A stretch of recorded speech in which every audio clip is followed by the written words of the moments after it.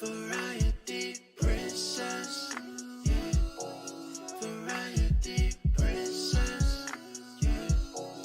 Variety princess, yeah.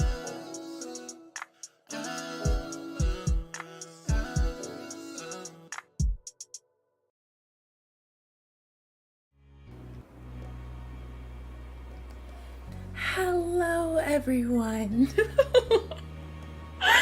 Oh my gosh, it's hilarious. Hello, welcome to the stream, guys. You guys are gonna have to help me with the sound, okay? Michelle, I knew you were gonna say something. I'm cracking the fuck up because I know how your face is right now. I can just imagine it. I hope you guys like how I look today. I dyed my hair.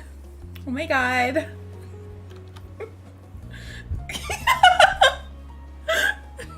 Hello, Michelle. How are you doing? Okay, so yeah, you guys are gonna have to tell me about.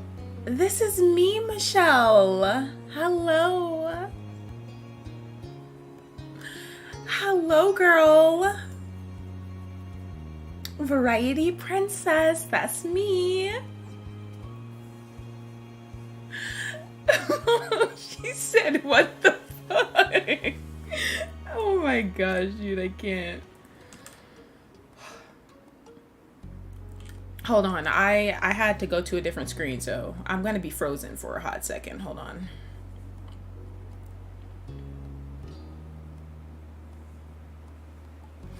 Okay, I am back now. Hello, everyone. Why is it creepy? Why is it creepy, Michelle? It's just me. Jeez. Okay, so yeah, you guys have to help me with the sound. I feel like the mic is way too loud. Like, I feel like I'm way too loud. So if I need to be turned down and like the music and stuff needs to be turned up, please let me know. Okay.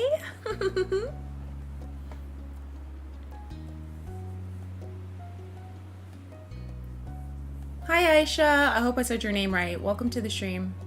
Oh, and hi, Rissy. Even though we kind of talked a little bit earlier. Are you actually moving? How does that shit work? Yes, I'm moving. I'm gonna move to the right. Gonna move to the left. Gonna go up. Gonna go down.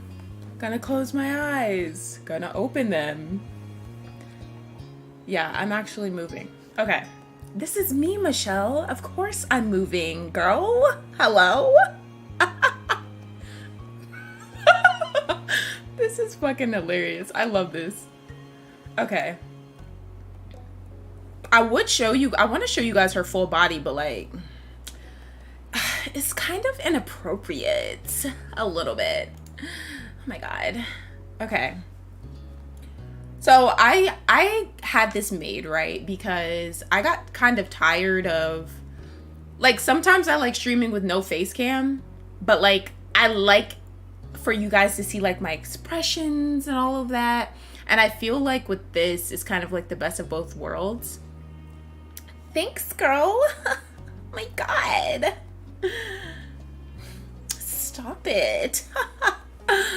But yeah, I feel like I just don't like having my camera on sometimes. Like sometimes I'm just lazy and I'm just like, I don't feel like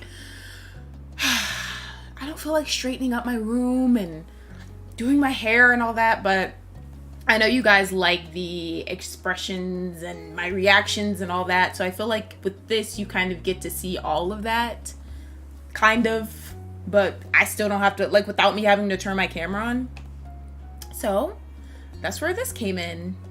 Yay. Okay, so let's start with summer work.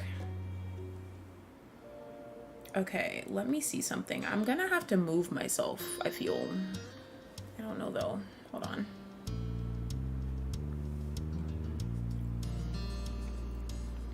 I think I may have to like move myself or something. Oh my god. Okay, I think this is fine. The text might be covered up a little bit. Well, hold on, let me see. Maybe we can do this. This works. Oh my god. Hell yeah. Okay, guys.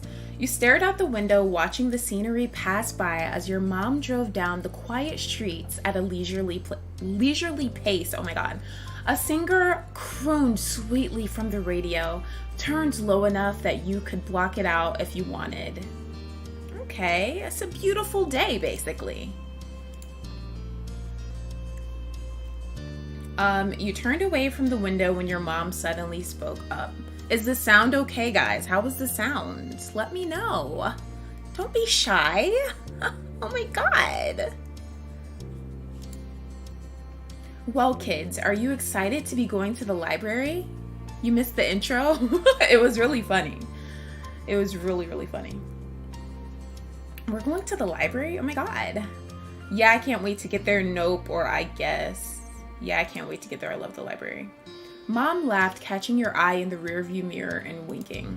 I don't know why I asked. I already know how you feel about it. You can't wait to rewatch? Yeah, Michelle's reaction was pretty hilarious. Taking a trip down to the library had always been something you enjoyed. So, what about you, Cove? You're part of the conversation too. not really. Oh my gosh, here he goes. Not really. If I didn't have school stuff to do, I would probably be somewhere else. Probably be somewhere else.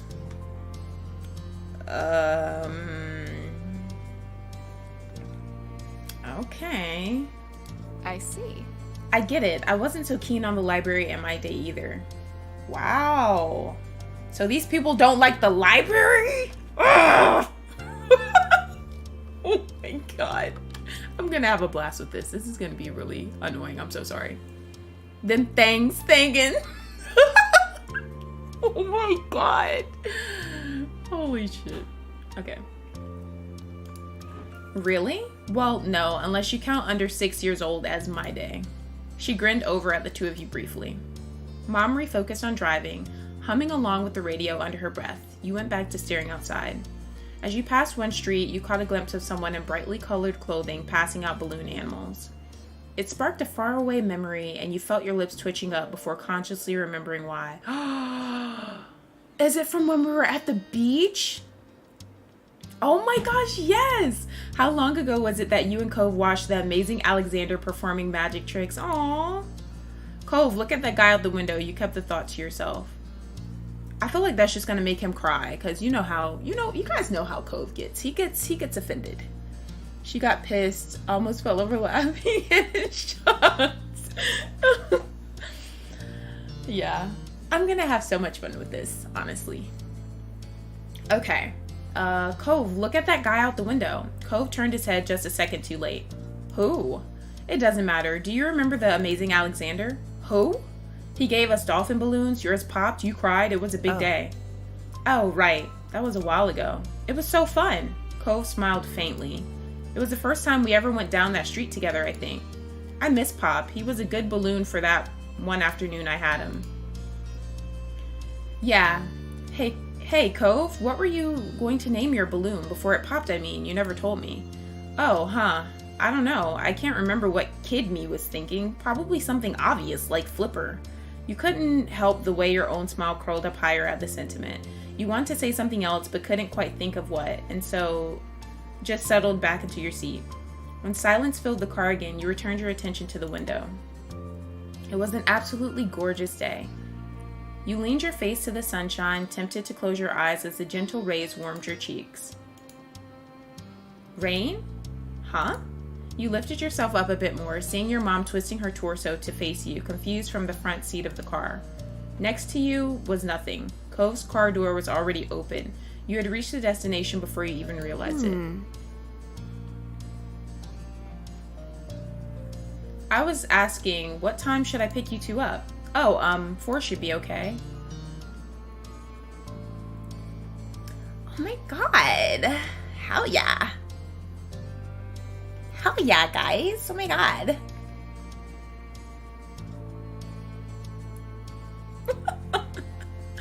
Oh my god. Oh man. Having a field day. That cleave though. Oh my god. It's so pretty. You're making me blush. Oh my god. That should give you enough time to finish your summer assignments, or at least make a large enough dent. Thanks, Mom. You hopped out of the car, remembering to grab your backpack at the last second. Alright. Alright then, have fun, you two. We will. You closed the door, giving a little wave. She waved back. The two of you went right to the door of the library. Cove reached it first and tugged it open, stepping inside. Do you guys want to see the full... Let me show you guys the full body. Hold on. Wait, I need to remember what this... Okay, let me just do full body.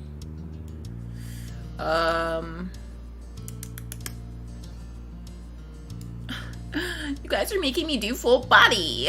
Oh my god. Hold on. Give me a second.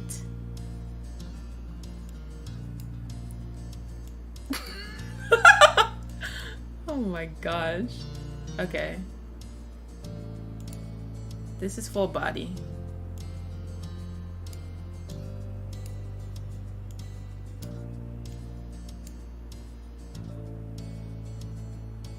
See?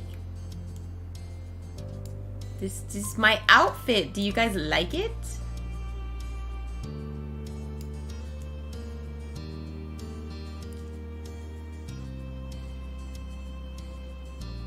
Is it cute?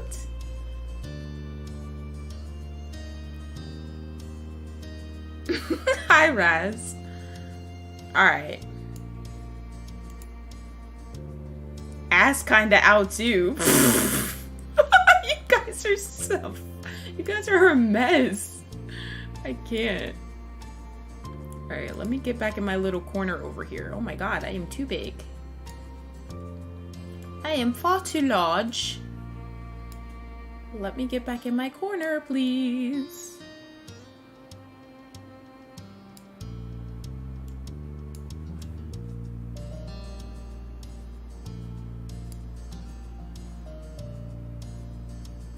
Okay.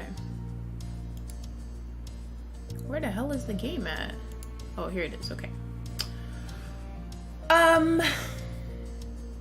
You guys are a mess. This might be too distracting. Won't know what's going on in this damn game.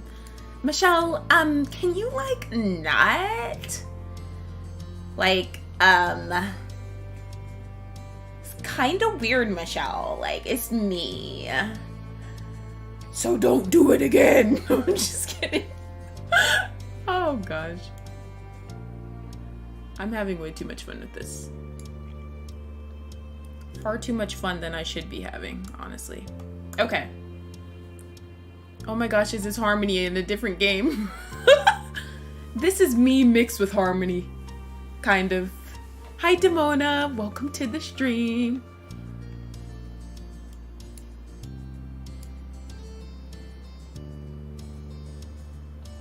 Okay. The two of you went right to the door of the library. Cove reached it first and tugged it open, stepping inside. He kept it propped open so you could pass through behind him. The air was much cooler inside the building than it had been for the few seconds you spent outdoors. The space was filled with soft din of papers being moved and whispered voices. Hey, you seemed kind of distracted on the ride here. Just enjoying the day. I'm excited to see Derek. Want to walk around for a bit? Just enjoying the day. I guess Derek's going to be here. Cool. Why do I feel like that rude dude's gonna be here? Jeremy or whatever his name is. He's so annoying. Ugh. He disgusts me. Oh, man. Okay, Cove looked dubious at the vague answer. Okay. What? Don't you think it's nice out? I do. Your study buddy was standing at the front of the library by a long rack of magazines. Predictably, he was flipping through one with various sports players on the cover, looking intense enough to burst off the page. His head snapped up when you walked over, beaming widely. Guys, how's the sound, by the way? Because none of you guys ever told me shit. How is the sound? Because I don't know. Tell me how the sound is.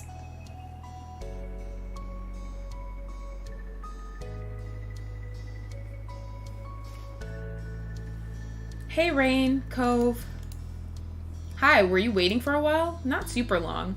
Derek put the magazine back in his place and he gestured to the space at his side. Most of the tables were empty, only a few people leafing through the books.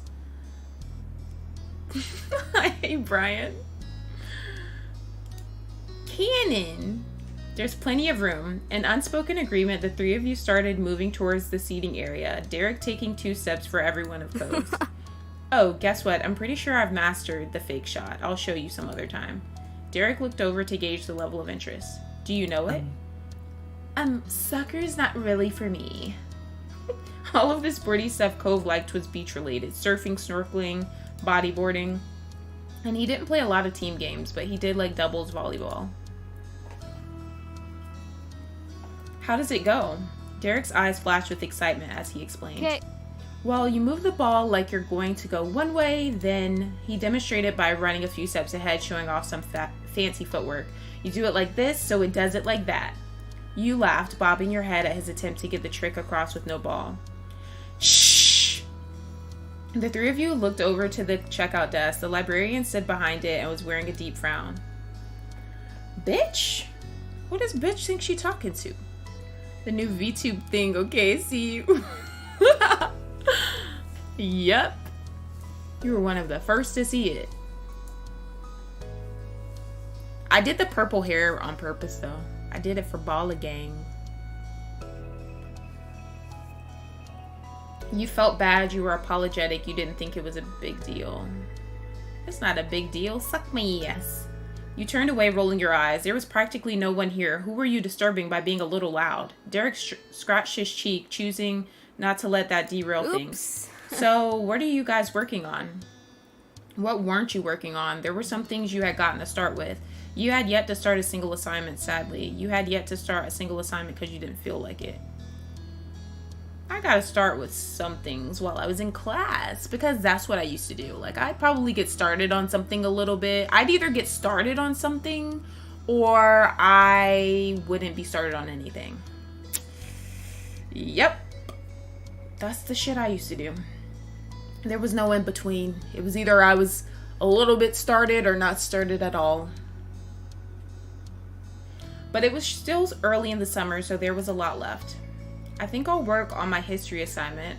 I've got some... Wait, why do we have assignments? I just realized that. I'm confused. Isn't it summertime? Why do we have... Are we in summer school? Are we like... Huh? I've got some math problems that need work. I don't care. I don't know. Math problems. Yep, that's me. The atmosphere was good for studying and you felt motivated to tackle them. There's some summer reading too. I have to go through an assigned book, but I'm going to do that later since it doesn't need extra references or anything. What about you two? I've got a few worksheets. They looked pretty easy, but my school gave us 3 books to read. Can't they just stick with one? I'm doing a timeline for history. You all found a table close to the tall bookshelves and set up camp. Within seconds, pencils and folders and books were strewn out on the surface. You guys still didn't tell me if the sound is okay. Can somebody please tell me if the sound needs to be adjusted? Because I'm going to be pissed if I finish this stream and everything's fucked up. So please tell me. Please.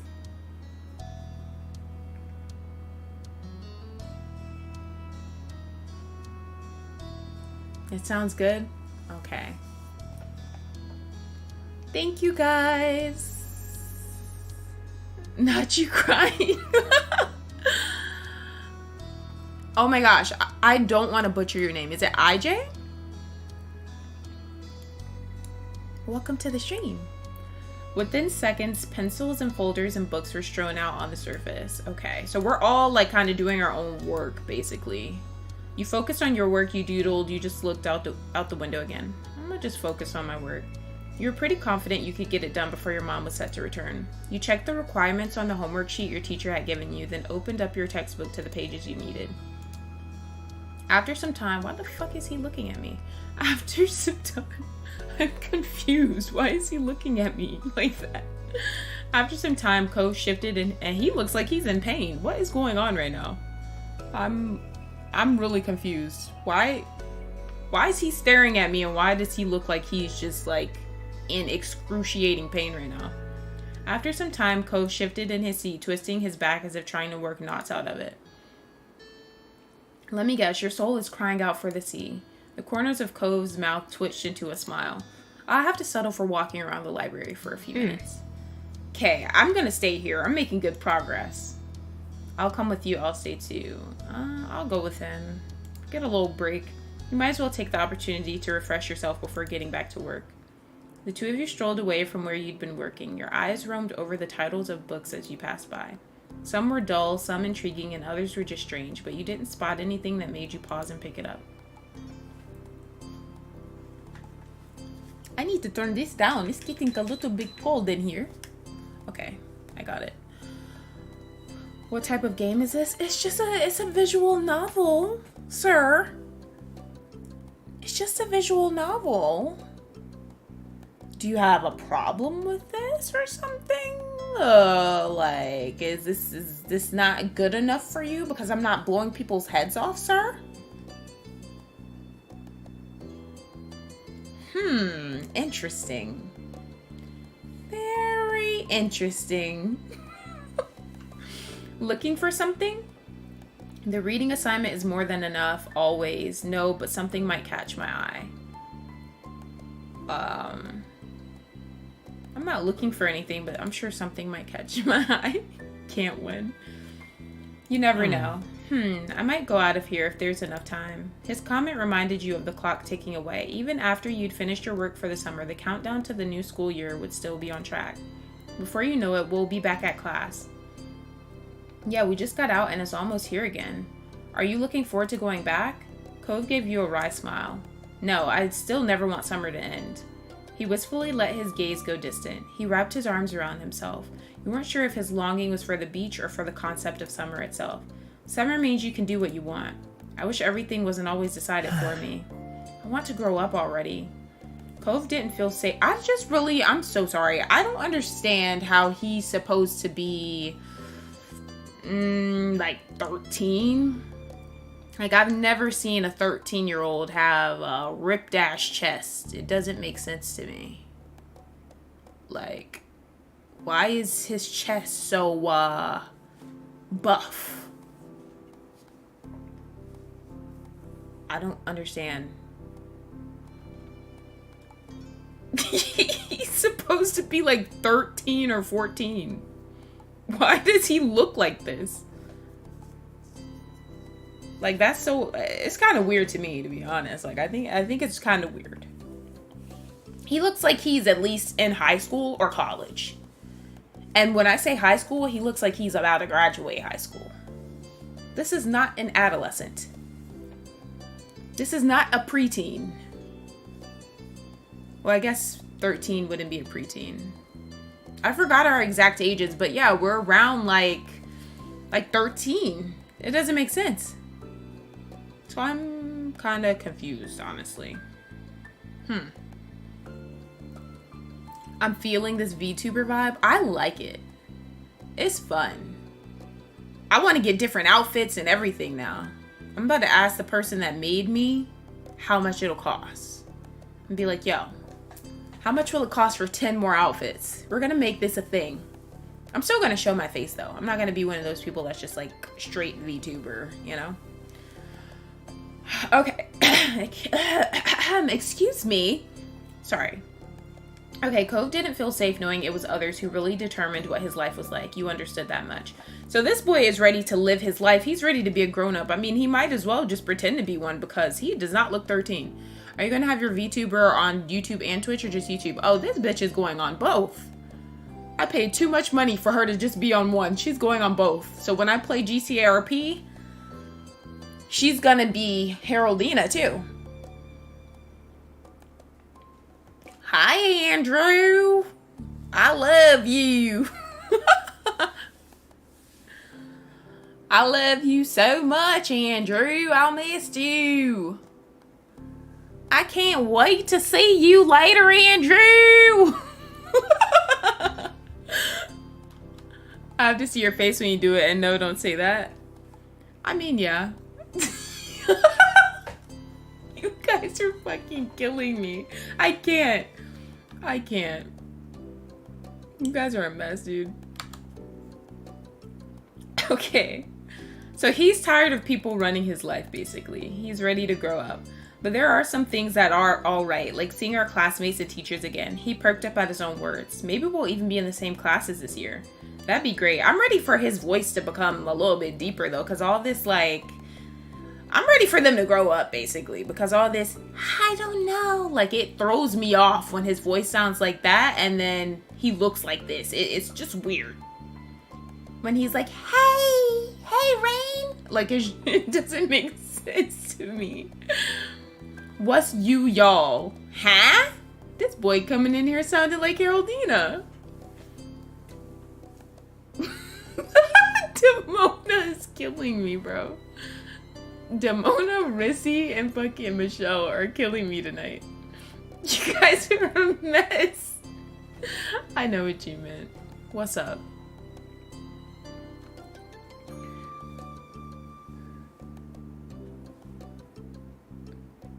Wait, what did I say? I said that by accident. I forgot. It's like, how are you today? And I said, how are you to do? Yeah, I said, how are you to do? And then Varys was like, how are you to do too? Or some shit. I did not mean to say that. That was like literally... Oh my gosh, you clipped it? I haven't looked at my clips for the past few streams. I need to go, like, get updated on those. But yeah, I did not mean to say that. Yeah, at the cafe, I didn't mean to say that, but it just came out like that. It's kind of like in Mean Girls when Lindsay Lohan said gruel. When she meant to say cool, and then she was gonna say great, and then it kind of came out as two words. That's kind of what happened there. And so I was just like, I'm just gonna go with it. Why not? So yeah. How are you to do? Okay, a smile spread across his face, crinkling his eyes. So... What about you? Do you want to go back to school already? Yeah, I'm ready for school to start. No, I don't want summer to end either. I like summer, but I'm ready to go back to school when I've got to. I don't know. Bitch, we are not ready to go back to school. It made you depressed just thinking about it. Okay, well, we don't got to get depressed. Because I don't know. It depends, though, because they're in, like, middle school. Middle school was like, ugh. I don't know. People were kind of annoying in middle school. Middle school was, I don't know, it depends. It depends on what year we're talking. Cove nodded, obviously getting where you were coming from. There was really no getting away from the topic of school right now. It prompted you to think back to the classes you were in. You pursed your lips. Okay, history class was one you were looking forward to. English class was enjoyable. I'm probably going to select this. Math class kept your attention. Fuck no. Science class fascinated you. You want to enroll in art class? Perhaps. You didn't like any of them. I'll say English class. I'm an English person. I like grammar and papers, research papers and shit. Well, maybe not research. Well, it depends. If it's like a research paper for like a science course or something, fuck that shit. But if it's like for English, like I used to kill that. I love English class. That's why I love, like, you know, doing all of the announcements and stuff for Venus. Oh my god. Okay, you like the books we had to read in English class. The writing assignments were engaging too.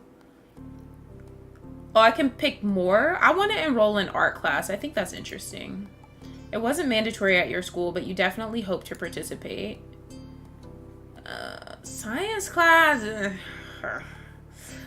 This I'm not selecting. That's it. I'm good. I'm Gucci.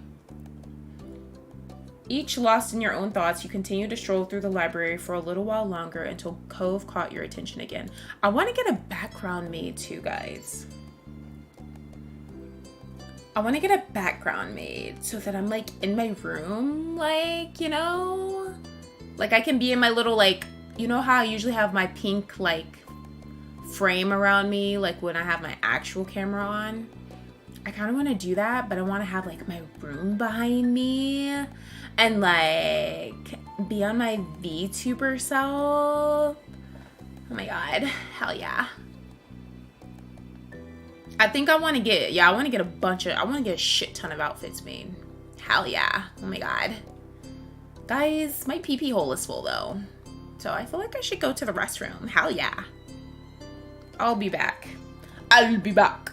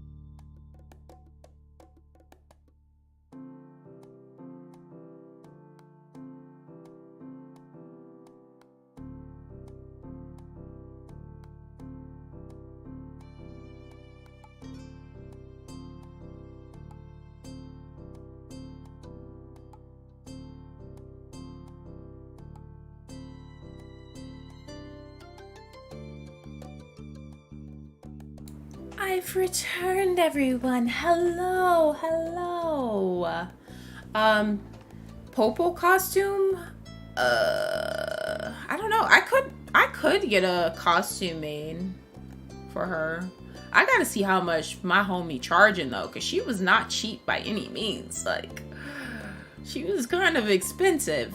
But I see why, and my person did really good, like a really good job on her.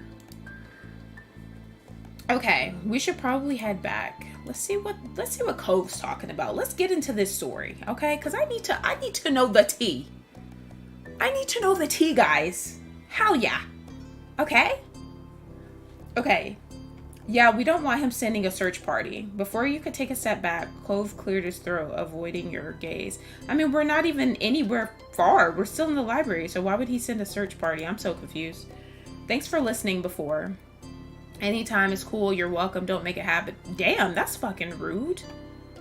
Shit, why would you say that? Don't make a habit of it. Don't ever say it again. Fuck boy. Like, jeez. It's so mean. Okay. Anytime is cool. I'll say anytime. Cove smiled, his cheeks pink. Not his cheeks. Oh, and Brian, I said my pee-pee hole was full. Right, the cleave your person did that? Oh my gosh. Yeah. Her hair, like her hair, her tits, and Her skirt moves a lot, like defies gravity like no other. You jerked your head towards where Derek had been left studying. Time to get back to work. Cove and you rejoined with Derek and settled back in as quietly as you could manage. Work continued as normal from there. The sound of shuffling dragged you out of your head. You looked up, surprised to see Derek packing up. You're done? Derek casually shrugged, but you could tell he felt proud to be the first finish. Uh-huh, told you it wasn't anything hard. This boy always showing off. Remember when we went to the mall, guys? And we were with Cove's mom, and she kind of let us do our own thing. And we were all kind of like broke as shit. And then there was Derek. Well, I was broke actually. Cove, what's our cousin's name? Lee or something? And then Derek, they had a little bit of money, but Derek, he was like, oh, I got it. I'll pay for everything. He paid for everybody's like ice cream or whatever. And I was like, okay, big baller over here. This boy always showing off. Wish mine was that easy. Was it even worth coming to the library for that? That's rude. What are you going to do now? And Demona's trying to get me to be rude to people. Do you want me to not have any friends, Demona? Please. Okay, wish mine was that easy. Was it even? What are you going to do now? You wondered how Derek was going to spend his newfound freedom. Maybe. I could look over what you're doing. Maybe I've got some tips that'll help. Not him saying I'm a slow ass. Hello? That'd be great. Thanks. No thanks. You nod your head yes. You shook your head no.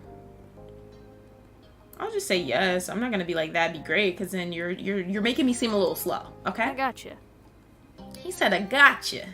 Wait, I am kind of slow because I said I was working on math. Tell them your time is valuable and important. I gotcha. With a smile, Derek leaned over your part of the table. He took some time to get the gist and point you in the right direction before turning it back over to you. Derek leaned on the back of his feet. Okay, I'm gonna look around while you guys finish. See you. Bye. Bye. See you. Later on, Cove shifted in his seat, closing his book as he looked over the notes he'd been taking. Glancing away, you contemplated what you had done thus far, too. You had finished everything. You had finished most of the assignments. You'd say there was about half yet. You still had a long way to go. I'd say I finished most. Just as you thought, it hadn't been that difficult. You were sure you'd be able to complete your other work next time. Derek's advice made it easier in the end. Are you about ready? It's almost 4. Yeah, I think so. Come on. The both of you gathered up your books, and after returning the ones you'd used for reference to the proper shelves, set off to find wherever Derek had wandered off to. He was in the biography section. His back was to the two of you, one hand above his head and the other supporting himself against the shelf as he strained to grab one of the books. Hey, Derek, we're ready. Okay. Oh, okay. He glanced towards the sound of your voice, then up towards the shelf he was trying to reach. I can get that for you. You followed his gaze and then took the book off the shelf for him. Derek? Oh, I don't want to offend him by calling him a shorty. I'll just do this. Oh, God. I hope he's not offended. I hope he's not offended. Oh, my God. Here you go. You held the book out for him. He just stared up at you, speechless, until he eventually accepted the book from your hand and squeaked out a small reply with flushed cheeks. Thanks. And then the three of you moved to the front of the library to wait for your rides. You stood close to the window and let out a content sigh, feeling the rays warm you from the slightly chilly library interior. I wish our assignments were more exciting. You stared into space. Got any plans after this?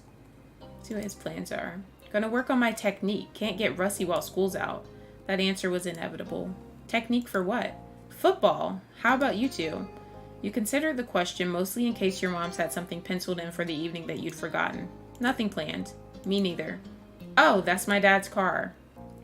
Derek lifted a hand to wave, pushing the door open and heading towards the blue pickup truck waiting in the parking lot. Talk to you later. See ya, Rain. Bye, Cove. You watched Derek jog off before scanning the area for your mom. Did you get everything done? You got lost in your thoughts. Let me ask him.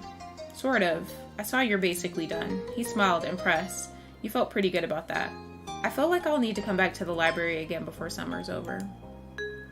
I'll come with you. I still have those books to read anyway. You better. I'm not going alone. He chuckled. Let's do something when we get back. Maybe the beach?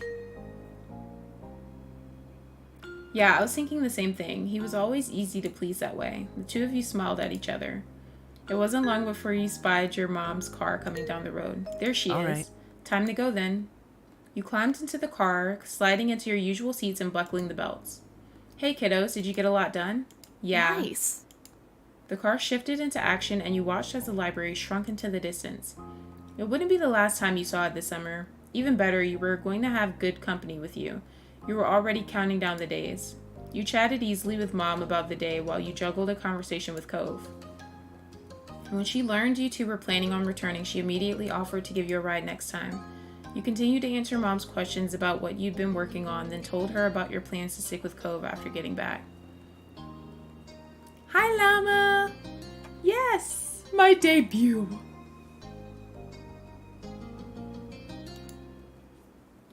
But soon enough, the trip was over. You had arrived back to your neighborhood. Cove had run over... Oh, I like this little song. Yes. Okay. Okay. And yes, welcome, Llama. We've missed you in these parts. We've missed you so freaking much. I'm actually editing a video that you're in, Llama. Well, I'm having it edited. And you are being a menace as usual in the video. Just saying. Are you gonna keep this or is this a one-time thing? I'm gonna keep it, but I'm not only gonna I'm still gonna show my face. You see me RPing? Oh my god. But yeah, I'm not only doing VTubing. You guys get to see this pretty face sometimes too. Hello? Okay. Cove had run over to his house real quick to drop off his stuff. You also made a pit stop to put your backpack away before heading out again. The two of you regrouped in the middle of the road, halfway between your houses. With everything wrapped up, you can now freely enjoy the rest of the afternoon. Your conversation resumed as you both begin walking down the street together. Yeah, this will more so be like, because I do some streams where I don't have any face cam. So this will more so be like when I don't have face cam on, I guess. Instead of having nothing on the screen, I can just do this. But I feel like there'll probably be sometimes I don't feel like doing this either. Not gonna lie, I want to get GTA to RP with y'all, but I don't know if my computer can handle. Oh my gosh, Llama. That would be so freaking fun. Oh my gosh. Please. Please at least try. As you both begin walking down the street. Okay. The afternoon came and went, dinner was eaten, and you were cleaning up the dishes left behind from it. Cove had elected to stay for the meal today. He passed you a couple plates to rinse in the sink. Even though he didn't have to, Cove asked to do at least something to help. You scrubbed the last of them and let out a satisfied sigh. I have to burp really bad right now, guys. I'm so sorry. So if it comes out, it comes out. You guys know how I do. I don't give a damn. Okay, they're done. I'm going upstairs now. You address your guests for the evening. You want to come? Yeah. I don't have to go back till later. Take it easy, kids. Thank you for the help. When you got back to your room... Oh, look at the cityscape. It's pretty. When you got back to your room, you noticed your backpack from earlier. You figured it would be best to unpack the stuff you needed before going to bed. Cove plopped into your desk chair and it spun around a bit as he got comfortable. He watched you contentedly as you walked across the room. He didn't need or expect you to try entertaining him constantly. It was just nice to be near each other even when nothing was going on. You hefted your bag up onto the bed. It sunk into the comforter. With that, you started to sort through books and paper packets. Not all of it were things you'd need anytime soon. A small pile of the most important assets began to grow at the side of your backpack until you'd gone over it all. You had actually finished flipping through the contents, but that wasn't all of your work. You instinctively pulled the opening closer to you and peered inside. A second look through commenced, and then a third, and then you began to open the smaller pockets. You were missing your math assignment. Rain? By this point, Cove could tell something was wrong. That was part of your summer work that you had gotten done, and now it's gone. Are you fucking serious? I did all that damn work, all that math, and now it's freaking gone? It's gone?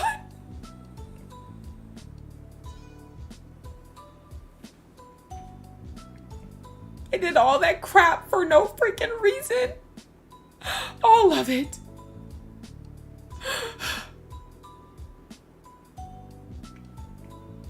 I can't believe it. Okay. Did you start writing your character's backstory yet to Llama? I feel like Llama would have a very interesting character. Because I like making original characters when I draw and making backstory, so I'm contemplating getting GTA because I love role-playing as a teen. Yeah, same. RP is stressful though, guys. Like, people think RP is just like a walk in the park and stuff, but it's not. Like, there's a lot of stress that comes with RP if you've never done it before. Like, you don't even see it coming, and then it hits you, and then before you know it, you're addicted like a crackhead. There's a lot that goes into it. I'll just say that much. There's so much that goes into it. Okay, let me get back to reading. It hadn't been that noteworthy before, but the bag wasn't really zipped when you had first begun to look through it. The work could have fallen out somewhere if you had it in the first place. You were upset by the revelation, but made yourself stay calm. You're in the Venus RP server, right? Hell yeah. I'm an admin in Venus. I'm one of the admins. Hello? Do you not know who I am? It is like living a whole nother life. You were upset by the revelation, but made yourself stay calm. You started to panic. All you could do was shrug. Your stress level shot up. It was best to think positively. You felt paralyzed. Hell no, I'm stressed. It was gone, and now you're going to have to replace everything you did for it. My math work isn't in my backpack. At your word, Cove jumped out of his seat. No way! What the fuck? Oh crap, is there something we can, is there somewhere we can look? The bag was kind of open, so he went sympathetically. That left a lot of options for where it might be, most of them bad. He made a sudden bolt for the other side of your room. You started to scour the spot the backpack was originally left in. With nothing in sight there, you expanded the search to the rest of the space. What kind of server is that? Like, is there a theme? It's a serious RP server, so it's realistic. Because I know, like, some servers are, like, 100K or die and, like, stuff like that. But it's pretty realistic. I would say that. Serious RP server. With nothing in sight there, you expanded the search to the rest of the space.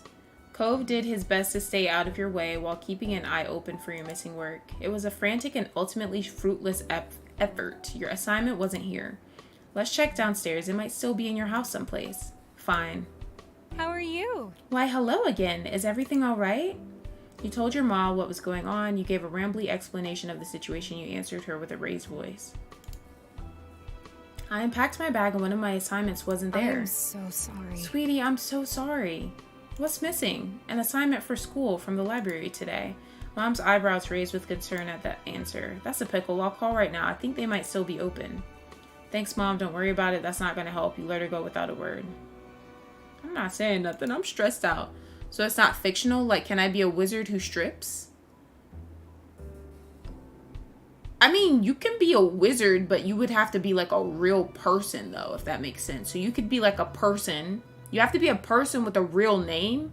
But, like, if that person is into some wizardry and likes to strip at the strip club, that's fine. So it's serious in the sense that it's like in servers that aren't serious, you can people like talk out of character, and it's kind of like more like you just kind of do whatever. Whereas in this server, like, the RP is more, it's not serious in the sense that it can't be fun, because there's like, you know, you can still be funny, and like, I mean, look at Harmony and Haroldina, for example. Like, you can still be a funny character, but you need to take the RP seriously, if that makes sense. Who is the baddie on the screen? Oh, this is my ma. I have two moms. So I have mom and then I have ma. And ma, I used to call mommy when I was a kid in this game. When I was younger. Sorry, I'm still a kid, actually. It's like real life. We are a character in a movie. Basically, yes. Yes, llama. Cove, honey, can you tell us if there was anything you noticed? You were there with Rain, right? I saw the assignment when Rain had it out at the library. I don't remember her putting it away, but I'm pretty positive there was nothing left on the table when we were done. Exactly, yeah. He spoke resolutely. Before now, he hadn't considered that something might have been left behind. You had felt the same when leaving, though it was hard not to second guess things now. Your mom re-entered the scene a few minutes later. The look on her face was not promising. Well, So I got a hold of one of the librarians. They don't have any papers with your name on them. Not that they could see, anyway. I'm sorry. Thanks for trying. Okay, you had no reply. You groaned in frustration. Bro, what if we find out Derek stole our shit? I'm gonna beat his ass. Thanks for trying. Okay, you had no reply. Thanks for trying. Of course, sorry it was a bus. It's not your fault. Rain, hey, let's go over to my house. I can check my bag. Maybe I took it when we were packing up and didn't notice. Good idea. I don't want to. Alright, it's not gonna be there. I'll say alright. You got the impression this wasn't just about another place to look. You were stressed over the situation here. He was trying to give you an out. Yeah, I can do that actually. I know how to roleplay, but for a long time, that's an issue. My social battery is gone. Yeah, you definitely have to take breaks from roleplay. Like, if you do it way too much, you get sucked in though. Like, that's happened to me multiple times, especially when I first started. Everybody was like, why'd you stop streaming? Because I was sucked in to the world of RP. Like, but yeah, I take breaks though. Like, I'm taking a break today. I took a break yesterday. Like, it's essential to take breaks. You got to. Otherwise, it'll drive you crazy. Plus, you're talking to real people. Like, and talking to real people, even in a video game, can get stressful, you know? It can be draining. Like, if you're somebody that kind of needs to, like, recharge, like, you're kind of like an introvert to some extent, which I am, it can get stressful talking to people all day. Even though it's a game, you're still talking to real people. So, yeah. That's why you gotta take breaks. All right, let's go. Cove nodded and made his way toward the door. Your mom stood by with creased brows. Take care, kids. Good luck. Bye, moms. Oh, that's so cute. Yeah, I can tell. Shove it up your ass, llama. You briskly made the trip across the street, and in less than a minute, you were going through the threshold of Cove's house. His house is really nice. Cove had been in a rush earlier today, too. His backpack was tossed on the couch without a thought. No one had moved it since then. You can sit down or anything. I'm gonna look. He lifted up the backpack and unzipped it in a fluid motion. You were left to wait as he rooted around inside with an unexpected level of seriousness. There was no way you could relax right now. You were actually calming down now.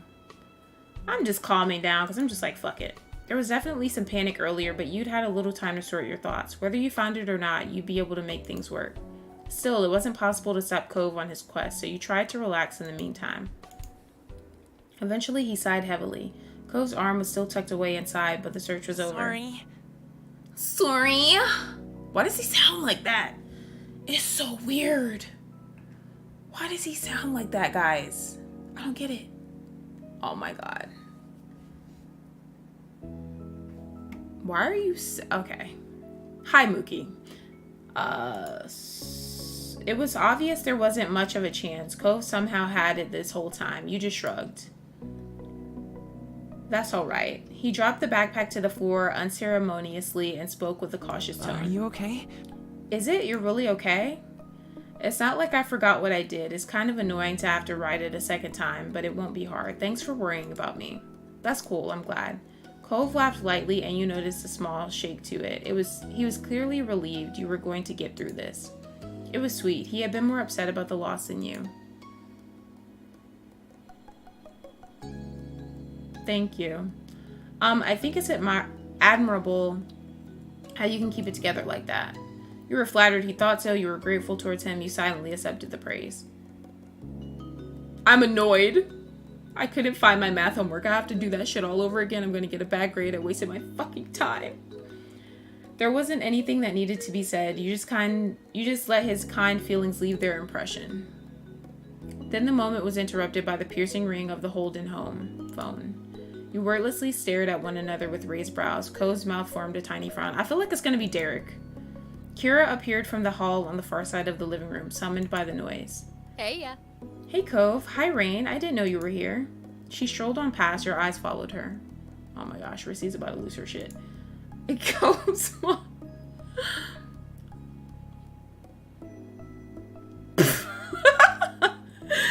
Oh my gosh. Cove's mom answered the call, giving a chipper greeting to whoever was on the other end. A few ahas and mhm later, Kira thanked the person and placed the phone down once more. Is her name Kira or Kyra? Did we go with... I think we went with Kira. Why does she look like this right now? She looks like she's saying, "Doi." The fuck? Let me know if you need a stepmom for a throuple. Oh my god. Rain, that was your mom. She said your stuff was in the car. Oh, I thought Derek had my shit. What? Bro, his voice, I can't. Really? That's what I was told. Now I'll just return to the guest room. You can have your privacy. Ko's face cycled from shock to sour as his mom made her escape, laughing. He shook the interruption off and refocused on you. They've got it. As you guessed, this wasn't going to be a big deal. They've got it. Cove smiled crookedly and shrugged one shoulder. Why are the moms not a love interest? Because they be pretty. Oh, I don't know. Probably because I'm a 13-year-old kid. Maybe that's why. I don't know. That's what I'm thinking. I could be wrong, though.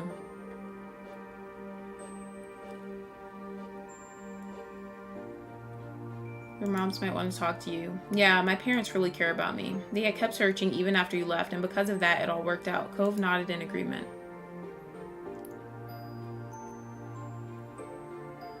Hey, Cove, thanks for being here. He brightened up with sparkling eyes. Don't worry about it.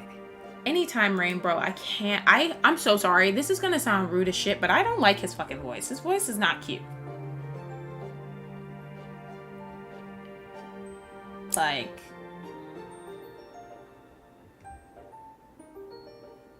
I don't like it. While stepping toward... I know he's supposed to be a kid, but like...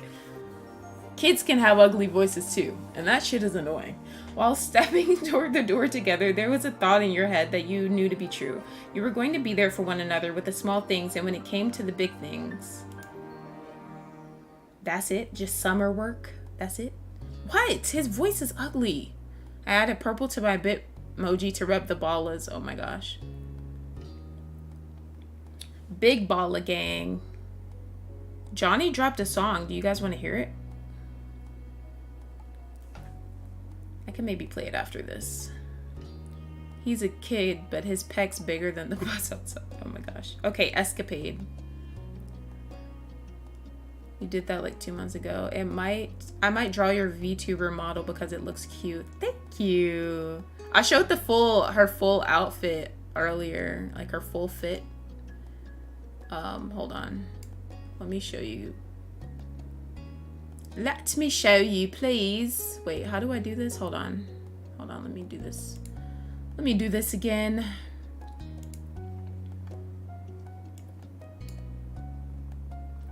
Let me show you how I look. Okay.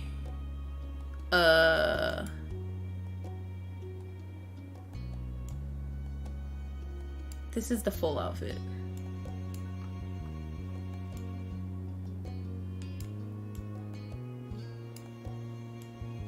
Yeah, I asked him to add that because my belly button is pierced.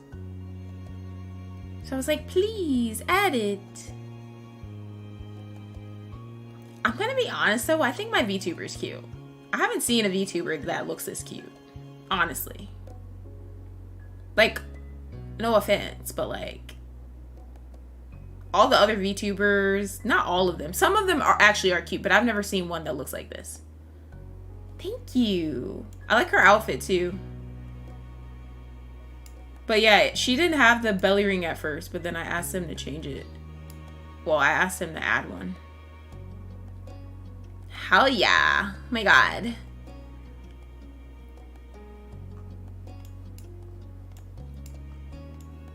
See? Now you can see me up close. Hello.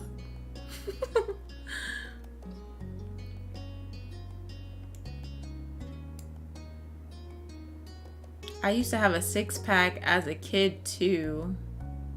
It was under my arm when my dad took me to the liquor store because only Nancy's had take their kid to the park. Huh? I'm confused.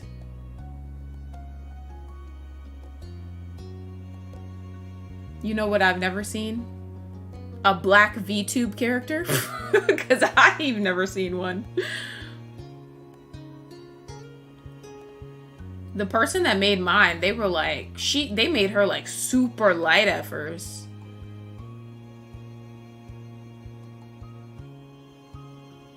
They made her super like, she was like white. I'm like, bro, you see what I look like. That is not me. They had to edit it twice because she was way too light. I saw your tweet. I saw your tweet earlier, Demona. They exist. They definitely exist. Them things up close. Thank you. Oh my god. I've seen some black VTubers. I'll show you them in DM. I've never seen one. They're all white. All the ones I've seen are like white, or like if they're not, they're like super pale. You wild, Frissy.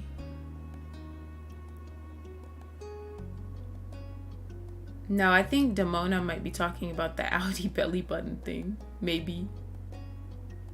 Oh, maybe she's talking about the VTuber thing. My bad. I got the conversation mixed up. I got that shit mixed up. Okay, let me shrink myself a little bit.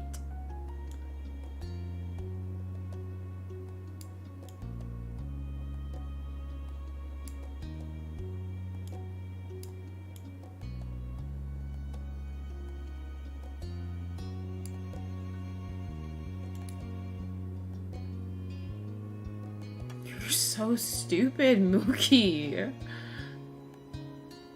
Look at the shit he comes back saying, like.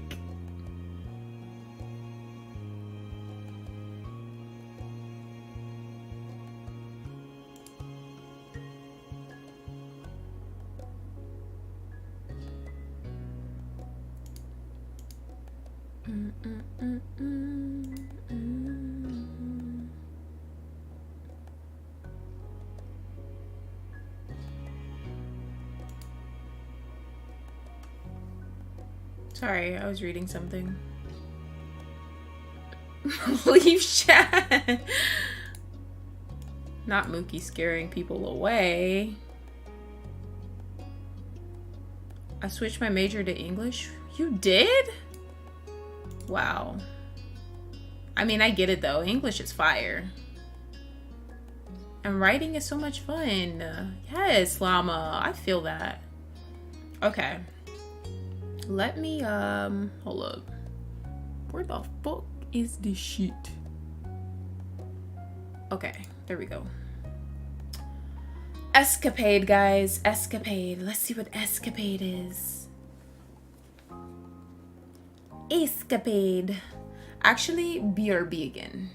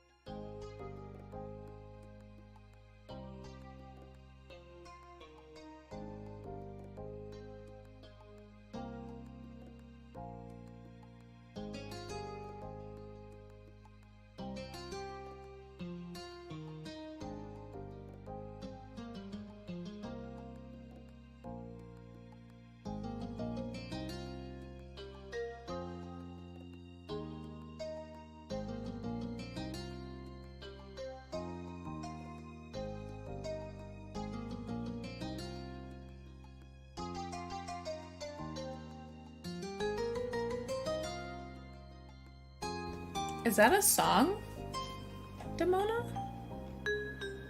that a song of sorts?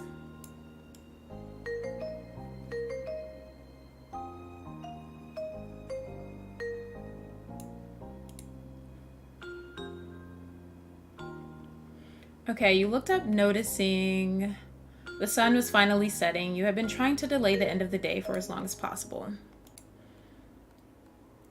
The evening breeze tickled your nose as you sat on your front porch munching on fresh watermelon slices. Ew.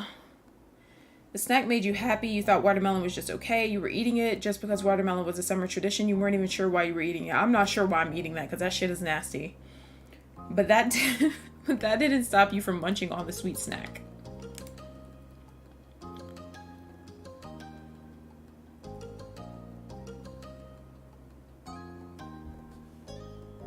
What, Mookie?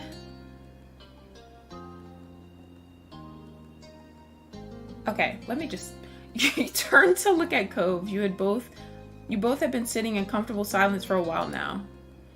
He sat next to you on the step of your house. He was happily absorbed in his thoughts and his own slice of watermelon.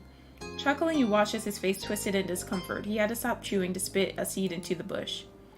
You shook your head in disapproval. Ill, you did the same and spat a seed into the bushes. I bet I can spit a seed farther than you. Ugh. Cove shrugged, but his cheeks turned slightly pink. He glanced at you bashfully, and you could tell he was searching for words to explain himself. I don't really like the seeds, the hard black ones. It feels weird swallowing them whole. Huh? Leaves chat again. It makes sense, but can you not do that here? All right. Okay. I wonder if I'll have another slice after this one. That one is your third already. Is that bad? It tastes really good. You bumped him with your shoulder. Unable to resist, you knocked the mostly finished slice out of his hand. You smiled at him. No, it's alright. It's definitely bad. You sighed affectionately. Nah, it's bad. Your stomach is probably going to hurt if you keep stuffing yourself. Cove gave you a narrow-eyed stare. He hesitantly picked up another slice, but didn't make a move to actually eat any. It could be worth it. Bursting into laughter, you broke Cove's serious demeanor. He smiled at you, delighted. Yeah, they're eating watermelons. Ugh.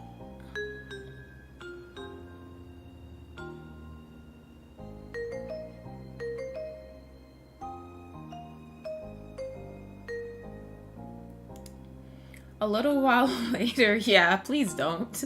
A little while later, Cove flinched, making a confused sound. He slowly put his current slice down on the plate next to him. Are you okay? Yeah. He stood up, head tilted back to look at the sky. His feet took him to the middle of the street. Did you notice anything? What do you mean? Huh. I thought I felt a raindrop. The sun's still out. You put down your watermelon slice and hopped off of your front step. Immediately, you felt a tap of water on the crown of your head, making you yelp. You're right. Cove was still staring up at the sky, and you watched as he began blinking more rapidly. When he finally turned in your direction, his face was bemused. It's a sun shower. It seemed crazy, but soon you couldn't avoid the drops that began increasing into a light shower.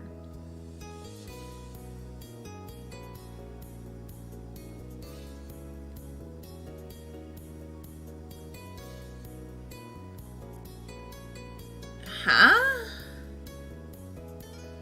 You guys are starting to confuse me as usual. It seemed crazy, but you couldn't avoid the drops that began increasing into a light shower. Booming with laughter, Cove kicked off his shoes towards his front door and reveled in the moment. You were excited, you hid from the rain, you were annoyed with the sudden sprinkling. I was excited.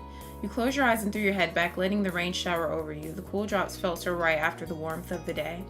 Feeling energized, you ran over to Cove and laughed at how soaked he already was. Not that he cared, because he was busy spinning in the middle of the street. Spin faster! He complied. It was only when Cove started to slip and his laughter turned into hiccups that he dizzily stopped.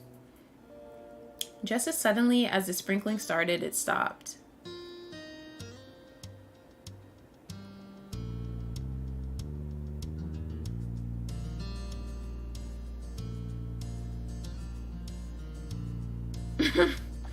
Just as suddenly as the sprinkling started, it stopped and left you dripping with the smell of wet asphalt and soil tickling your nose. Cove caught your eyes, running a hand through his wet hair, combing it back. He frowned. Aww. Okay, ew. It's over. The drops of rain clinging to his face almost could have been mistaken for tears. He sounded that disappointed. Well, it was fun. I wish it lasted longer. I've had enough rain for one summer day. You didn't have anything to say. I don't have anything to say. He looked at how his clothes were sticking to his body. For such a quick shower, it sure did a lot. But he didn't sound angry at that. Instead, he laughed. You then looked over at your door and sighed. You knew Ma wasn't going to be happy to see you trailing water into the house. Cove rubbed his arm awkwardly. He must have been thinking the same thing because he watched you sympathetically. It's okay. You can dry off at my house if you want. My parents won't mind. Thanks, let's do that. You're the sweetest guy. No, I don't want to cause trouble. I'm fine. I don't want to cause trouble. You won't, really. My parents make bigger messes than that all the time. It's okay. Then, can I at least sit out here with you until you can go inside? I don't want you to have to do that. I'll go with you. No, you should still dry off at your house. Of course you could stay. Yeah, let's just sit outside. Want to sit? Yeah. You both sat down, a bit uncomfortable because of the wet clothes sticking to your skin. You were happy for the company. You're a good guy for standing or sitting by me like this. Don't worry about it. You don't need to thank me for that. You smiled to yourself, feeling much warmer now. The time passed in an easy silence for a little while. Out of the corner of your eye, you noticed the front door to Cove's house opening. Kira stood there in the front, and when she saw you both, she gave a big wave. Hey, Cove. Hi, Rain. Hi, Mom. She quickly made her way across the street. Holy shit. I don't think I realized her hair was so long. What the fuck? I've been playing Genshin Impact. How's it been? You've been consistently going live. Yes, I have been consistently going live. I've been on Twitch a lot, but I told you guys I wasn't leaving YouTube, so. Still gonna be on here too. She quickly made her way across the street to meet up with the two of you. I was wondering where you disappeared to. What happened?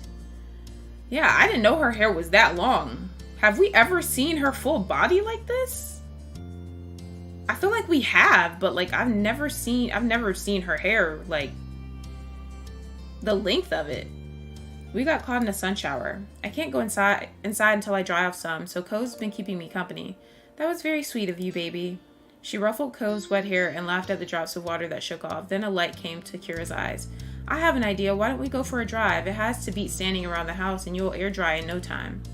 Cove only offered a shrug and a bit smile to his mom. He looked at you for a real answer. So we're going driving in the car while we're soaking wet? Huh?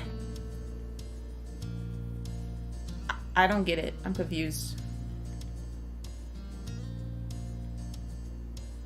I thought it was a bug on her back. Hello?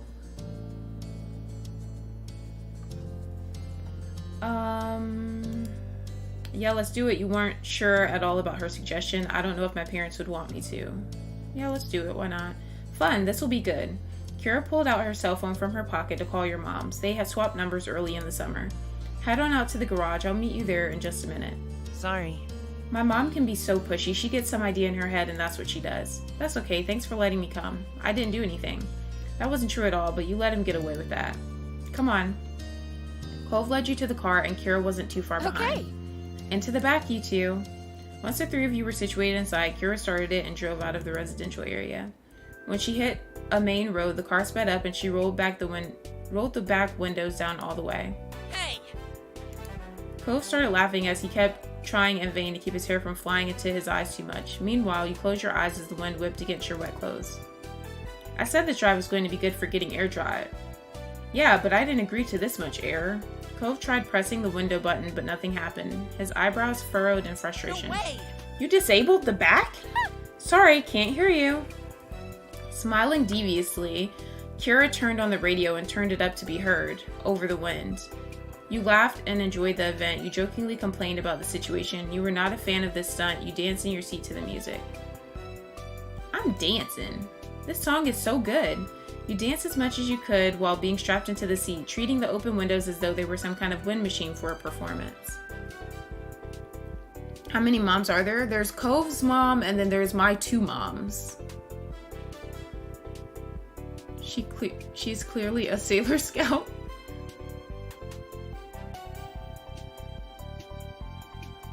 They must have a Tesla.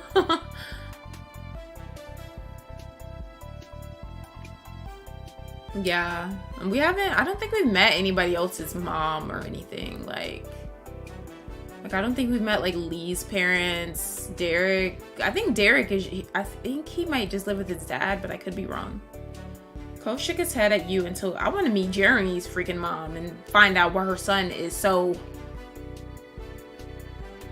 dickheadish. Why are the moms... they are baddies. Cove shook his head at you until he cracked a half smile. Slowly he relaxed and bopped a little to the beat of the song himself.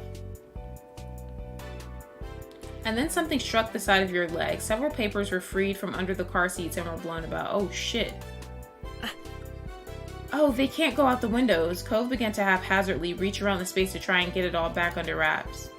Amused, you help. You help frantically. You watch him struggle, entertained. I'll help. Mom, close the windows. Kira offered no response other than a chuckle. She just kept driving. Well, she don't give a fuck, then why should I? Cove snatched several of the papers out of the air, and you caught others, preventing most of them from flying out the window on your side. You showed Cove your collection while grinning widely. Look at how many we saved. You figured if they were sitting out in the back of the car, they couldn't be important enough to get upset over, but Cove continued looking annoyed. Your smile started to slip, and at that, his expression softened. You did good. Thanks for helping. The sun set completely, and at that, Kira rolled up the windows. Cove let out a big sigh and released the random bits of paper he had in his fist. My mom is crazy. He ran a hand through his windblown hair and laughed with a bit of exasperation. Oh, I like this. I like this song. You felt good. You didn't know what was happening anymore. You were fed up. Fed up? The evening had really turned out to be more interesting than you expected. Grinning, you were happy with your odds with whatever else happened next. What do we look like, this protagonist? I made her. She kind of just, she's like, I don't know. She kind of looks like my VTuber, but not as cute. That's what she looks like, kind of. It's the same vibe, but like her hair, I think her hair is like curly and like, I don't know. We never get to see ourselves though, except for when we age up. Cove watched you with interest until his focus was taken by a new comment from his mom. I bet you're not feeling damp anymore. No, but now I feel tricked. You sided with Cove. You sided with Kira. I just stayed quiet. You shook your head and looked out the window. Kira continued driving. The radio volume was adjusted for the closed windows, and everyone was sitting more comfortably. Kira lowered the sound even more after pulling into a red light. She took the chance to turn around. You caught her coy smirk. So? Does anyone know what we drove past during the dry cycle? I'm not sure I want to. A movie theater. Okay, most places have one somewhere. It isn't that late, you know. We can probably still catch a show. What? Really, Mom? We don't even know what'd be playing. Come on. That's what makes it fun. I want to see a movie. I'm not sure about that. No way, that's not fun. Heck yeah, aren't my moms expecting me back soon? I'm gonna say that. They're gonna make her parents worried. Oh, don't get me wrong. I'm not advocating impulsive behavior every day, but it's important to seize the moment when you can. We might never have another night like this. And don't worry, Rain. I said I'd watch over you for the night, not just 10 minutes or so. I'll put your parents in the loop about hitting the movies as soon as we get there. That's, I didn't bring any shoes. You should always bring shoes when you're going out. I'm not wearing any either. It doesn't matter. He should have brought his damn shoes. The fuck are you doing? I didn't know we were going anywhere. I thought we were just going to be in the car. It's alright. We'll sneak through quick. No one will notice. You can do it just this once. So he's going in the movie theater with no shoes on? What the hell are we doing?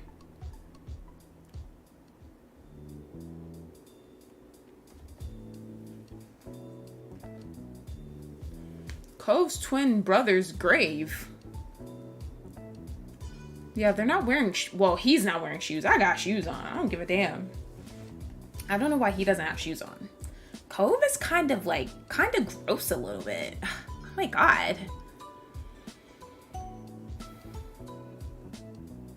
You're so stupid. You shared a look with Cove. It was comforting that at least you were on this wild ride together. Kira drove into the theater parking lot and shut the engine off. With the unbuckling of her seatbelt, she ushered you and Cove out.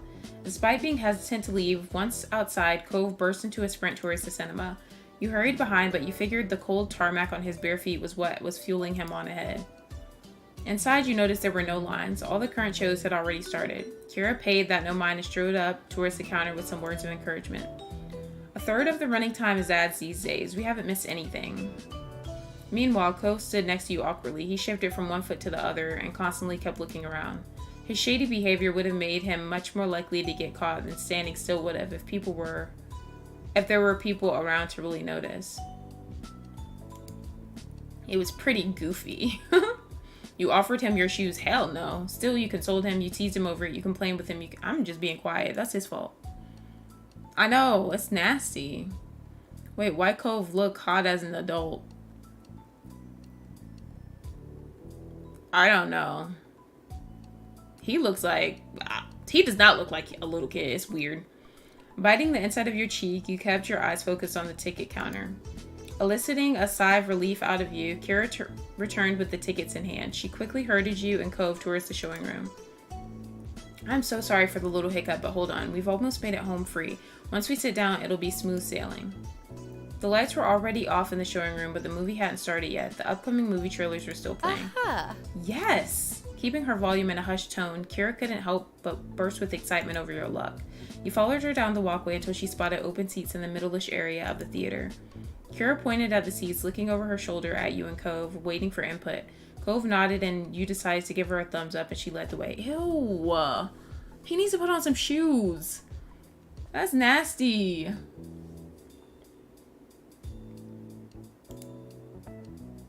When you reached your seats, Kira sighed contentedly. Cove gave a sigh of his own and lifted his feet to sit cross-legged instead of keeping them down on the floor.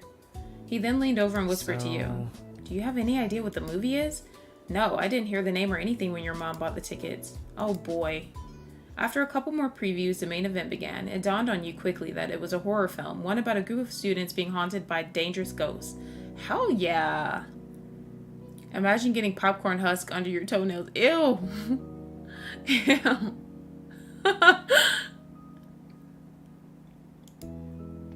You were psyched you could live with that. You thought this was going to be annoying. You became nervous. You were terrified. You couldn't do this. You had to leave. I'm psyched. A horror movie? I'm here for it. Going in, you weren't sure what to expect, but this was a fantastic surprise. You hoped this turned out to be good and scary. Glancing over at Cove, you noticed that he looked less than thrilled with the movie. He bit down on his bottom lip and stared at the screen with trembling eyes. Cove had never been a fan of ghosts or intentionally frightening things. That was something you learned about him early on. You remained still. You tapped Cove on the shoulder to get his attention. You angled your body in your seat to be closer to him. You grabbed a hold of his hand. You covered your ears. I'll hold his hand. Your fingers wrapped tight around his, and he jumped slightly at the unexpected touch, but his expression softened when he peeked at you out of the corner of his eyes. He gave your hand a squeeze to silently voice support. That made you feel good. Sometimes the other people in the theater screamed or jeered or clapped, depending on what was happening. Your heart was pounding in your chest when the movie finally came to an end. The main character resolved the hauntings, but in a dark conclusion, they didn't make it out alive. Damn, that's tough. You stayed to let the credits roll and for the theater to clear out. Then it was time to head back to the car. Both you and Cove took the same seats in the back of the car again. Even though it was late, Kira was exuding an upbeat, cheerful energy. What a great flick. I guess. It wasn't so bad in the end. You enjoyed it, baby? No, I mean, it's hard to explain. I got really tense, and I guess that's the point of horror stuff, but I kind of don't want to have to feel like that. Now that it's all over, though, it was sort of cool to do. Fantastic. That's so great. Rain, how are you feeling? It was awesome. It was terrible, but that made it fun. It was just bad. It was all right. You shrugged. It was awesome. Kira smiled at that. I still can't believe they died. It's nice when things aren't all obvious and you don't really know how it'll end until you see it, but I wanted it to go better. I demand a happier ending. I loved how it all fell apart when it seemed like things were going to be okay. I saw it coming. You nodded along with what Cove was saying. It was so lame. I'm just going to nod. You were interested in hearing his thoughts. You and Cove spent the rest of the car ride absorbed in conversation about the movie. So, who's hungry? Dang, this girl like going on adventures, man. What's up, Fred? How are you doing? Main character must have been black. You're so stupid. That's tough. You were surprised when you realized Kira didn't drive you home, but to a drive-through burger restaurant and said, hell yeah. I'm not hungry. You shook your head. No, yeah, you nodded. Why not? I'm gonna say, yeah, I'm hungry. That's the spirit. Get whatever you want. Okay, bet. chicken nuggets, mozzarella stick. Why am I doing it out of order? Let's see. A hamburger, a cheeseburger, chicken sandwich, a spicy chicken sandwich, french fries, onion rings, a salad, chicken nuggets, mozzarella sticks, a soda, a milkshake, a soft serve cone. Damn, everything sounds good except for these two. What if I get the whole menu? Will she be looking at me sideways? She said to get whatever I wanted though, right? Okay, first off, let's start with fries. Oh, I can choose whatever. Let me get a cheeseburger. Give me some chicken nuggets and a soda. I'm getting the works. Is that all right? Of course. It's a-okay. I thought it was bad to eat a bunch at once. The two of you chuckled a bit, but he didn't actually try to stop you. Kira pulled up to the window and ordered what you asked for first. She then decided to order one of everything on the value menu. Whoa, what are you going to do with all of that? Eat it? Really? The whole menu? Even after Rain picked most of that already? Damn, why is he calling me out? Why is he calling me out? How rude. That's right, there are only maybe 10 things on it and they're about $1 each. I can swing it, and besides, whatever we don't finish, I'm gonna feed to your dad. He'll be in heaven. Cove sighed affectionately at his mother's antics. Thank you. You're welcome. You're quite welcome. A few minutes later, Kira exchanged her money for multiple bags of food, which she quickly tossed to you both in the back seats. She then drove off into the night. Can you pass me something? What should I grab? Surprise me. You chose one of the wrap sandwiches and handed it to her. You had no idea if it was a burger or something else. Thank you.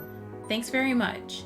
Accepting that this was what was happening, Cove shrugged and started pulling food out of the bags for himself. Cove ended up with some onion rings and he happily munched on them. You selected something randomly, you made sure to grab something you liked. You weren't even questioning Kira's crazy ride anymore. The adventure continued, and you were so preoccupied in the back that you almost didn't realize the car had stopped. Kira turned to look over her shoulder. Okay, party people, it seems we've reached the end of the road.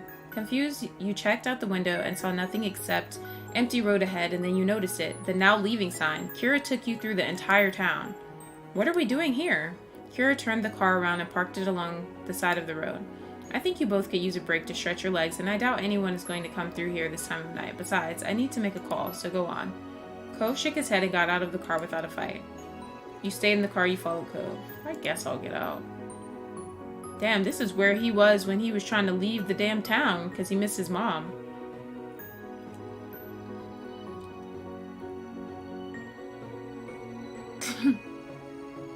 You got out and caught up to Cove. He was busy looking at the stars and stretching his arms while he strolled around. You thought being there was exciting. Being there was pretty cool in your mind. You didn't care much overall. You felt worried. You were mad. You just felt tired. That's pretty cool. This was a good place to stop. If she was going to take us all around town, at least it wasn't done halfway. Cove smiled, glancing from the stars to you. Shortly after, you noticed Cove's expression change. His eyes furrowed, and it seemed like he was thinking hard about what he wanted to say next. I'm so sorry. Rain, I'm really sorry for my mom being crazy tonight. She isn't always like this, seriously. You mean she doesn't kidnap the neighbors all the time? Cove snorted briefly before becoming serious once more. I think she feels like she has to get out there and do things with me while she can, and she wants to make the time memorable. This visit has been really different than the others, and it didn't start off good. Thinking about how Kira's trip began this summer, you could understand why Cove was thinking along those lines. She probably wanted all the trouble to be worth it in the end. Are you having a good time with your mom around? Okay, I get it. She shouldn't have made me be a part of it. Damn, that's rude. You nodded in understanding. She's giving you a taste of your own medicine. You said nothing. Let me ask that. Yeah, it's still weird having her and Dad in the same house, but I love her. She's my mom. I like hanging out with her most of the time. It went silent between you both, so you jumped when you heard the sound of a car door closing. Cove, Rain! You turned to see Kira by the driver's side waving. The sight brought a smile to Cove's face, and she quickly made her way over to where you both were standing. Thanks for waiting. I didn't mind. My baby! How did I end up with such a polite boy? She ruffled his hair and Cove lowered his head, accepting the compliment. You thought about how interesting it was to see how Cove interacted with his mom. And then the memory hit you. That first summer you and Cove came to this very spot in his runaway attempt to find his way back to his mom. And now you were all here together. Damn, facts. You kept the thought to yourself. You whispered about it to Cove. You said it out loud. Ooh, I'm a whisperer about it. Taking a step closer to Cove, you leaned in close to share the moment just with him. Isn't it strange that your mom took us here? This is where you went to try seeing her when you moved to Sunset Bird. Cove flinched and his eyes darted over to his mom, worried that she'd heard. When he was satisfied she didn't, he turned back. Yeah, it's weird, but she doesn't know what happened. At least I'm pretty sure she doesn't. Really? Dad likes to tell her things are fine, so she doesn't worry. You decided to inform Kira. You nodded and kept the secret. Keep the secret. Won't have a big ass mouth. My baby. Cove looked at you gratefully, and you shared a conspiratorial smile. Anyways, it's kind of cool to be here, right on the edge of town. Exactly, we're standing on a precipice. I think so too. I don't really see what's so different about it. You didn't have a strong opinion about it. I knew you'd get it. It's good to appreciate these times and places. Kira let out a big breath of air. We should probably call it a night, huh? Yes, let's go. Finally, you shrugged. You felt disappointed it was actually over. I'll say let's go. I can't wait to collapse in bed. Kira shyly smiled and gestured to the car. Quietly, you all made your way back to it. Cove naturally followed you, taking the seat nearby in the back with the collection of fast food bags still strewn about. You rested your head into the seat as the car roared to life. As you did, Cove leaned in close to whisper. Hey. I can talk to your moms if they do get mad about tonight for some reason. It was my mom's idea. You didn't have a choice. Thank you. Thanks, I might need it. I'm just glad we're heading back now. This was worth it, even if they get mad. You nodded. I'll just say that. Your mouth pulled into the biggest grin, getting a laugh out of Cove. If you say so. Cove smiled bashfully at you, but said nothing else. The drive home was smooth and uneventful. The radio was off completely, and you felt your eyelids getting heavy. Your head rested on the side of the car. Your head came to rest on Cove. I'll say on the side of the car. Your thoughts were quieting as your eyelids grew heavy. When you opened your eyes, you expected to still be in the car, not your bedroom. It was somehow already morning. You couldn't remember how you ended up there. Sitting up in bed, you thought about how last night was quite an experience.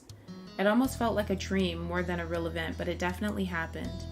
You have a question? Okay, what's your question? And you were glad that you got to have a spontaneous escapade this summer. This must be the end. Yes, it is. And then soiree. Did you feel comfortable playing music in Twitch since their copyright is a little wonky than YouTube? I feel more comfortable playing music on there than I do on here, because if I play a song on here, oh my gosh, I forgot. Wait, I forgot. Wait. Oh, wait, this isn't unlocked yet. I forgot. Okay, so we're almost done. Yeah, I feel more comfortable playing music on Twitch because you can set your stuff up to where it doesn't play the music in the VODs. So it plays the music live, but when my VODs are posted, you don't hear the music. So I don't get any notices on there.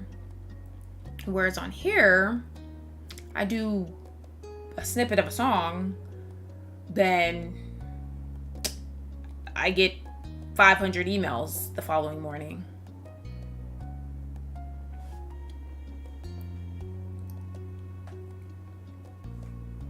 Yeah, YouTube is extremely strict. Way stricter. That's kind of one thing I like about Twitch. Like, being on Twitch, I've noticed, like, some people ask me, like, hey, how do you feel about streaming on Twitch? Like, how has it been for you? And there are things that I love about streaming on Twitch, and there's things that I love about streaming on YouTube. Like, they both have their pros and cons, definitely. So now that I'm able to see it, like, firsthand, and I can actually speak to it from experience, there's things that I like on here that aren't over there, and vice versa. Like, I love how when you do a poll on YouTube, when the poll ends, you see what the results were. Whereas on Twitch, if I do a poll, if I'm not paying attention when that poll ends, I don't know what the results are. I have to hope somebody else saw it and they can tell me. And then for like, what are some other things that I like on? Okay, like on YouTube, when I click start streaming on OBS, I also then have like, it doesn't start streaming immediately. I have to click go live on YouTube, and then my stream actually starts Like, it's live. Like, my cameras, all of that stuff, my starting screen, everything's on. Whereas on Twitch, if you click start streaming on OBS, it starts immediately. There's not like a second button to press. I like how that is on YouTube more. But I like the music thing on Twitch. I like that I can play like songs that I'm always listening to and singing and stuff like that. Is there a playlist for music that's safe in YouTube? Yeah, they have like a YouTube music library where there's like safe stuff to play. And then the songs that I usually play in my streams on YouTube, like the Wasted Love song and those songs that usually are playing like at the beginning and ending of my YouTube streams, that's Epidemic music. So that is copyright free music, but it costs. But I got that so I could have like good copyright free music, because a lot of copyright free music is like not a vibe. You're considering switching to YouTube? Yeah. I like both. YouTube is still like honestly my favorite though. Like, I love YouTube. I feel at home here because I've been here for so long, and I like with YouTube, like I can always go back and watch all of my streams because they're always going to be here unless I delete them. So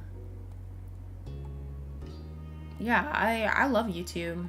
And people like don't believe me when I say like I still love YouTube. I'm still going to be on here. Like, I had no plans of leaving. I still don't have any plans of leaving. And once more features are implemented on YouTube to make it like kind of on the same level or beyond as the streaming features of Twitch and whatnot, I probably won't even be on Twitch, if I'm being completely honest.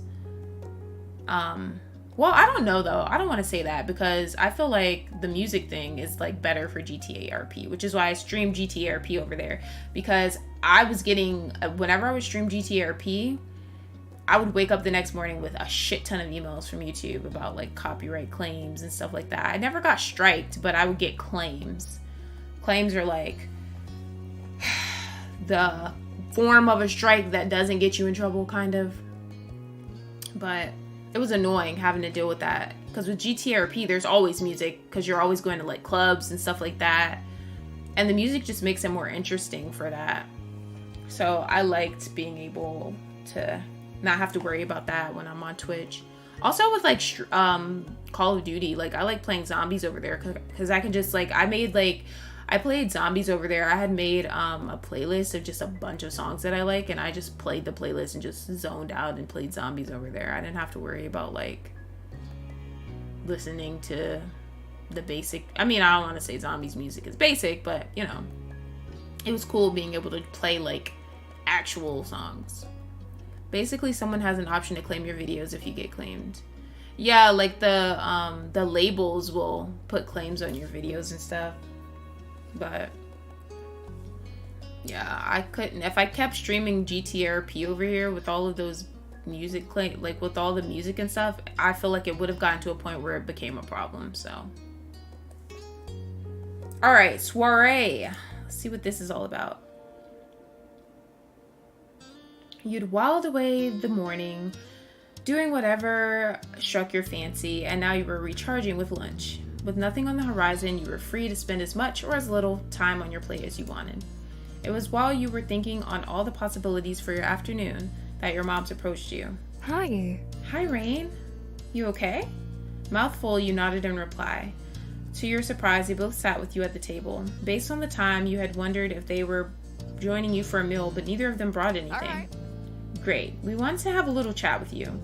The qualifier little did nothing to downplay the situation. Your chewing slowed as your eyes widened, looking from one parent to the other. Anything that required both of them to talk to you must be something big. It was unsettling. You perked up your mind full of exciting possibilities. Irritated at the interruption, you groaned. It's unsettling, because I don't know what the hell they're about to say. You didn't like being the only one not knowing what was going on. Stomach churning, you waited for them to fill you in. There. Aw, don't look so worried. It's nothing scary, promise.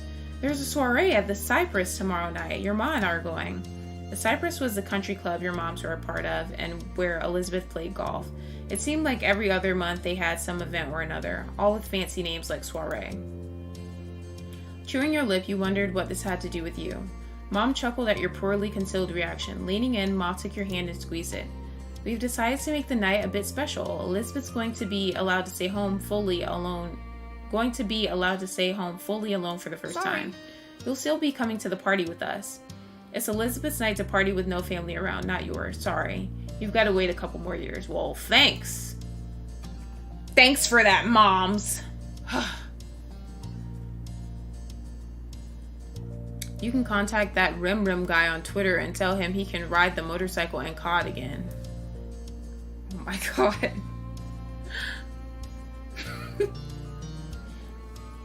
You're so stupid.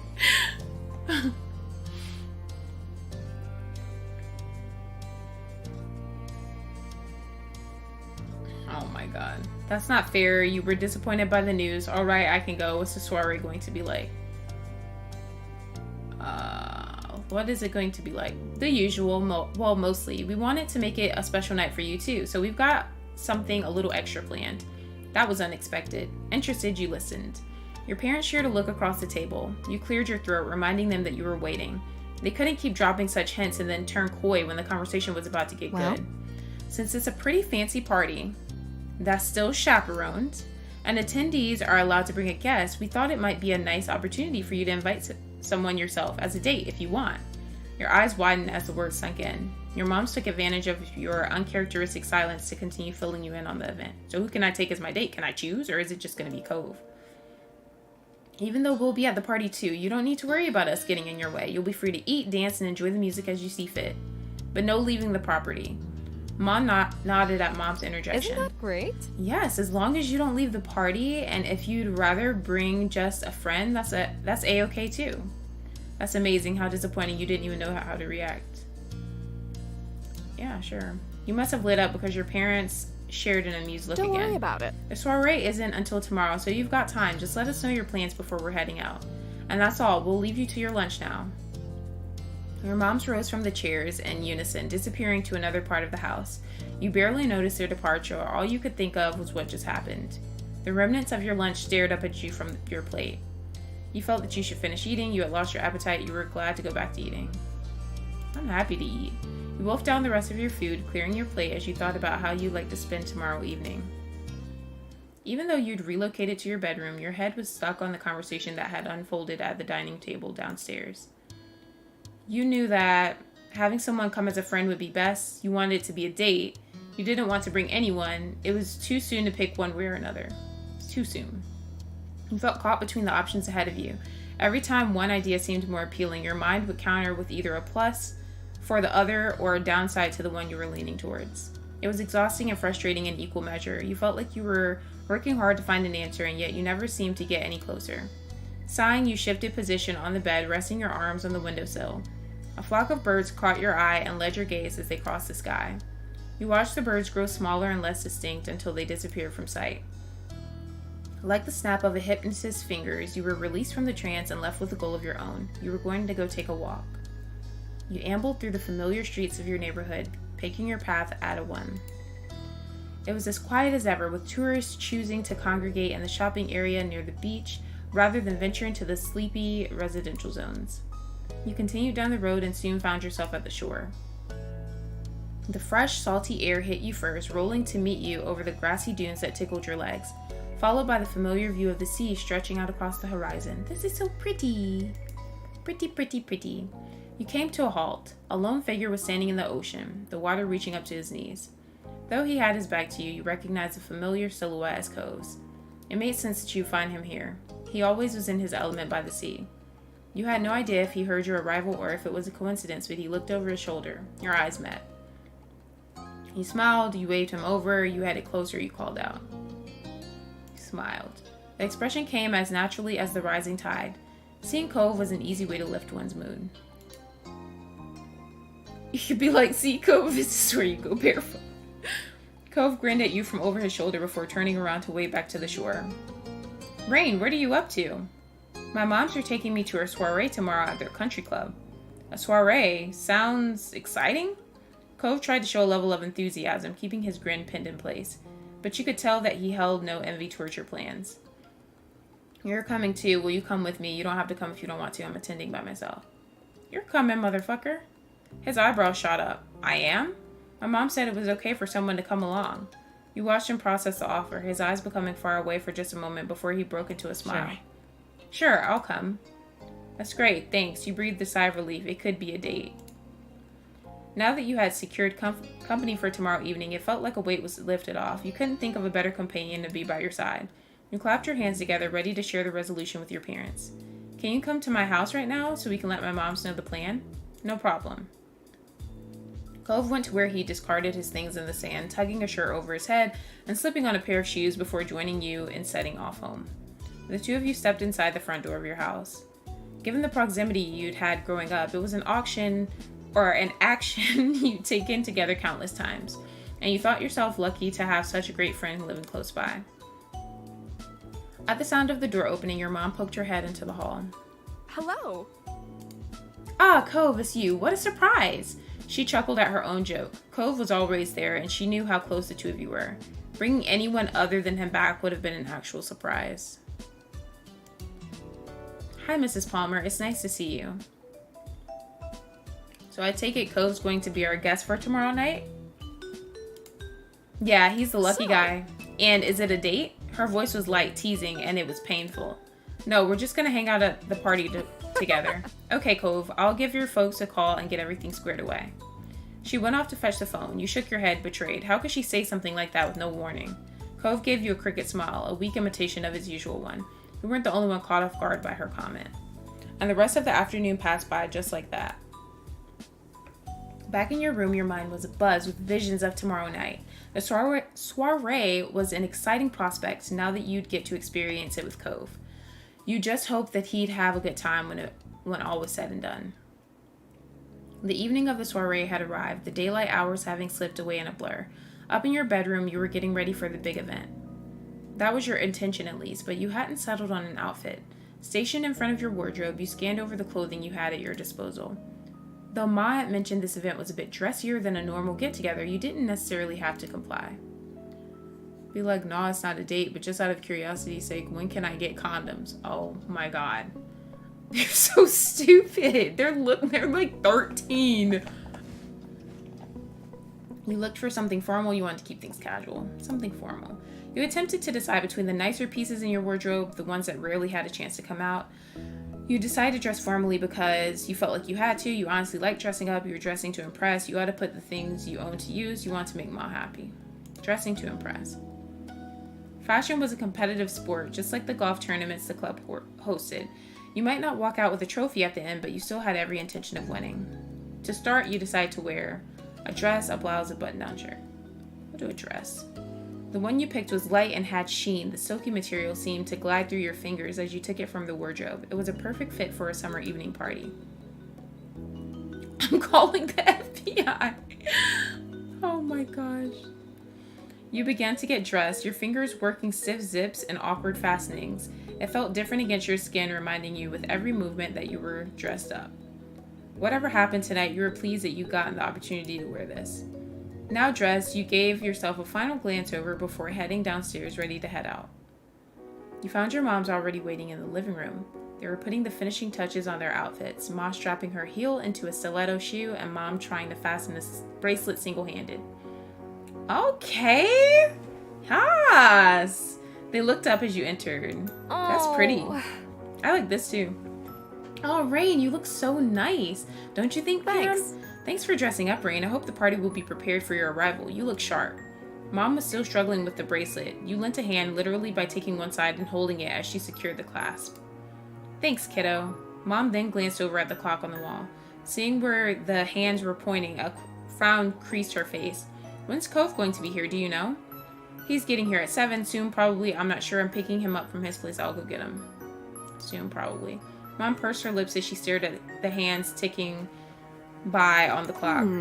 Alright, if he's not here in 5, I'll give his house a call.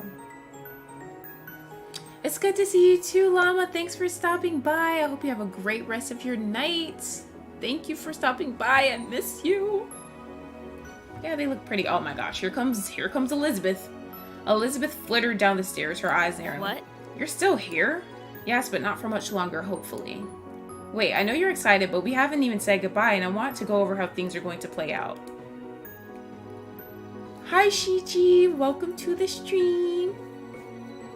I feel like Elizabeth's gonna do something and get in trouble. She gives me get in trouble when the parents aren't home vibes and get caught at the end vibes. That's the vibes I get from her.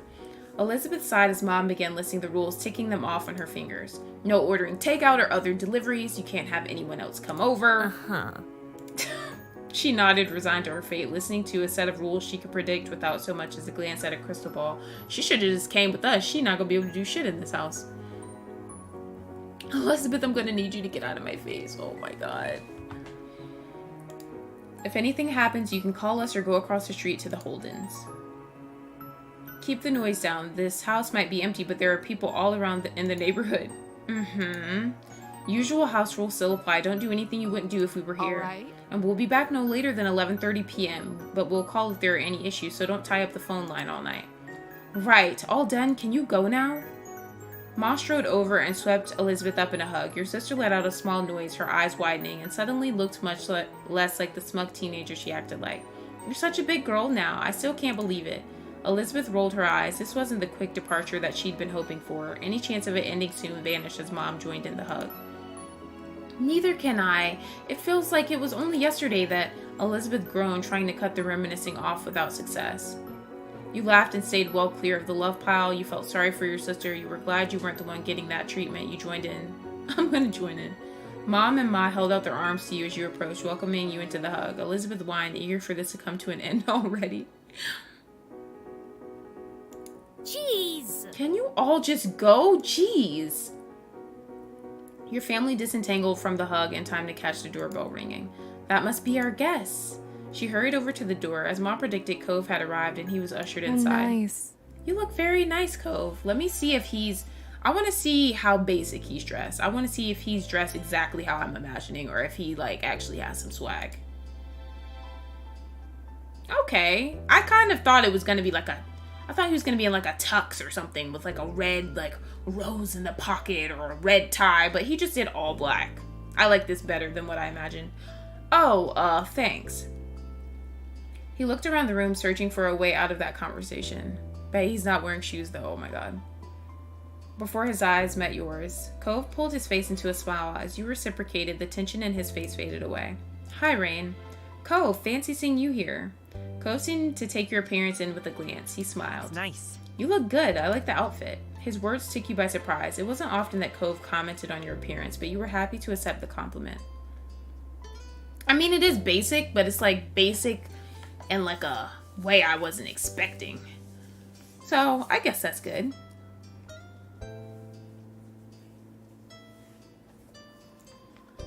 You're looking good too. I wish I could say the same to you. What is that you're wearing? You look wonderful.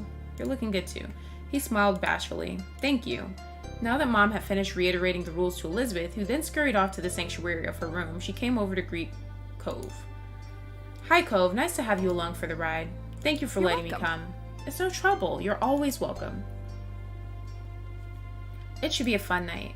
Ma appeared, clutching a purse and wearing a huge smile. Agreed, but we should get going. Oh, this is so pretty.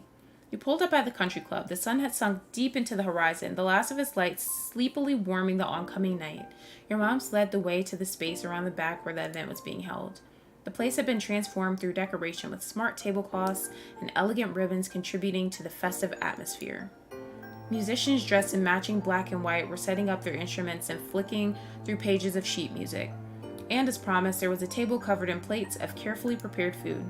Destination reached. Your parents rounded on you and Cove. Things haven't kicked off yet, but don't let that stop you from enjoying yourselves. Have fun. Have fun. We'll be around if you need us. See you later. See you. Bye. Cove waved your moms off. Once they'd retreated a distance away, you found him watching you expectantly. What now? His voice was light, but from his wide eyes and their nervous glances, you could tell that he was feeling out of his depth. We'll have to wait for some things to start, like the band, but there's stuff going on already. Cove perked up at that. Oh, do you want to do any of those? Whatever they are? You introduced Cove to the people in your country club. You took a seat to relax. You checked the snacks out. Yeah, I'm trying to eat. Hell yeah. We can go eat some food now, even if the music hasn't started yet. Oh. That's okay? It's not too soon? Yeah, I only like these parties because of the free food. I knew you'd come just for the free food. Yep, I wonder what they'll have this time. No one will mind, really. You simply nodded. I'll do this. Let's go find out.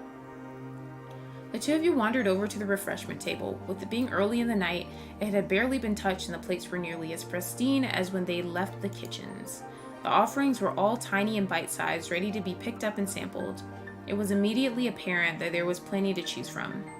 Just from the level of care with which it was presented, it was clear that this was fancy stuff. Cove stared at one plate, then another, confused. Maybe? I think I know some of this. They know when you Wu-Ting. I don't, gross, and only some of it is any good. I'll say this. You examine the table like a detective at a crime scene. That one is so sour your tongue will shrivel up. That looks like chocolate, and it is, mostly. What else is it? Nasty. Cove's eyes were wide as you guided him through what was an offer. It made you feel sophisticated. Cove squared his shoulders as if gearing up for a match. His stance was familiar from all the times you've seen him preparing for some sporting event. I'm gonna try it. He picked up a plate and took one appetizer, then another and another. Soon you realized he was taking one of every single type. There's no prize for eating it all. You've only got to take the things you want. I don't know what I want, so I'm figuring it out. You joined him in sampling everything. You picked out only certain options. I'll sample it, I guess. You might be stuffed afterwards, but that was a problem for your future self. Right now, you were going to enjoy the feast to the full. Cove nibbled his way through everything the Cypress had. The results of his endeavor were mixed. He was revolted by some of the things he tried, openly screwing up his face and rushing to find a drink to wash the taste away. Yet these bad experiences didn't stop him from plowing on, moving on to the next snack with an open mind. There were some foods he was neutral about, dismissing them with a shrug, but best of all were his reactions when he stumbled across something good. Each time caught him by surprise, his expression morphing from wary curiosity to skeptical interest before making way for astonished enjoyment. Regardless of how he felt about what he was currently eating, you could tell he was having a good time just being free to eat whatever he laid his eyes on. You thought that was nice too. After going through a round of sampling, you continued munching on the refreshments while waiting for the music. You moved on to something else. Let's do something else. Let's go relax. We should pick out a table. Okay. You found a place to sit at the edge of the party area where it was quieter with fewer people bustling around. You pulled out a chair and sat down. Cove, already seated, was stretching. These clothes are kind of uncomfortable. He flexed an arm at the elbow, frowning, before twisting it back behind him. Yeah? Aww. My arms can't move the same as normal, like I'm gonna rip it if I do anything. I don't mind it, yes, the worst. I think it suits you. Really? Okay, thanks.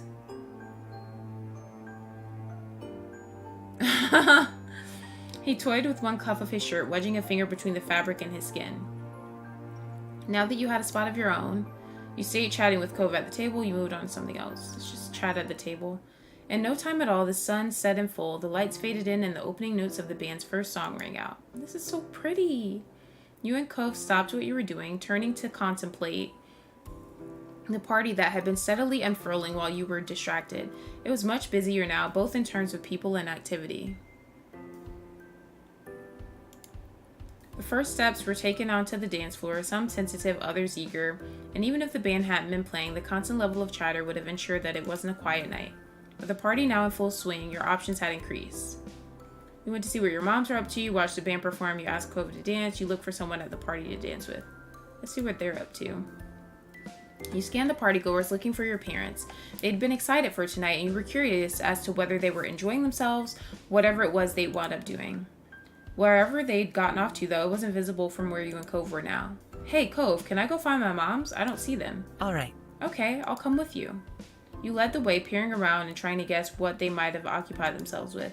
It wasn't long before you spotted them out in the center of the dance floor, hands entwined as they slow danced together.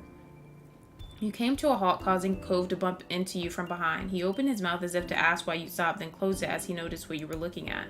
Watching them sway to the music, Cove smiled. Your parents seemed happy. I think so too. You didn't know how to follow that, so you stayed quiet. Your parents only had eyes for each other, but eventually Mom managed to look away from Mom long enough to catch her gaze. Her eyes widened, quickly followed by a bright grin. She retrieved one hand, her other still holding onto Mom, and used it to wave towards you with wide, frantic motions. She even began to hop on the spot, just in case you might have somehow missed her. Mom had spotted you now too and lifted a hand to her mouth in order to call out to you both. Hi, Rain. Hi, Cove. You waved back modestly. You waved enthusiastically. Hi. You gave them a thumbs up. You shook your head. You hid your face in your hands.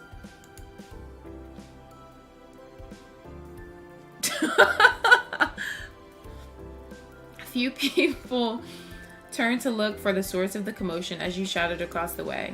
It might not have been strictly in keeping with the genteel air of the event. I think that is a typo, perhaps. But neither were the small children doing jumping jacks on the dance floor. Cove cautiously lifted a hand and gave the stiffest of waves. Your eyes met his twinkling ones. Back on the dance floor, your moms laughed at your reactions before resuming their dance. Okay, let's dance.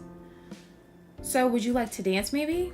Hey, Cove, let's dance. Cove, Can I have the pleasure of your company on the dance floor? Come on, it's time to dance. I like to dance with you, if that's okay. Let's dance.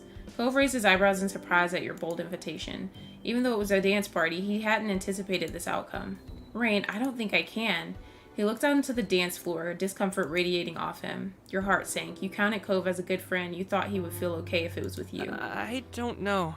I don't know how to dance. It's crowded out there.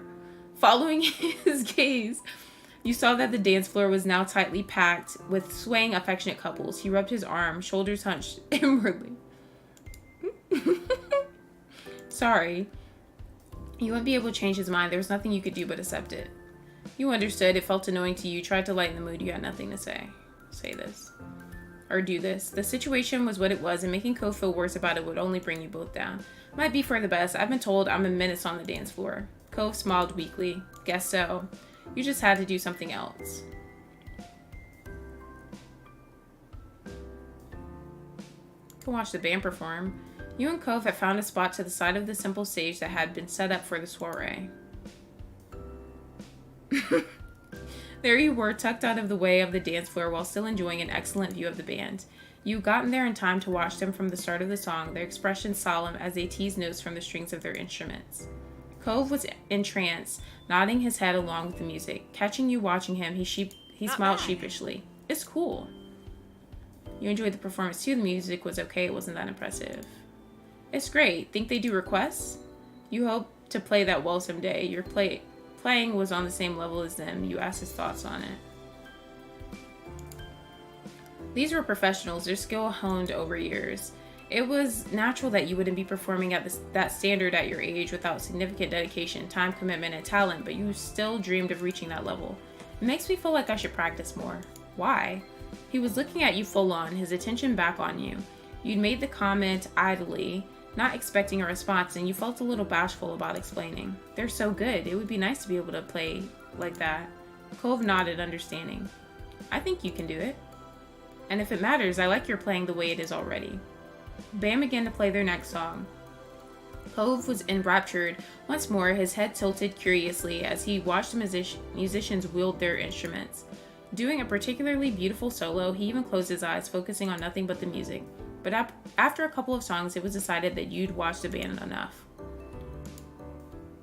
You focused over Cove, wondering how he was finding the event. He sighed. It was so quiet and unobtrusive that you wouldn't have caught it if you hadn't been watching him. His gaze was roaming. With how far away his eyes seemed, whatever he was searching for couldn't be found at this party. He turned to face you before you could say anything else. I want to sit down. We can do that.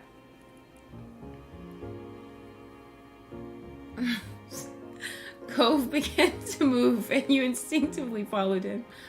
Yet, instead of taking a seat at one of the many free tables as you'd expected, Cove ignored them as he purposely strode out of the party area. Cove, there's seats right here. Your call didn't seem to register with him as he continued forward, out onto the greens of the golf course. You went after him, trying to watch out for the uneven ground underfoot. The clods of earth dislodging in games of golf were perfect for snatching unwary feet, even in daylight. Up ahead, Cove didn't appear to have any difficulty traversing the uneven land. He settled down on one of the little hills of the golf course. You joined him, still unsure over what was going on. Are you alright, and why are we here? What's wrong? Why'd you drag us out here? Look at us breaking the rules. You didn't say anything.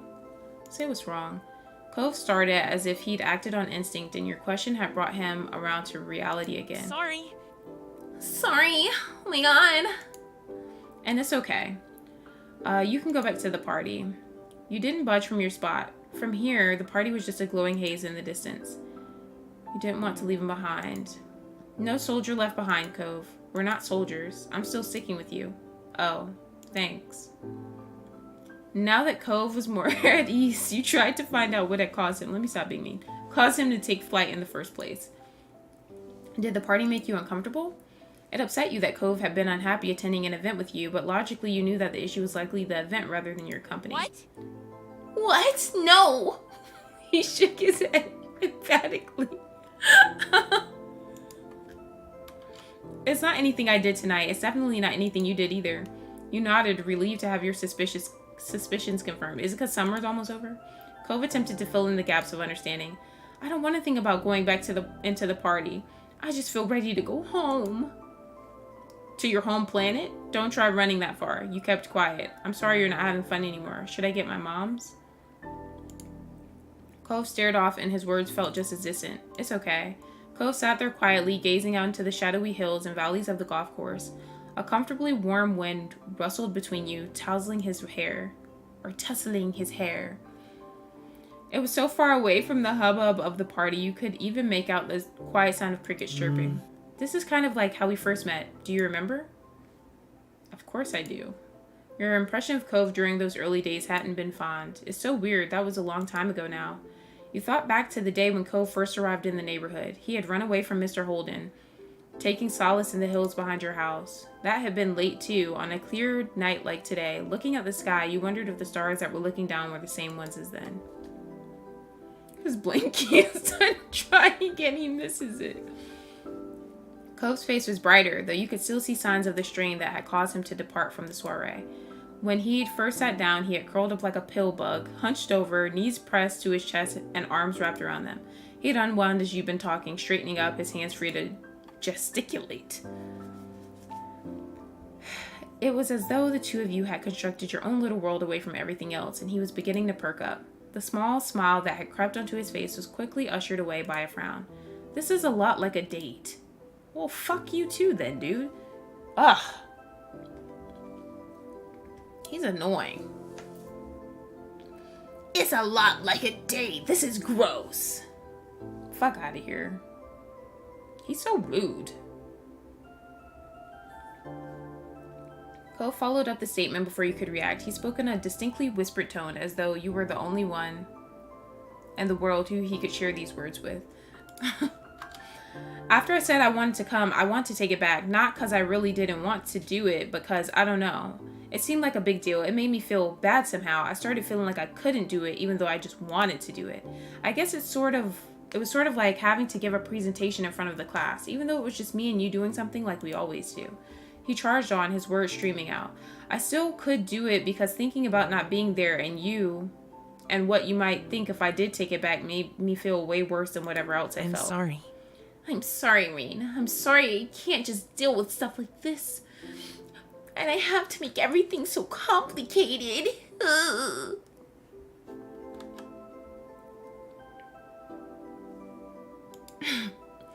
You don't need to apologize. You sadly hung your head. I'm sorry it made you feel bad. I don't want you to be here if you don't want to be here. You smiled at him. You didn't have to come. You could have told me.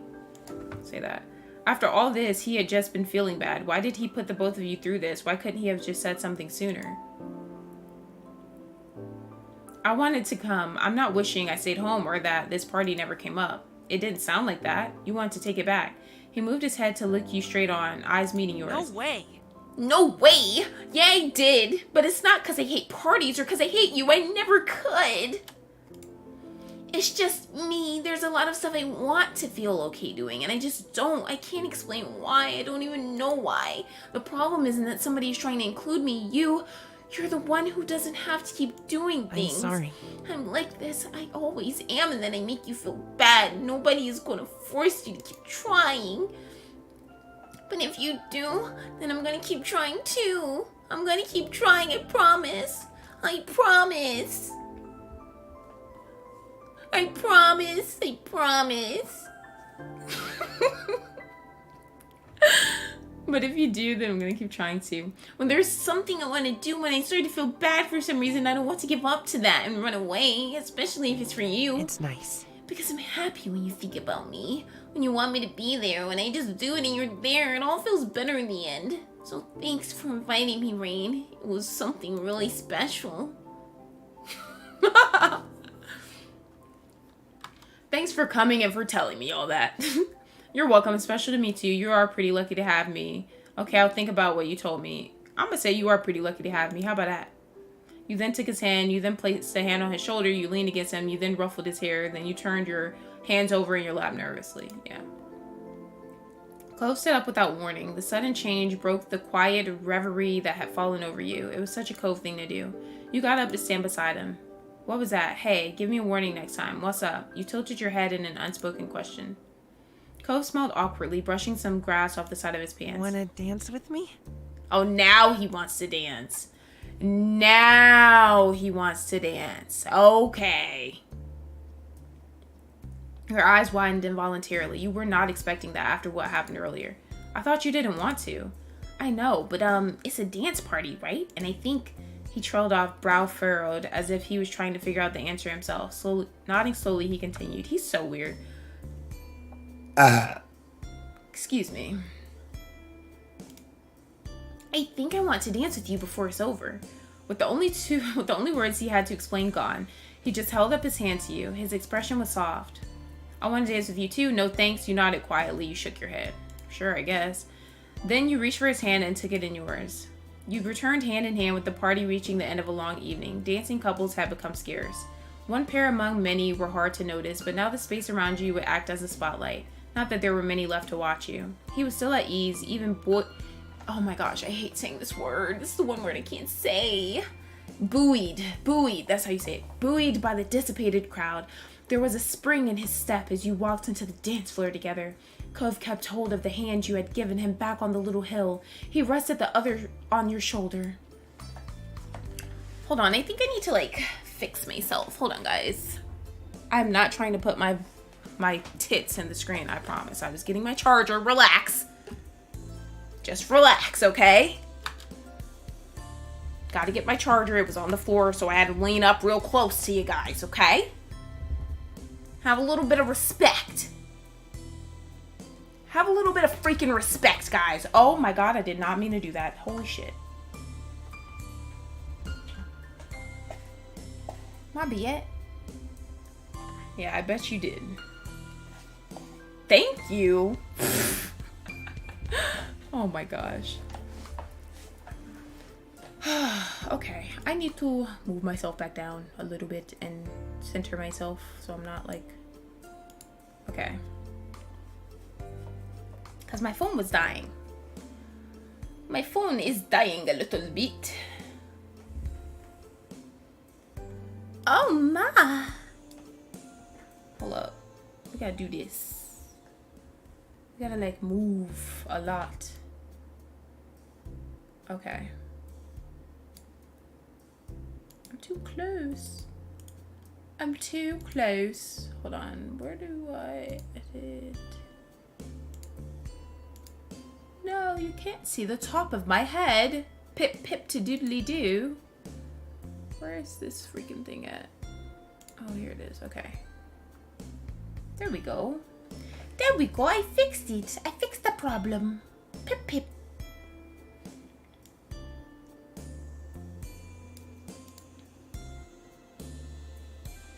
Alright, let me get back to the game. Okay, Cove hesitated while you waited for a sign. With the song in progress before you stepped out to dance, there was no signal for the right moment to begin. The same thought occurred to Cove, who shrugged... Damn. The same thought occurred to Cove, who shrugged his shoulders with keeping form. Taking that as your starting point, you cautiously began to sway. Cove readily followed your example. You danced wordlessly, dimly aware of the music guiding you. You were more focused on Cove, his attention was firmly fastened on you. He didn't look down or away once, not even when your knees knocked against each other and you both briefly fumbled your steps. Instead, he smirked. He wanted to take this dance in stride more ways than one.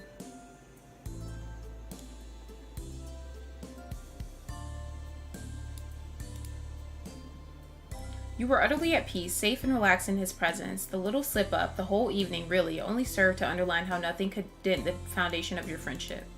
All too soon, the song reached its conclusion. You could have continued quite contentedly for some time more. They always use contentedly. You and Cove let go of each other, though your feet remained rooted to where they had been when the song finished.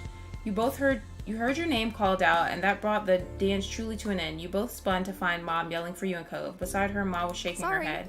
It's time to go home, Lonnie. I had to get hold of them somehow. What did you want me to do? Sneak up on them? Her chosen method was admittedly better than that. You still cringed at how unaware you'd been when she'd announced her arrival. Cove looked so embarrassed to be caught that you worried about him making another dash away from the party.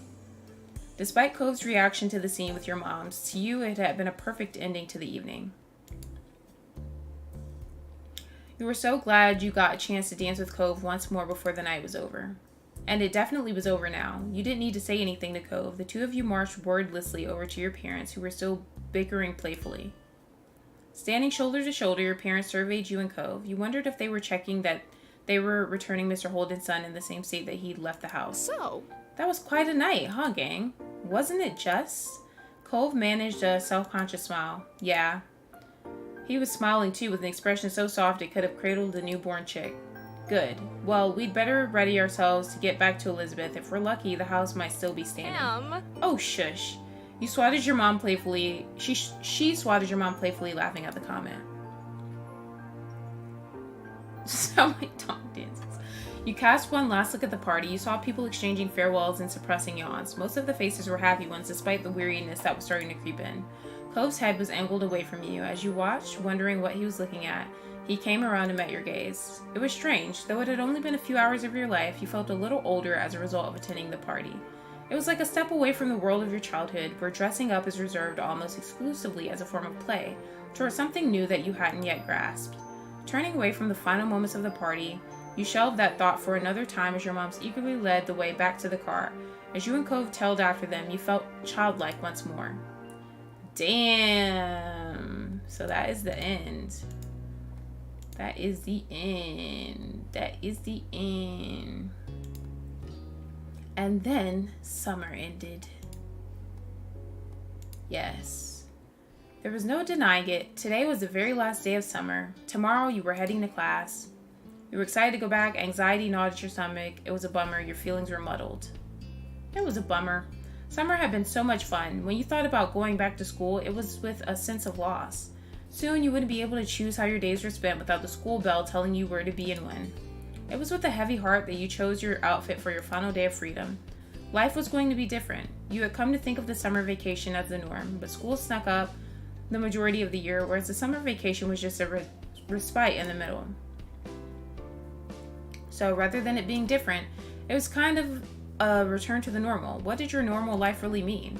You considered how fondly your moms talked about the summer vacations as kids.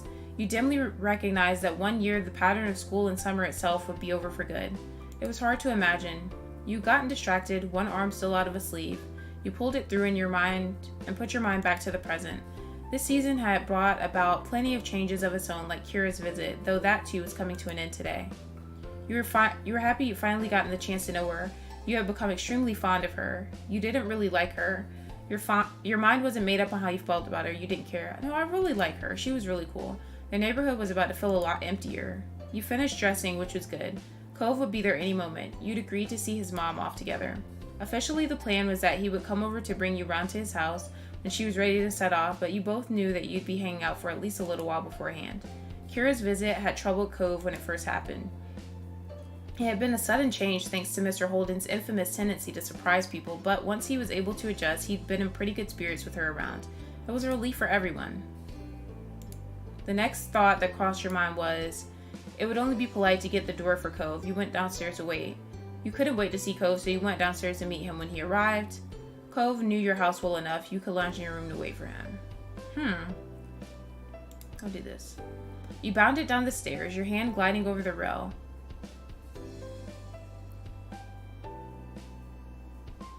Oh my god. Your hand gliding over the rail. You wanted to make sure you got there first. If you didn't hurry, your mom's might answer it. It was only a few minutes Later, when the doorbell rang and you'd chosen to stand beside it to wait for Cove, there was no delay in pulling it open. Cove was there just as you'd expected. Seeing you, he flashed a bright grin. Hey. Hi, Rain. It took you long enough. You only live across the street. You stuck your tongue out at him as you ushered him inside, then bustled him up the stairs. Back up in your room, you sat down on your bed and waited for Cove to settle in as you knew he would.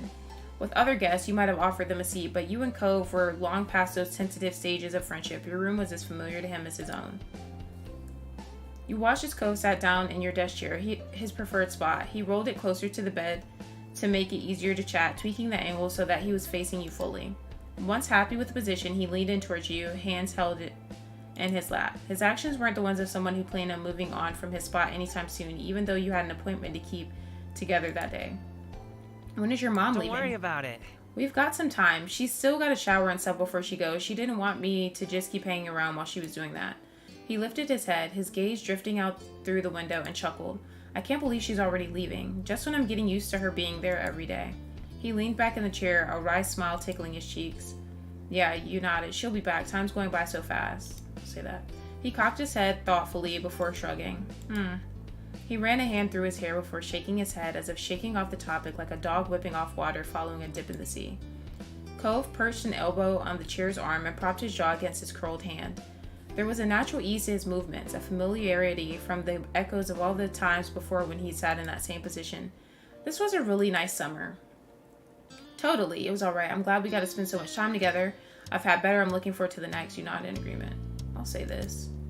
Cove, still nestled cozily in your chair, smiled at your response. How are your fish doing? Really good. Things in the tank are stable and everybody looks healthy. That was nice to hear. You learned from Cove how hard it was to maintain an aquarium. Sunbeam has been busy. Keeps darting between the plants and out again when I walk by like a game of peekaboo. Or hide and seek. Yeah. Cove idly glanced out of the window. He gave a resigned sigh. It's going to be harder to surf, with school. It's getting colder out. I don't want to get rusty. I don't know how I'm going to go on without surfing.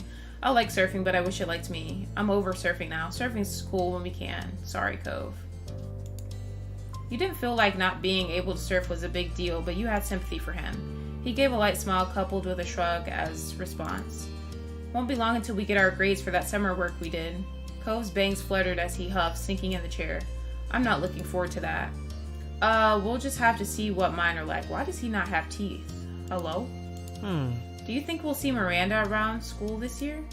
Probably. She could be in one of our classes again. Oh, Miranda! Thank you! Hi, Deontay! Thank you for visiting my stream! Thank you so much. I hope you're doing well. Stay in touch. Don't disappear on me. Miranda, that was the girl whose birthday party we went to. Do you guys remember that? You hoped that you'd see her often. It would be nice to see her again. You weren't interested in seeing her around. I hope we see her often. She was cool.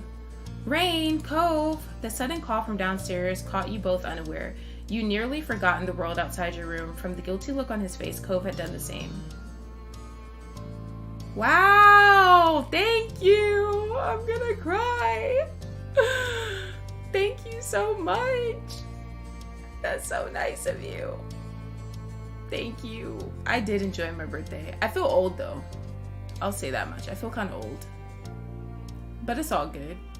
Can't really do anything about that. But thank you. That was nice of you. Just had a call. Cove's mom is ready to go. If you're quick, she might keep the mandated motherly smothering to a minimum. You doubted that, but it was nice that Mom and Miss Priest had their strange sense of humor in common. Your eyes met Cove's. Wordlessly, you headed downstairs together. Each step on the way there was painfully slow, like he was trying to delay the inevitable. His whole body tense leaving the house, and Cove froze altogether before you both could cross the street. Oh. The doors opened. Dad must be taking her stuff out. He swallowed hard. She's really gonna leave. You smiled at him reassuringly. You gave his back a pat. You rested your hand on his arm. This isn't the last time you'll ever see her. I'll smile reassuringly. You weren't sure what to say or how else to react other than being there to support him. Cove's bottom lip quivered and he turned away. Thanks. At that, some of the conflict warring on his face eased a bit. Together you went across the street and inside his house, finding his parents in the living room, surrounded by his mom's packed things. Hey kids. Good timing, I just called the taxi. Wow! Keyboard, thank you! Where is all of this coming from? Look at you gifting people. I feel like it's my birthday again. Well, it is my birth month, actually. My birth time frame is not over yet. I miss you too. I miss you too. Are you excited for Modern Warfare 2? I'm excited. I am very excited for it. Yeah, thank you guys. I appreciate that. I was not expecting any of this, so this is so cool. Thank you. I've been pretty good. I've been getting better. Like, I feel like the last month and a half, like towards the end of June, I mean the end of July, things got like crazy with like work and stuff. So I was like really stressed out about a lot of stuff, but I feel like the past few weeks have been actually like really good. I haven't played. Oh yeah, the beta. Yeah, cause wait, you play on PC though. I haven't played yet either because the beta doesn't drop for us until Thursday. But I'm excited for it though. I'm excited. All right, good timing. I just called the taxi. I don't want her to leave. She's like really fun. I love this character. Like she's actually really fun. Hi. And hi, Rain. So glad I get to see you today. It was fabulous getting to know you this summer. I finally got to put a face to the name I've heard so many times. She winked and Cove pouted on cue over the teasing. Look at his face. He's like, I wish this bitch would shut the fuck up. I got a random package the other day. Oh gosh, what was it? Was it something good? She winked and... Okay, oh, I already read that. I'm really happy I got to meet you too. I hope you had a good time visiting. Bye. I'll say this. Hopefully it won't be too long before we see each other again. Nodding, Kira turned her attention back to her boys. Oh, wow, really? Holy shit, that's awesome. Wait, do you know where it was from? She patted Cliff on the arm with a warm smile and then she enveloped Cove in a crushing hug. Initially, Cove squirmed to break free from her grip, but his mom was unfazed and kept him locked in place. You have no idea where it came from. Oh, wow. Damn, so should you be like nervous or should you just be thankful or should you... Both. I feel both. There was no like address or anything like that?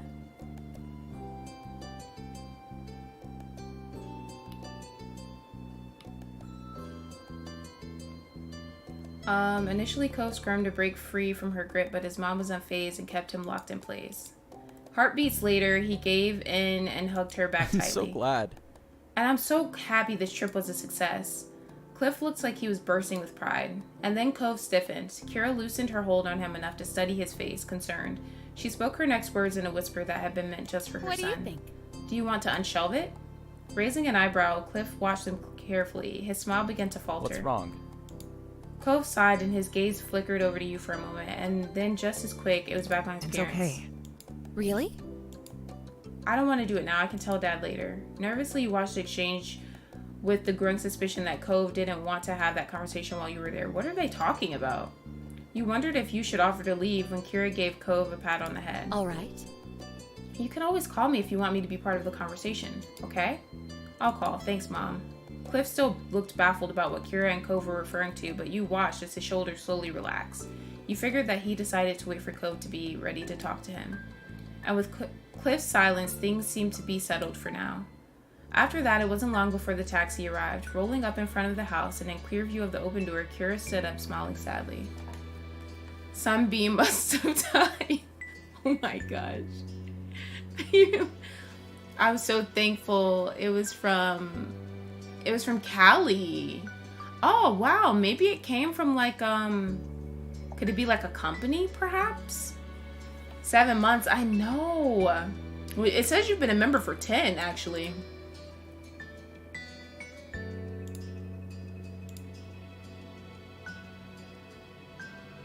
Well, shit. I mean, just accept it. Just accept it. That's awesome, though. Just make sure nobody's, like, stalking you or anything. After that, it wasn't long before the taxi arrived, rolling up in front of the house and in clear view of the open door. Kira stood up, smiling sadly. Well, That's my ride. Yeah. The matching reply got a chuckle out of Kira as you all filed out of the house. Father and son went with Kira's bags in hand. Once outside, you spotted your family waiting by the street, and to your surprise, Derek was also with them. He stood uncomfortably, and he waved as soon as you noticed him. what's up? Hey, Rain. Hi, Cove. When did you get here? My dad dropped me off just a little bit ago. Thought I could visit one more time before school started. Sorry. You picked a busy time. Sorry. Derek couldn't even look at Cove. He nervously kept rolling a pebble with the bottom of his shoe. Sorry. I wasn't even thinking that your mom would be leaving today. I'm sorry, dude. What? You're not interrupting anything. You're always welcome here. It would have been sad if I didn't get to say goodbye before leaving. I think so too. It was apparent Derek would have preferred to have gotten there at a more opportune moment. He never liked seeming impolite, but their reassuring words soothed his worries. Last time I accepted a package from Callie, I got put on a no-fly list. What? The tension he was holding in his body lessened, and he looked like he was feeling much more like himself. Bye, Derek. It was fun getting to know you. Bye, ma'am. Is there anything I can do to help? Nah. No, don't worry yourself over that. We're just about set. In that short amount of time, Cliff had gathered and packed the bags into the trunk. Kira took one last look at everyone inside. Alright, I don't want to keep the driver waiting. It's time to head out. The little crowd that had formed around started their chorus of farewells and well wishes traveling, but Kira still made no move to get into the taxi. She placed her attention on Cove. I'll call when I get to the airport and when I make it to Nevada. Also, you better call the moment you walk in the door at home. Otherwise, we'll be wondering all night if you got into trouble on the way there. Can do. I can do that. And could you call tomorrow too, so I can tell you how school went? Of course, I want to hear all about it. Kira put a hand on Cove's head and affectionately ruffled his hair one last time. She then let go, only to move on to squeezing his cheeks in her hands instead. Mom, Cove. I love you so much, baby. She was chuckling by the time she freed him and rounded things off with a small tap to the tip of his nose. Cove rubbed at his face with a grin. Finally, she walked to the car while waving and took her seat in the taxi. Cliff hooked an arm around Cove's shoulder and kept him close as it began to pull away. For a moment, Cove looked up at his dad and then rubbed an arm around his back. Bye, Mom. Bye. Travel safe. Kira rolled down the window and stuck her head out of it. She waved again while blowing kisses at Cove and Cliff. My baby! See you again. Before she was out of sight, you decided to call out with your family and hers, wave goodbye, watch quietly. I'll do this. As you added your voice to the others, you watched Kira's smile grow larger. The cab turned down another road and completely disappeared from view. Cove let go of his dad and took a few steps out into the empty street, still looking in the direction his mom went. He smiled quietly, deep in thought. You got the impression Cove was feeling better than he was earlier. He was finally content with the way things were. You jumped a bit when your mom put a hand on your shoulder, pulling you away from your thoughts. She smiled when you looked at her. This was a great vacation, huh? Yeah, I don't think so. You nodded in agreement. You shrugged. I don't know. Summer isn't over until the second I fall asleep. I'm gonna say that. No naps for you then. Can't risk you accidentally ending summer a few hours too early for the rest of us. Chuckling, you shook your head amused. I know, I miss her. She was really fun. I like her, and she was so pretty. Why is the taxi stopping at the crack house? Oh my god. Cove walked back over to the group, still genuinely happy. Derek grinned at him welcomingly, and everyone else there smiled at him, even Elizabeth. Well? Ma clapped her hands together, bringing everyone's attention back to the present. It's almost lunchtime. I think I'll put something special together. Her eyes sparkled with a plan, and Mom smiled. I bet you could use some help with that. That'd be absolutely wonderful. Derek glanced between the two, his eyebrows furrowed. Is there something I could do? Your mom's exchanged a fond expression. Ma shook her head. How sweet. That's very sweet, Derek, but it's all right. It's not your job. Technically, your dad left you under Cliff's watch. You're meant to be taken care of by him, not doing chores for the neighbors. Mom laughed a little over her own joke. You watched Derek look away, discouraged. It's okay. I don't mind. He was a little bashful about it. You wondered if Mom's joke had just reminded him that he wasn't intentionally meant to be invited to lunch. It was getting a little awkward. Mom grinned sympathetically. Her comment was meant to lighten the mood, not bring it back down. Ma tried to get things moving forward. Why don't you kids go have fun? You all can come back in about an hour. We'll make enough for everyone. Mom nodded in agreement. Good. Another stunning idea, Lonnie. Thanks. Thank you. That sounds like a plan then. I don't want to cramp your style. I've got some stuff to work on, so I'll be out of your hair this afternoon. You should come by later too. No reason you should be the odd man out. Mom seemed amused as Cliff rubbed his neck nervously. He grinned a wavering but pleased smile. Thanks very much. He looked over the assembled crowd with knowing glances. I can help too. With as many people as you're feeding, that's going to be a lot of food. Didn't you hear what we told Derek? It wouldn't be fair to make you cook when we're the ones who are inviting you in. Ma raised an eyebrow when Cliff waved it off. Come on. I insist. Derek would be missing time with his pals. This would be a break for me. I'm quite the chef. Ma and Mom exchanged further glances before Mom shrugged. An airtight argument. If you're sure, we'll be happy to have you, Chef Cliff. I was about to say Chef. What the fuck? Cliff's grin widened and seems more hyped than you'd expect him to be about helping with lunch. Cove shook his head, a fond smile on his face. Then all us grown-up people will be heading inside. I assume the rest of you kiddos are staying out? Maybe not all of them. Ma tilted her head, a silent question for Elizabeth. Your sister thought for a moment. All right. I'll stay with the kids. That's fantastic. Both your moms smiled at her, while Derek and Cove didn't seem to appreciate her phrasing. But with the plan decided, all three parents waved and headed for your house. It was just you teenagers now. Elizabeth looked at you and the others, a curious expression on her face. So? What now? You silently wondered if Elizabeth only stayed out with you to avoid getting roped into work. Then again, she could just genuinely want to hang out. You couldn't tell with your sister. Cove spoke up after no one else did to answer Elizabeth's question. Want to go down to the shopping street? It's been a while, and I don't think there's a lot of other things we could agree on. Yeah, sure. Awesome. Sounds awesome to me. Unlike you guys, I haven't been there 1,001 times. It's new to me. Let's do it. Okay, if you guys really want to, and there's nothing else to do, let's do that. You strolled across the road as a group, down to the beach, and then to the left. The kids, yeah, she's like, you know how she is, you know? It took less than 15 minutes to arrive, one of the conveniences of Sunset Bird. The four of you looked around at the familiar shops, trying to see if anything caught your attention this time. Derek was the most enthusiastic. He checked out every stall with his eyes wide with wonder. Elizabeth and Cove were in good spirits as well. That's so cool. He ran over to a street magician who was currently doing a card trick for a group of enchanted tourists. Derek clapped when the magician showed a middle-aged man his card. Derek turned back to the group with a curious gleam on his face. What does it take to perform here anyway? Do you have to ask somebody, or do you just show up and start doing stuff? Who would you even ask? It's a public street. Hey, Miss Mayor, can I pull a rabbit out of my hat? Please, Flopsy is well behaved, I promise. Derek chuckled, his eyes searching up and down the scene. Maybe? Maybe there's a boss of the shopping street. No one does any of this around my neighborhood. It's just regular stores behind walls. It's different if someone wants a real store, but here, I'm pretty sure people are just putting on their little shows whenever they want and do whatever. That's so neat. Would we be allowed to do something too? Cole laughed and Derek began almost vibrating with excitement. Elizabeth rolled her eyes. What would we do? Well, I don't know what. Not yet, I mean. I just found out it's a possibility, you know? But there's gotta be something. We know cool stuff. I'm sure if we think about it, we could plan a show that'd really get a crowd pumped. He thought it was a great idea and wanted to be part of it. You felt he could try this idea on his own. You thought Derek needed to abandon that bad idea. Stat. Oh my gosh, my voice just cracked. Holy shit. You gave a look to the other two. I sounded like Cove just now.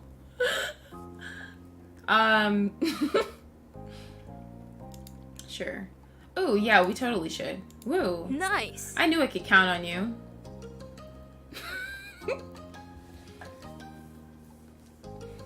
I knew I could count on you. Now we just need the act. It'll come to us. Watch, she tries to run everything like she always does. Right. With some amusement, the gang continued to peruse the stalls. Elizabeth found some earrings with the dangling, badly misinterpreted globe that everyone laughed at. Cove picked out a blob as Iceland, but Derek thought that it had to be Greenland. You know this is a world with what looks like 9 continents. I think you're both wrong. You wanted to side with Cove. You backed up Derek. You agree with your sister. No, it's Australia. You stayed out of it. I'm staying out of it. I ain't got time to be arguing with you guys today. Suddenly, Cove froze. You stared at him and then tried to see what caught his attention. When you saw a familiar face down the way, it all made sense. Oh, God. Between the crowds, oh my gosh, his bright hair stood out like a neon green bowl in a kitchen sink. It was Jeremy. Oh my fucking. Ew. Ew, ew, ew, ew, ew. Ew, ew, ew, ew. Ew. Ew.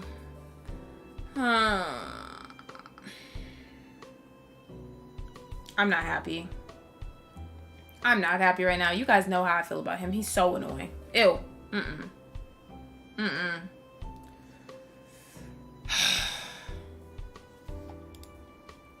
Jeremy slowly drifted his eyes down the street and his eyes widened in mutual recognition. He definitely noticed you. He's like the only person in the game that has said a curse word. I was like, what? We cussing? Derek frowned and Cove tensed up. You couldn't help but remember the last time you'd seen Jeremy at Miranda's birthday party. No wonder Cove was already defensive. You stood there shocked. You glared at Jeremy. You waved at Jeremy. You decided to smile at Jeremy. You looked away. I'm gonna glare at him. Fuck you. Asshole.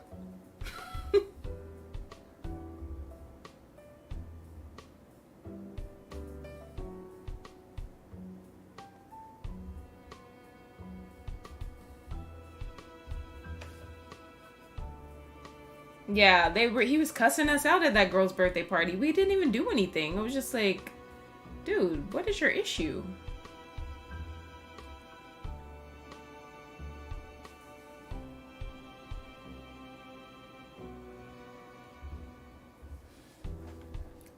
You narrowed your eyes and projected your dislike. Elizabeth raised an eyebrow. Her gaze swept over Jeremy without a hint of a clue. Oh, she hasn't met him. She might go off on him, actually, now that I'm thinking about it. Oh, shit. Sorry, I clicked out of my thing.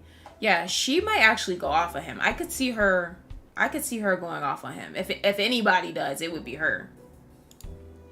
Jeremy simply scoffed to himself and waded deeper into the crowd of people. Derek relaxed and exhaled loudly. I'm glad he's not going to start anything. He peeked over at Elizabeth with a tiny smirk. See? That was the mean kid. What? Huh? She still didn't get it. The first summer day hadn't made nearly as much of an impression on her as it did for Derek, but he smiled and waved it off. I feel like he'll say something about our show. Just forget about him. I already have. He laughed and Cove smiled lightly. He seemed in a much better mood now that Jeremy was gone. Your eyes wandered over to where Jeremy disappeared. You haven't forgotten the day you met him either. He was only going to be in town for a vacation with the parents he hated. That glimpse was probably the last time you would ever see him. Oh yeah, he was only here for vacation. I hope, what was Elizabeth's friend in the first part? Damn, I forgot his name. Her little friend that would always like follow her around and stuff, and he was so sweet. Yeah, she will pop off for sure. I forgot about her friend. I feel like he's gonna move back. You mentioned that realization to everyone. You kept the thought to yourself. You broke from the group and went after him. Oh, I kind of want to go after him. Yeah, the little one. What was his name? He was so adorable. Should we go after him? No, I'm just gonna say that to him. Well, that should be the last we'll see of Bowl Cut. I bet he's about to get out of here since the summer's over. Lil Tyke. Oh my god.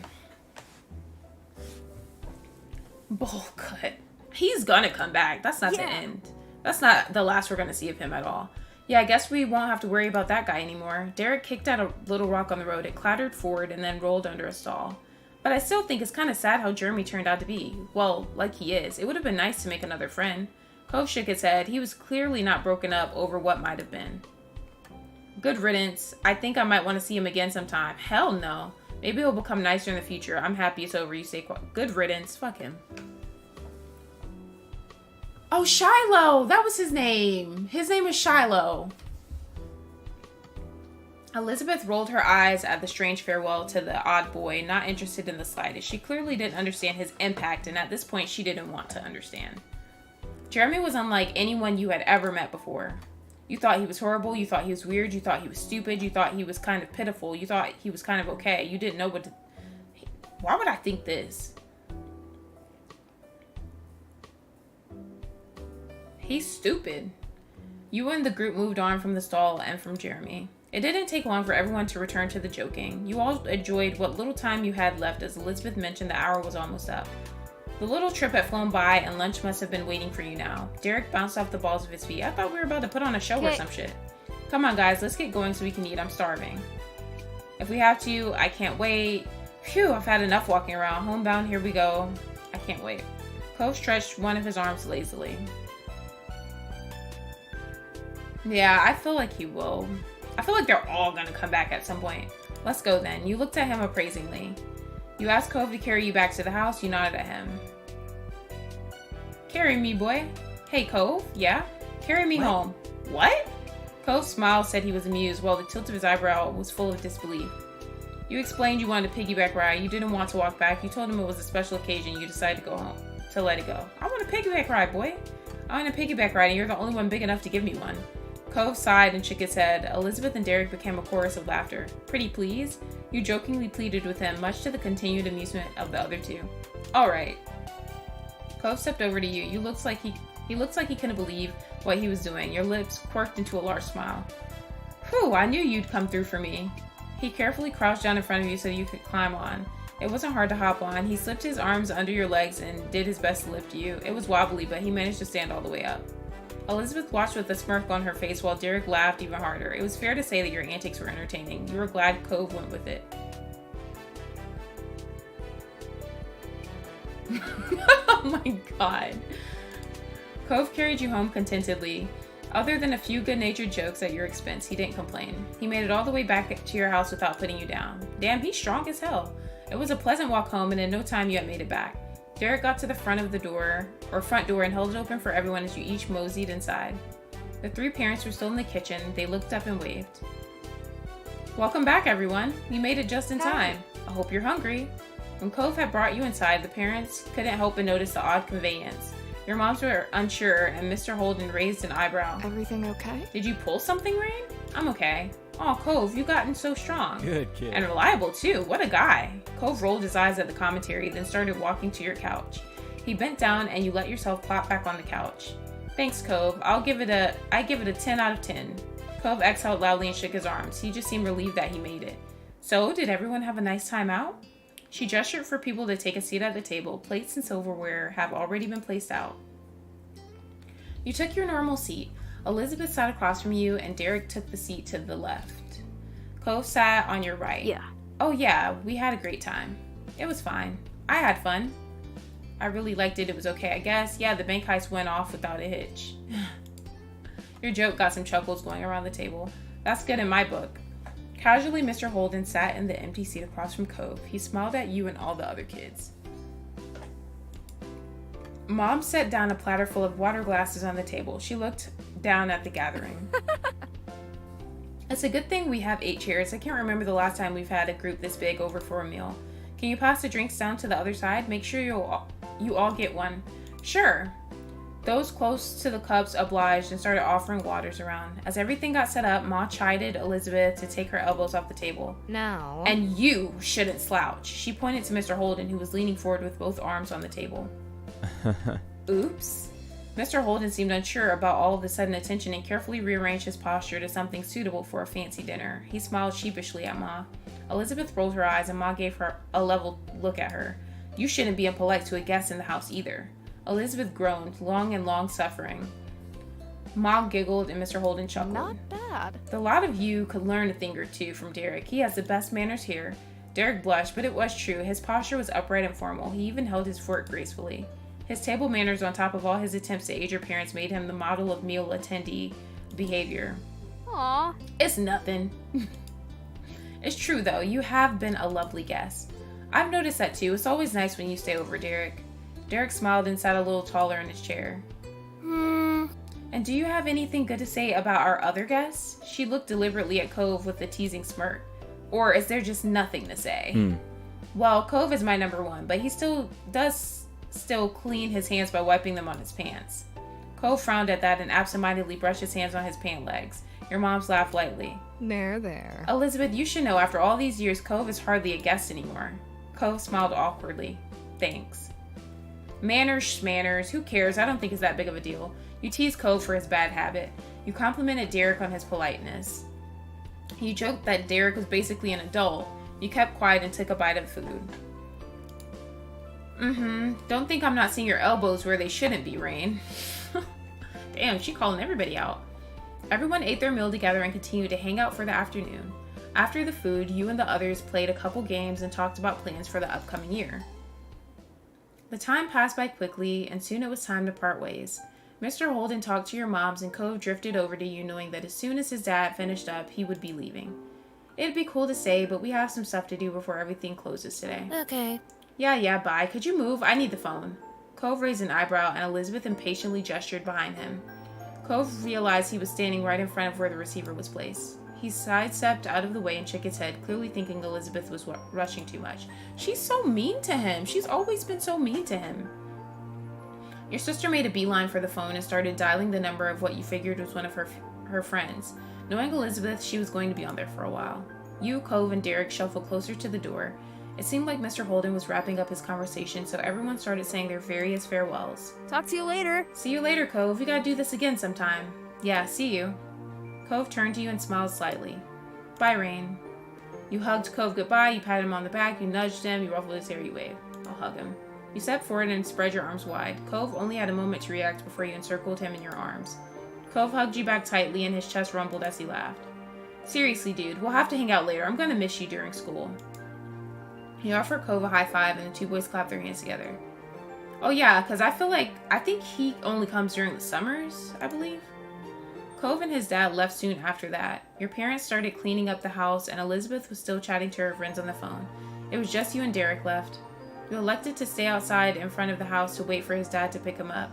You decided to keep your guest company, although he was originally Cove's visitor. A light summer breeze blew through your hair and Derek shifted his weight from foot to foot. Thanks for waiting with me. He kicked at the ground distractedly. Well? Dad's gonna be a while. Still gonna be a while, so do you want to go for a walk? Sounds great. One last trip for the day. The two of you walked down the street again, just wandering without a destination planned. It was a quiet stroll, too quiet for Derek being the company.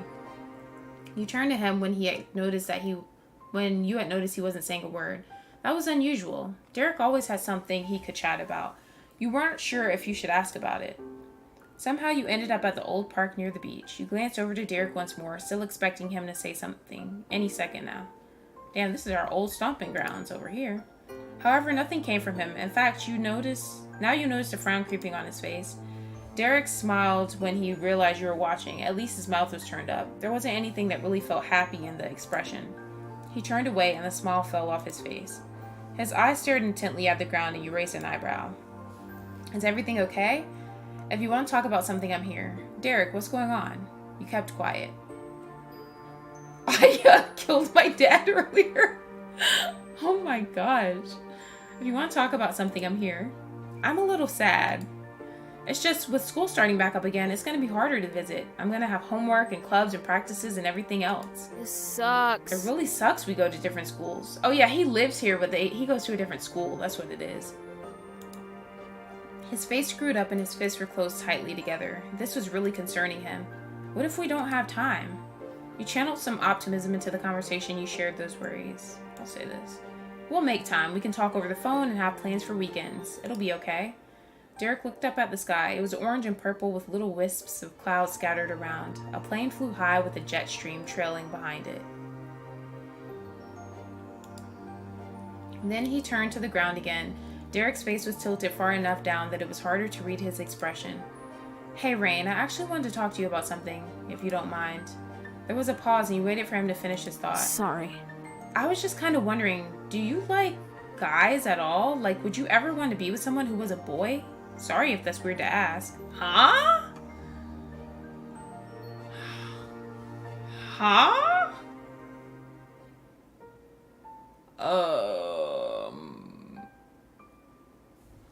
Why is he asking that, though?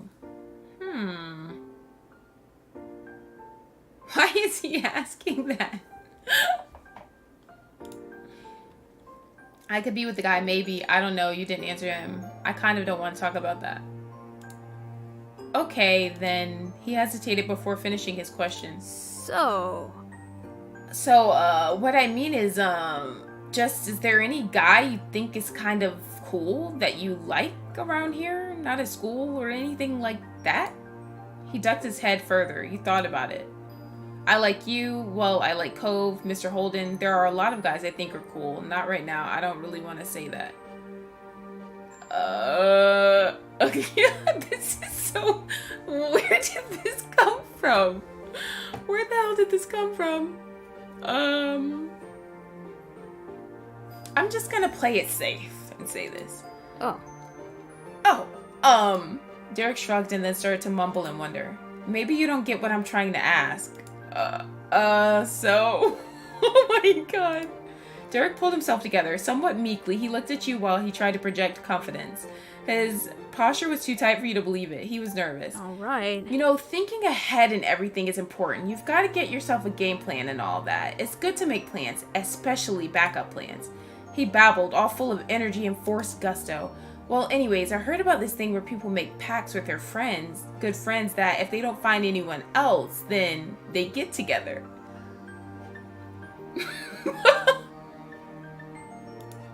Together, like they get married and stuff. Aw, he's so adorable though. So I was thinking, since it's good to have plans, it might be cool if we did something like that. His eyes widened and he started to make frantic hand gestures. Just, you know, then we never have to worry about the future of finding someone. We can set it like a whole decade in the future, forever from now. We would have graduated high school and probably college too. We'd have jobs and be really grown up. I mean, we'd probably have our own places and maybe our own pets and student loans and cars. Derek babbled on for a while more. It was as if all the words he held in silence during your walk had burst out now all at once. So yeah, what do you think? That's a good idea. I think having a backup plan sounds smart. You accepted the deal because you like Derek. I'll think about it. I don't know. I don't think that would work. I'm sorry, Derek. Do you like me? I'm gonna say that. Of course I like you, but it's not... He had to pause, desperate to find a way to explain himself. Well, you don't have to think about that kind of thing right now. It's better to worry about all that later when we're grown up. That's why it's a good idea to have a plan, you know? And well, honestly, I think you and me would work out for the best for that. So... He's so adorable. I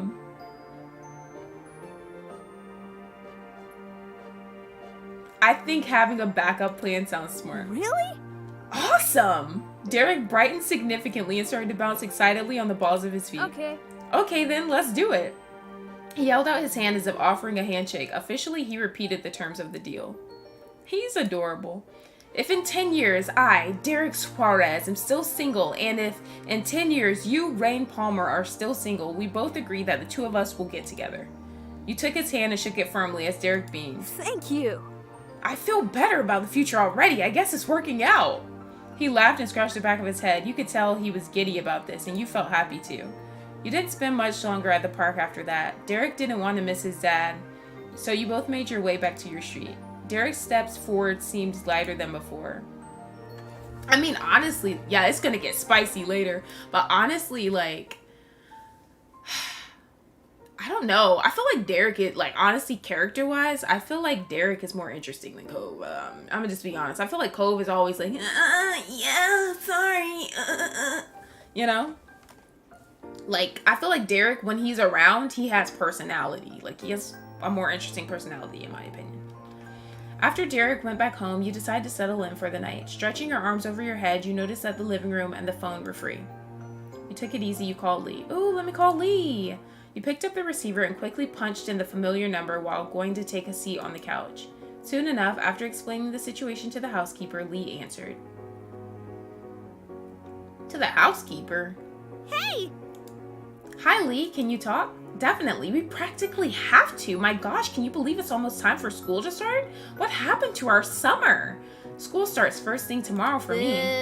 Ew, and I thought starting next week was bad enough. Enjoy your last week. Oh, I will. I hope you'll survive your first day. Me too. I need a good year. Ditto. And at least summer was nice while it lasted, right? We were busy. Yeah.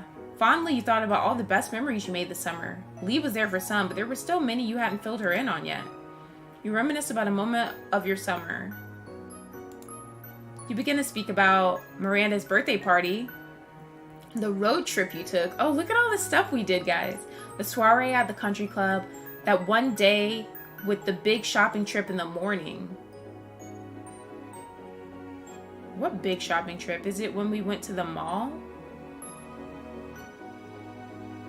When you had to go to the library. That time you went to Cove's house for dinner. When Cove's mom took you on a wild ride. That incredibly hot afternoon.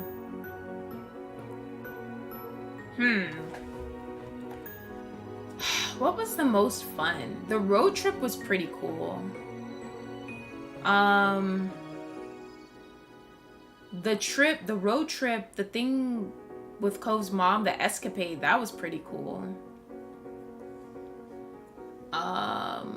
Miranda's birthday party was kind of crazy too.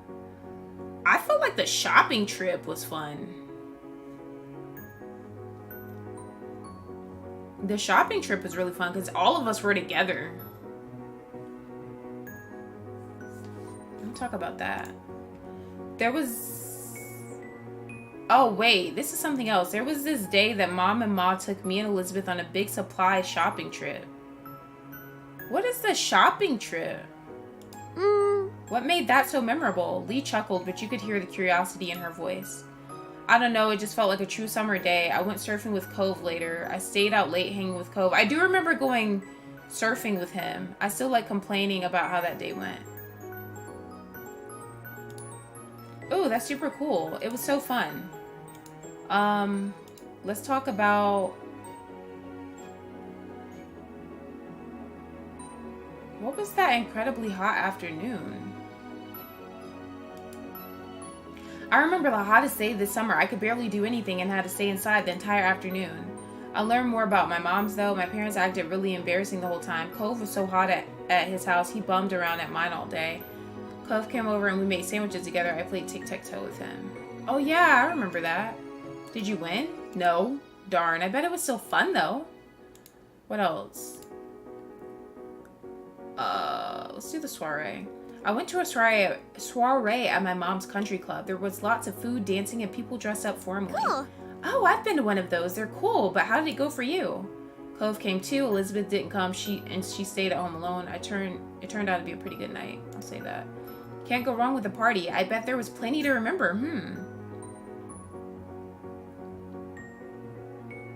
Me and this guy Jeremy just... You could hear the troublesome grin on her face. Shaking your head a bit, you dove into telling Lee more about it. The library. I went to the library to work on assignments. Hey, I thought we were supposed to be talking about the good parts of summer. It was some pretty interesting work. It did actually really suck. It was fun because I got to hang out with Derek and Cove. I ended up losing an assignment I worked on. Let's talk about that. Oh no! It's okay now. My mom's helped me find where I lost it, but I was worried until then. Phew, I can see why you remember that. Your moms are the best. Okay, what's next? One night, Cove's parents invited me over for dinner at their house for the first time. Mr. Holden made Mexican food. Oh, I guess we can't tell her about the things that we did, like when we put on that little show at our house.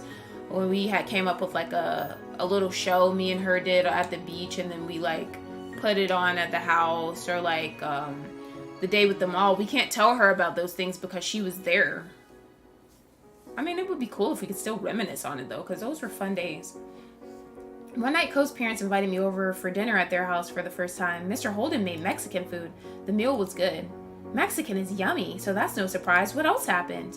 We played card games. I got to name one of Cove's pet fish. Oh, let's say that. What did you pick? Sunbeam. Wow, why hasn't Cove asked me to name one of his fish? He has a bunch, right? That had you bursting into laughter. You almost accidentally dropped the phone. She giggled in return. What's up? What is up? I have to burp really bad, guys. Hold on. It's coming. There it is. Excuse me. What was your big highlight of the summer, Lee? Talking to you is always the best part of my summer. Even though it was a phone call, you just knew that Lee was winking at you.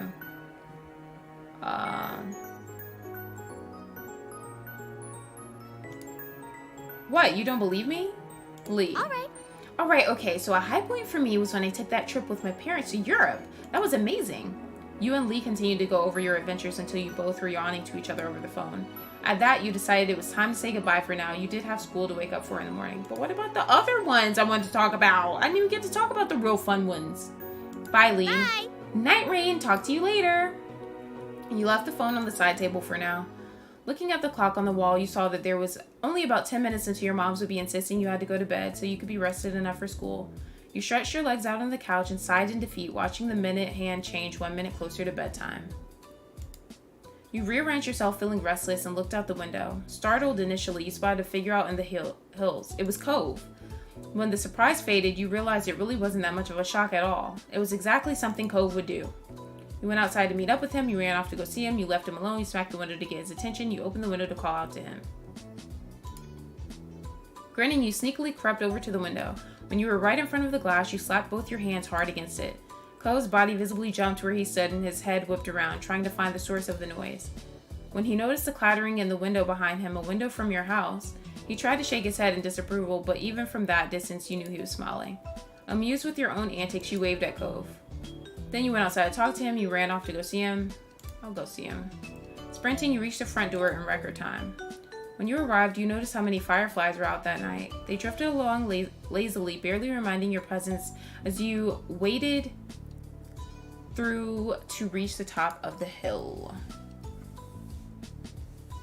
Cove turned towards you as you approached, and you noticed right away that Cove was still a little sour about the scare. Hi. You grinned in response to Cove's displeased look, and he shook his head in defeat. Sighing dramatically, he seemed to finally let it go. Hey, you're starting strong, out late on the very first school night of the year? Chuckling, Cove crossed his arms. Seriously, what are you doing here?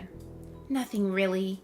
He shrugged, seeming unhappy with his own answer. You stared at him, waiting for him to continue. Well, I guess I was feeling kind of weird about stuff, so I'm getting some fresh air before bed. You should really go to sleep. I know how you feel. I feel good. I hope you feel better. You shrugged back. You nodded. It's hard to stay still. Tomorrow's going to be the start of a new year. At the mention of school, a small noise escaped him. Cove let himself fall back onto his butt and then all the way down, so he was laying on his back. He looked up at the sky. You laid down yourself. You sat in the grass. I'll do this. You lowered yourself to lay back on the hill. He had been lost in thought or was possibly waiting for you to situate yourself, but he started speaking unprompted again. I'm sorry. I'm sorry for being kind of awkward when my mom was leaving.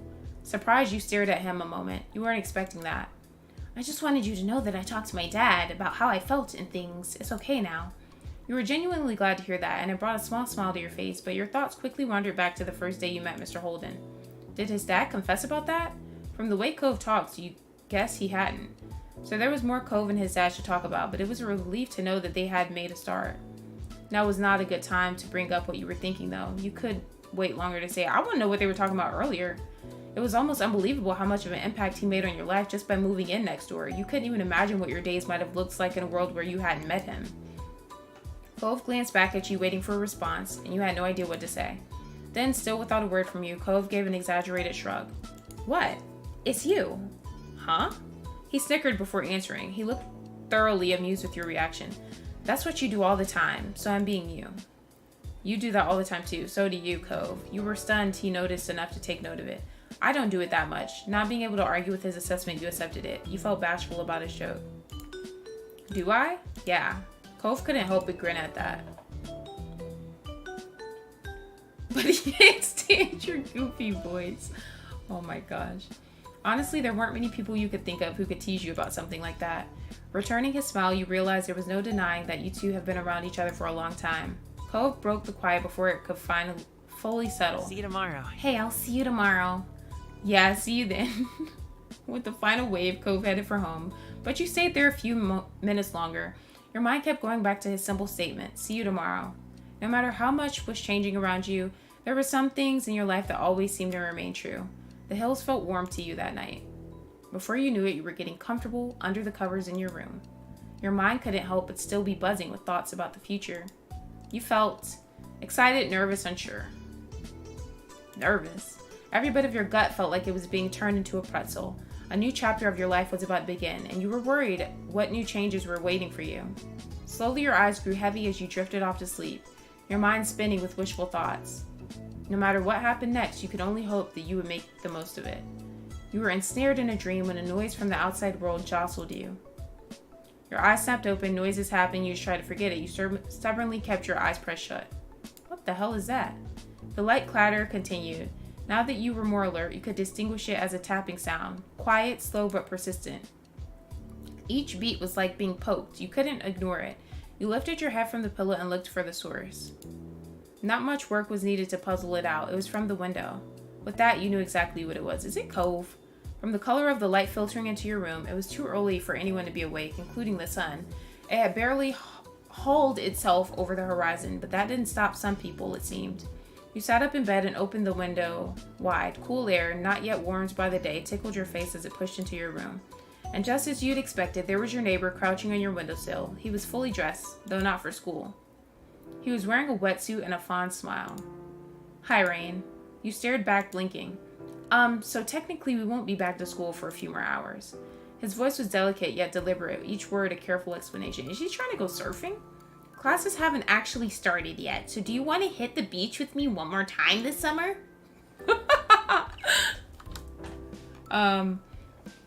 Always, here we go again. It's way too early, Cove. You're crazy. Cove, you're so cute. You gave a decisive no. I'm gonna say you're crazy. Only Cove would think of something like this, but that was part of what made him special to you. You rushed to get changed into something suitable when Cove climbed back down to ground level. Your limbs, still half asleep, struggled somewhat as you attempted to coordinate them into a swimsuit, but you got there in the end. Soon you were tiptoeing out of your front door, clutching a towel. Cove was already there to greet you. That water's about to be cold as shit. Your eyes met. Cove's gaze darted to your destination and back to you. You checked the door was closed, gave him a thumbs up, and the two of you leapt into action. Wordlessly, you began to run down the familiar path ahead, Cove beside you. The thrill of your illicit outing made you want to laugh. Not that you dared. If anyone in your family looked out and saw you, then your summer would be back to being over. One glance at Cove told you that he was exactly the same, holding back snickers for fear of being heard and caught. The towel streamed out from under your arm like a cape. You were running so fast downhill that simply keeping your balance and not tumbling down was a real threat. It just wasn't enough of one to make you slow your pace. For every step you took, the beach was a little closer and the day a little brighter. What lay ahead for you would arrive, and you were happy to meet it. Damn, okay. In between. What the hell is this? Okay, I think I'm... Hold on. Oh my god. Hello?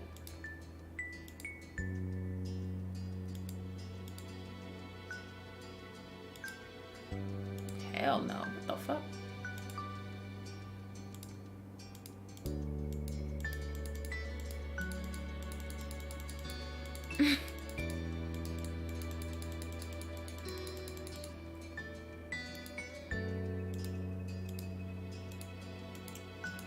I think I'm gonna keep the braid in the front. Thought he was gonna get eaten by a shark. That was a long ending to the summer. Like, shit, we did so much. Was not expecting that. Yeah, I'm keeping the braid. Okay, I don't really know what to change about her.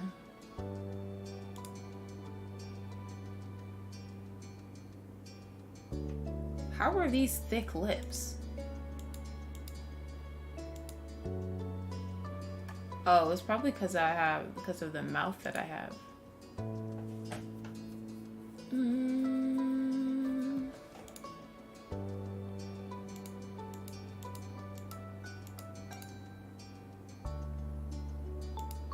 Oh, I can get a nose ring now? Hell yeah. Let's do a nose ring. This stuff is new, I think. Let's do purple headscarf. Oh, that's cool that they offer this stuff.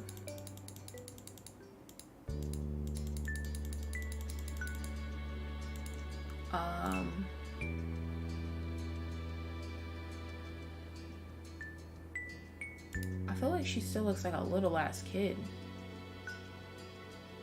Hand size, slender.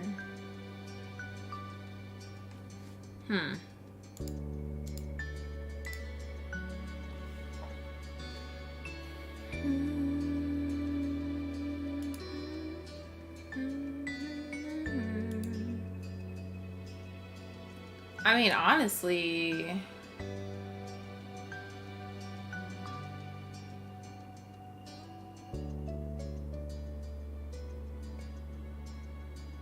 I have my braces off. Let's take that off. I feel like I'm good now. Alright, my feelings for Cove. Pretty relaxed. Fond, crush, love. I don't know. I don't know if I have a crush on him.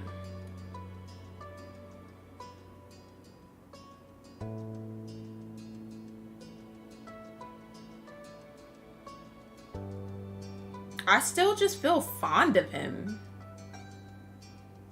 Like, I don't feel like my character and him, like, I feel like there's like I feel like if a crush does come of like their relationship, I feel like it'll come in this part.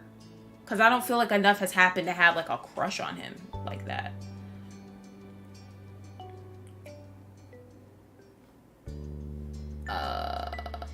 I'll just do fond.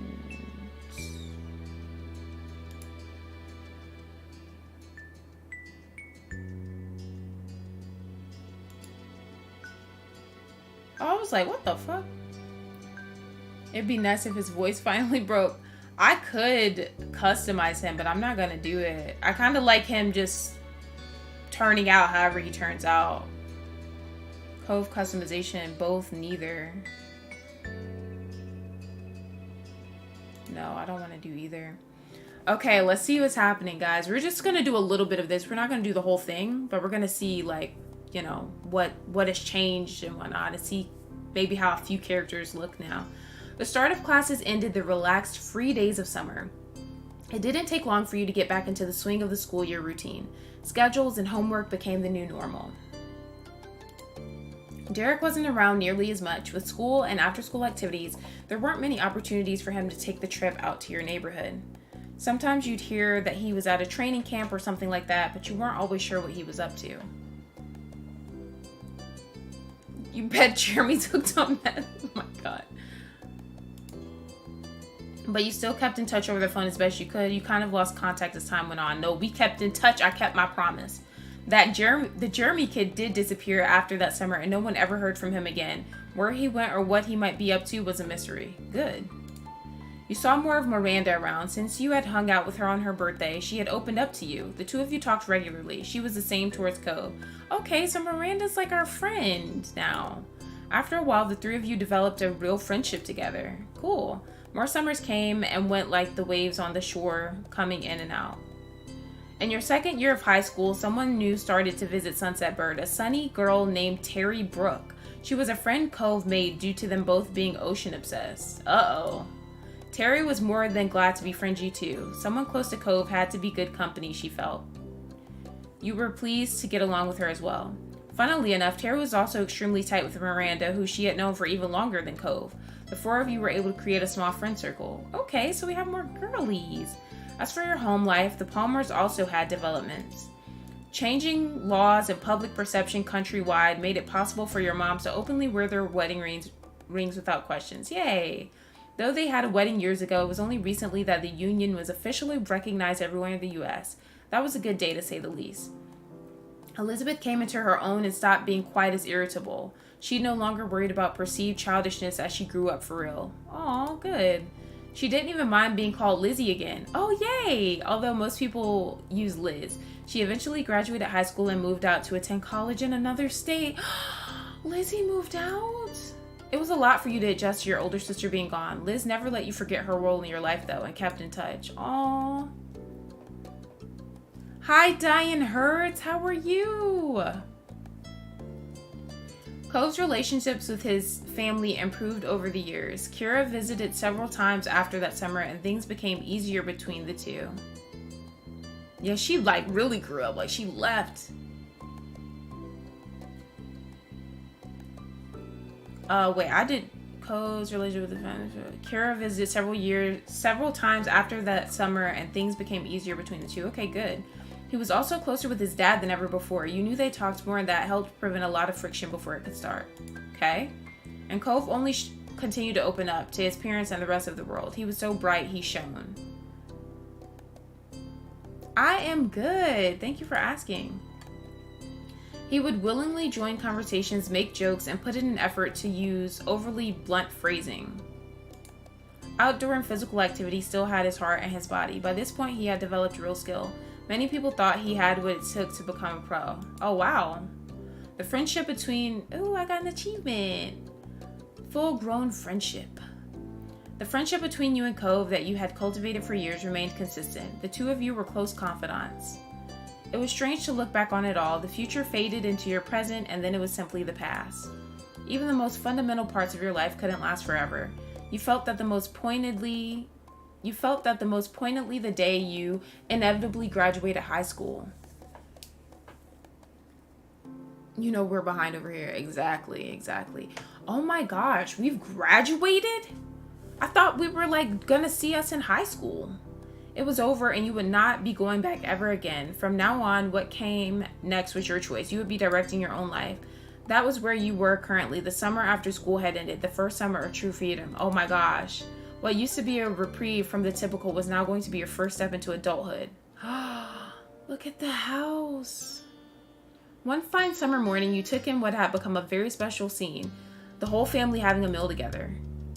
Your big sister, Liz, still hadn't lived at home full-time for a couple years, but she arrived last week to spend the season here since it was an off semester for her. Look at Lizzie. Oh, she wanted to make sure she was in town because you had now also graduated high school, so who knew how much rarer these moments would become in the future. You watched on as Liz laughed good-naturedly over a comment Mom made. Her Elizabeth-only mindset had only been a phase. Nearly any nickname was welcomed at this point in her life. Strangely, even though she'd moved away, you'd lately felt closer to her than you had in a long time. You bet Derek got some girl crackers? Oh my god. You idly scooped up more of your breakfast and chewed absent-mindedly. You were a vegetarian, you were a vegan, you were a pescatarian, you were a politarian, you were a picky eater. I'm a picky eater. And the meal you had reflected that. Your moms were happy to make food that fit your needs along with dishes for themselves that didn't, though you often made your own food nowadays. But it wasn't only you who had a diet that excluded certain things, as Liz had been vegetarian for a while. Aww. She still looks the same. Why is her under eyes so like... She look high as shit. Conversation had gone idly without you fully taking in the words until your ears were piqued when Ma started on a bit of town gossip. And so that's how I heard the news. All right. Now stop burying the lead and tell us, what is this so-called news? Ma giggled as she cast a look across the table, satisfied that she had everyone's attention. Oh, her hair is starting to turn gray. Well, it turns out the Donnells won't be renting out the condo up the street, as per Sunset Bird tradition, for the first time in what must be nearly 2 decades. A chorus of gasps and shocked expressions were had all around after the initial shock. Your eyebrows pinched. Mom may consider them by name, but you and Liz always viewed them exclusively as the mean old couple who would yell at anyone under 25 who crossed their paths. Wow, the old people. Your mom continued on with the story, spreading strawberry jam over a piece of toast as she did so. They've decided not to take big trips anymore. Friends and family will be visiting them at their home. That's nice for them then. Have a good summer. Mean grandparents with no grandkids away from us. That's relief. It's kind of sad they can't travel anymore. I hope they're still okay, even if they are mean. My thoughts exactly, Liz. Finally, they can piss off. I'm gonna say that. Be nice, kids. You don't want to end up like them, do you? You and your sister cracked smiles at the jokes. At least they won't be here to yell at my children anymore. Lonnie. And that blunt comment got laughter from all three of you. Engrossed in conversation, once more, you continued to chat with your family until the meal was over. What the hell is this? Oh, that was it? Step 3, third time's charm. As it went, once the food was eaten, the cleanup had to be done. Liz took the role of washing the dishes and passed them to you for drying and putting away. You had a set of cups in front of you that needed to go on the top shelf of the cabinet. I guess that little section was just showing us what happened between the last time and like now. The last summer that we played and now. It was effortless to do. You were very tall. The task was pretty straightforward for you. You were tall. You had to stretch, but it was doable. You were an average height. It was a struggle to get... I'm just tall. That was simply your lot in life. You'd always been vertically gifted. You felt great about how things were. You hoped you might still grow more. You wished you had stopped growing earlier. You didn't think about it much. Feel great about it. You used to struggle a bit with how to feel about it, but you come to appreciate it over the years. Liz shook you out of your... She looked like she was about to get married or some shit. Liz shook you out of your internal musing by starting up an impromptu conversation. She seemed to be voicing the thoughts that had been buzzing around in her own head. I have to say, going back for another semester this fall is pretty intimidating. You think after the first year or two I'd have a handle on things, but no. You stole a glance at her, still placing cups in the proper place. I guess it's only fair. My first round was pretty general classes, and year one of my architecture major was the basics.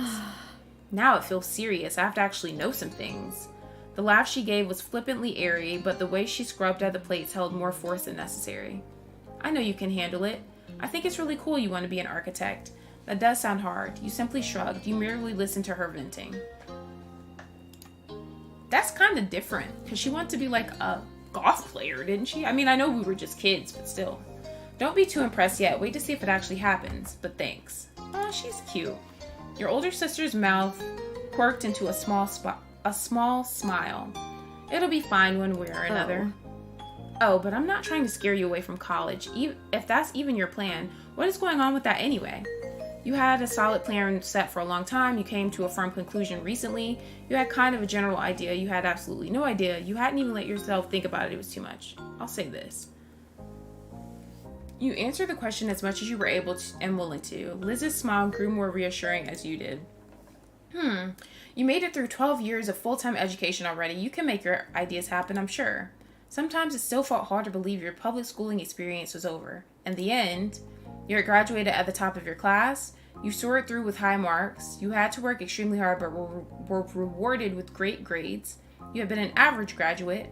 You struggled to reach the benchmarks but made it. You didn't try hard but made it regardless. I'll say this. And you were going to miss it. You felt satisfied leaving off there. You wish it could have gone better. I'll miss it. It had been a familiar and fulfilling part of your life. Liz picked up on the silence her question ended up creating. She decided it was time to make a closing statement on the topic. You're a good girl. You're a good girl, Rain. Do what's best for you, and we'll be here to back it up. Thanks, Liz. At that, Liz happily passed the final dish your way. She waved a soapy-soaked hand as a farewell and moved on to her next task for the cleanup job. You refocused on getting the last pieces, but put back where they belonged. You eventually moved on to a new chore, but that was interrupted by the sound of your cell phone. Ooh, my cell phone. It was the phone's default ringtone. You had used a silly novelty song as a ringtone. You set one of your most beloved songs as your... Oh, this one. You casually picked it up from the table where you had placed it earlier. The phone was a couple years old at this point, having been a 16th birthday gift from your parents. They decided which model to get, but you got to pick the color. It was silver, black, gold, rose gold, red, orange, turquoise, pink, purple, blue, green, yellow, gold. And it was just a phone. You didn't do anything to decorate it. It has a special charm attached to it, which was a lantern based on the game Lake of Voices. What the hell is that? A small shell, a crystal, a string of beads, a cat face, a music note, a heart, a crystal. The screen lit up as you gave the little device a swipe with one finger. You were informed by caller ID that it was Lee. You weren't surprised. Ooh, let's see what she looks like.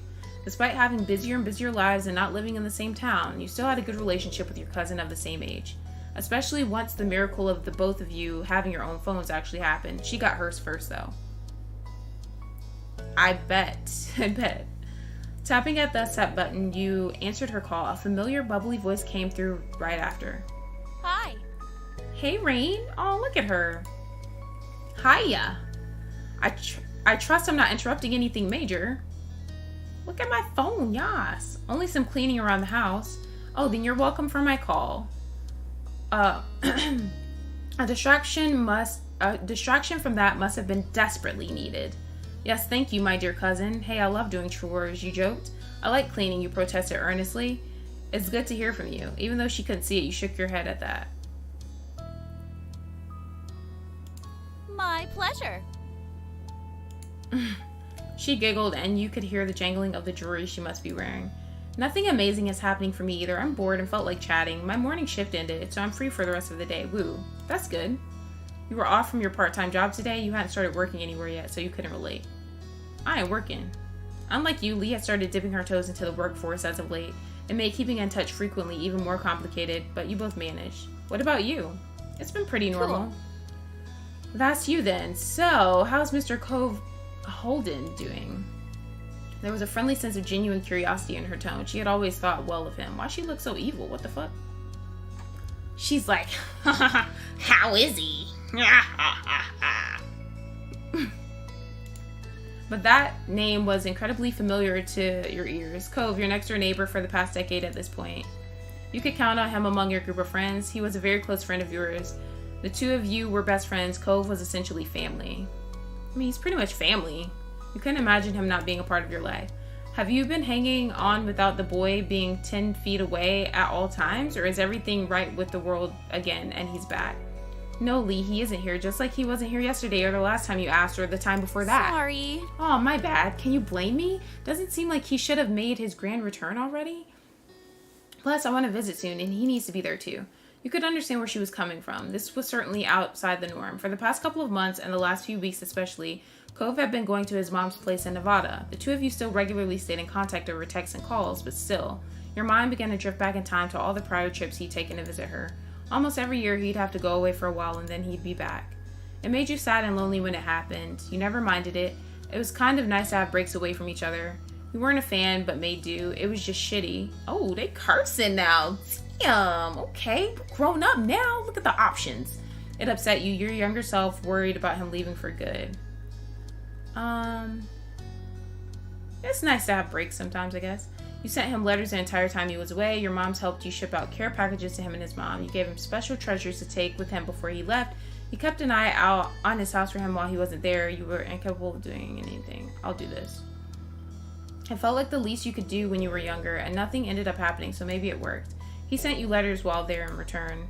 That's how it was in the past, but lately he had been trying to see her as much as he could before taking long trips to another state became too impractical to do. His part-time work could become full-time soon, or he could be moving somewhere else for school.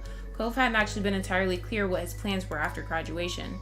Cove was hesitant to speak on that, even with you. It couldn't be avoided forever, though. You both knew that. Well, maybe we should switch this up to a non-Cove related topic? Sounds like a plan. The rest of the conversation rolled on. Not much longer, though. Lee had to go, and you need to finish your responsibilities around the house. The both of you exchanged goodbyes, and you went back to what you'd been working on before the call came in. As you wrapped up the last of your chores, you were approached by Liz wearing a cheeky smile. I've got Mom's keys. Want to get out of this tiny town and do some shopping in a real city? That sounds great.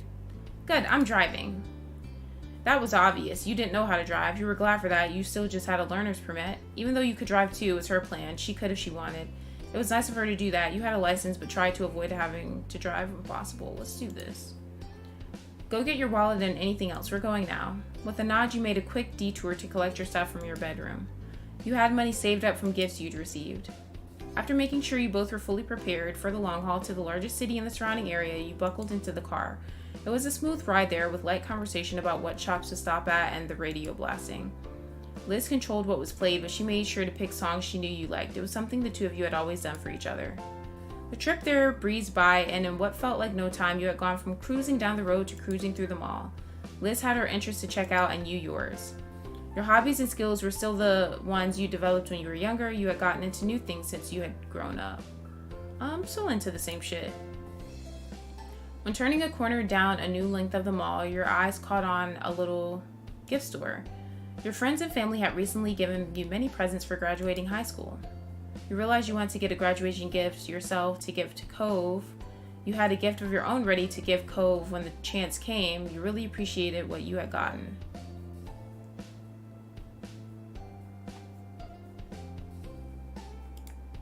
Graduation may have already come and gone, but Cove wasn't really around then anyway.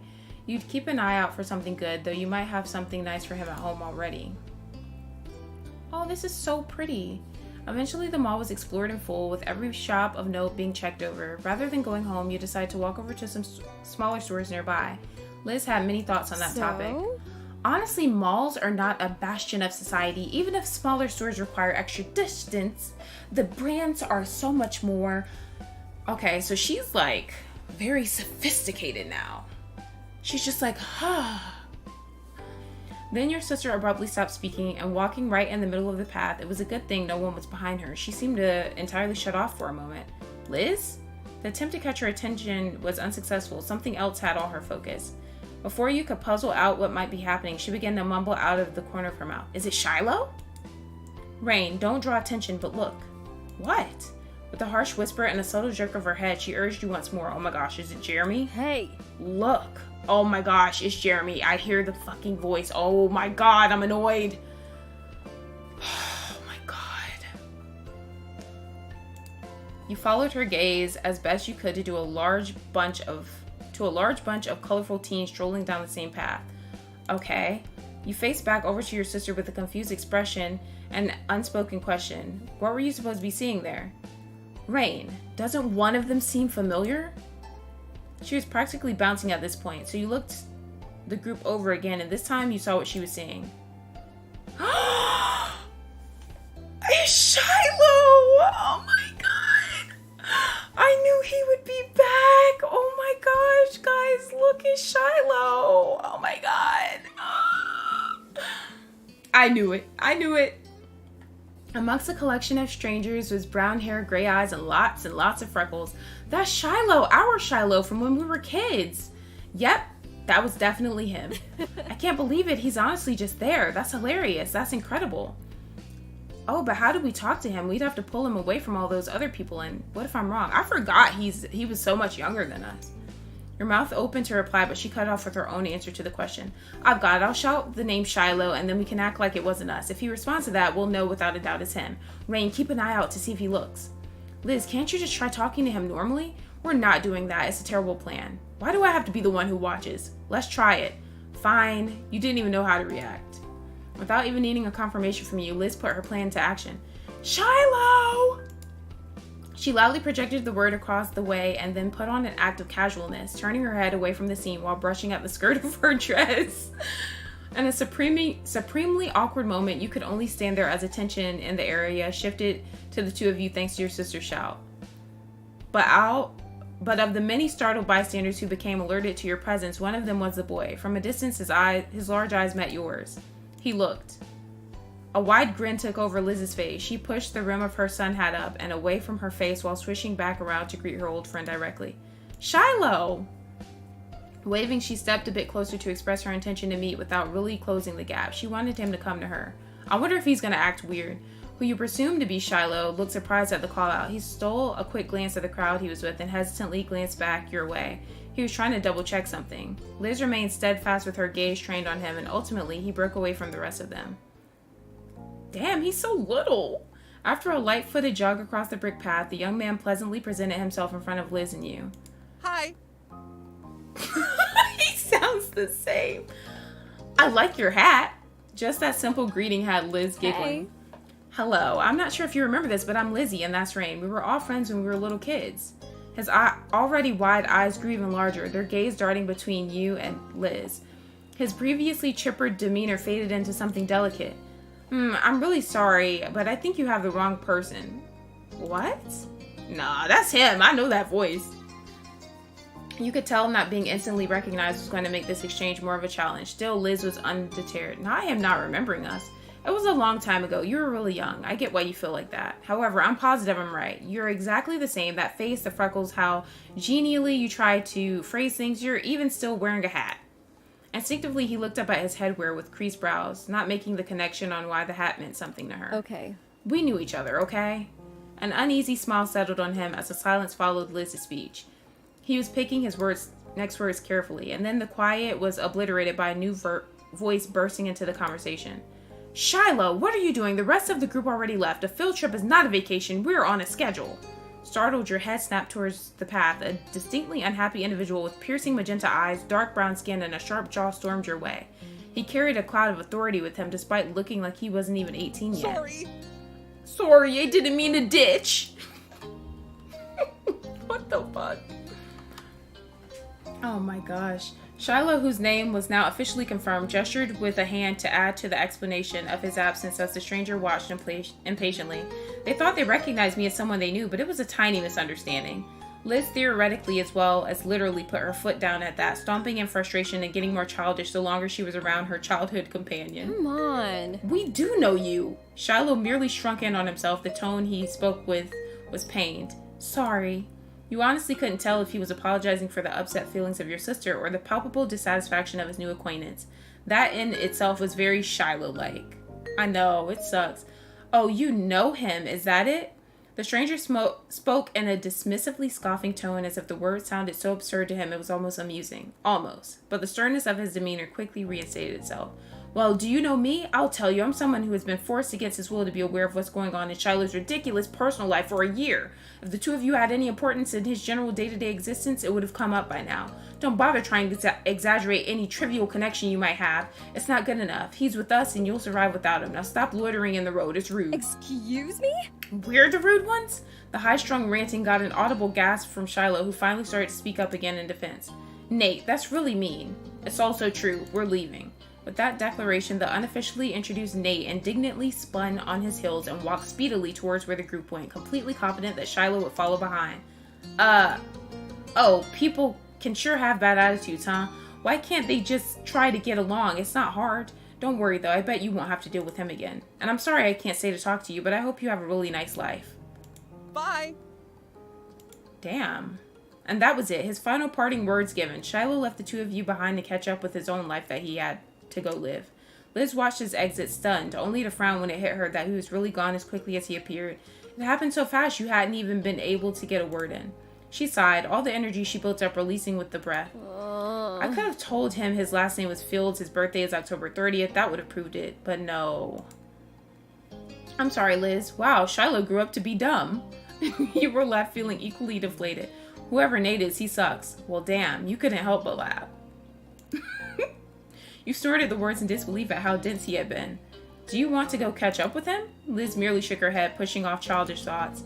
I think we can leave it here, thanks. He's in the middle of a high school field trip, and it was already enough being able to see him. There's something reassuring about witnessing firsthand that he's still out there enjoying his own part of the world. Though if given the chance, I could definitely have a few words with him about the company he's got.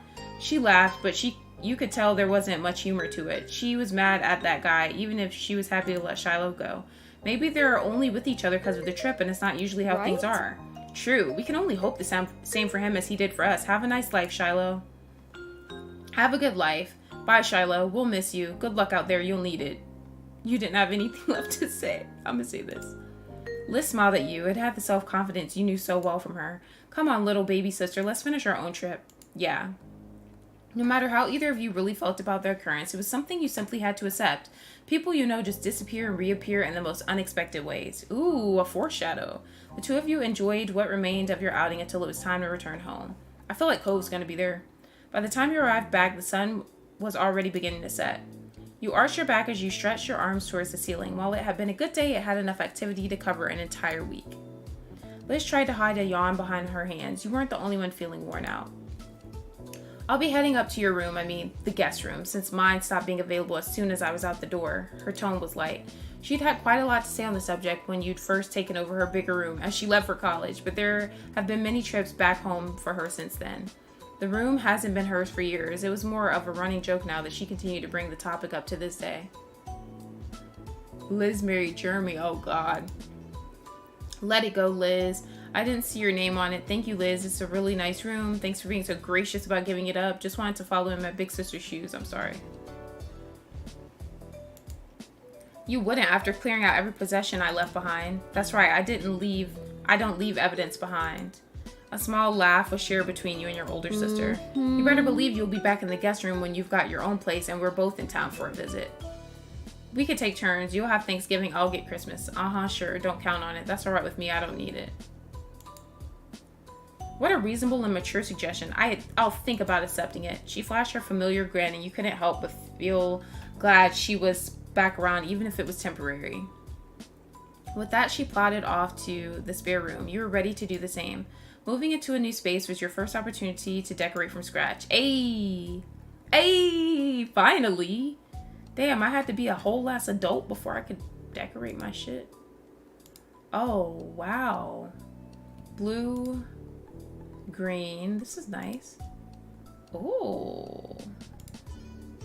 Okay, let's look at each one. So blue is kind of plain. It's kind of plain and looks like something somebody who's a little bit more basic would have. This looks more sophisticated. Like, oh, I have my books and my computer and my beautiful rug in the center of my room. It was handcrafted in Italy. This looks more girly, but still kind of basic to be. Oh, well, we can add stuff, I guess. And then this one.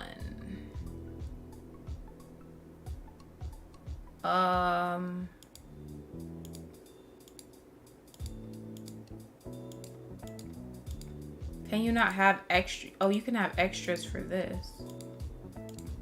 For some of the layouts, you can have extras.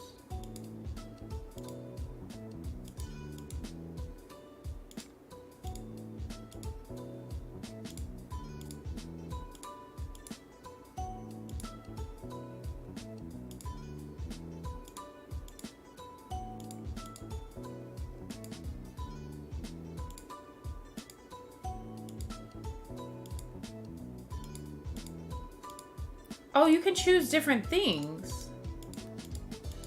That's cool.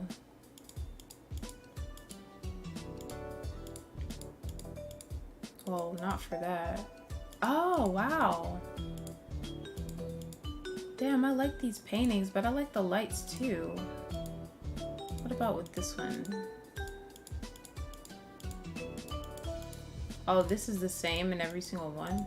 Oh, it's different. The wall stuff is different. I don't know. This stuff is hard for me.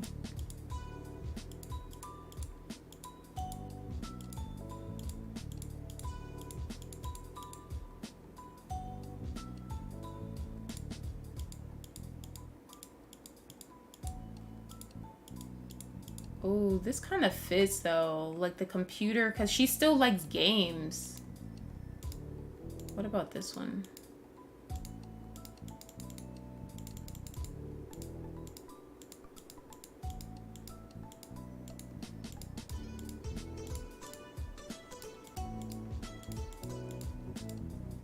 Yeah, I'm not feeling the... Oh wait, let me see about this one. Trophies. This is like a more like sporty kind of... This gives me like a more sporty vibe, kind of. Yeah, like... I don't know. I kind of am feeling... I like this one. I feel like this one fits my character a little bit more.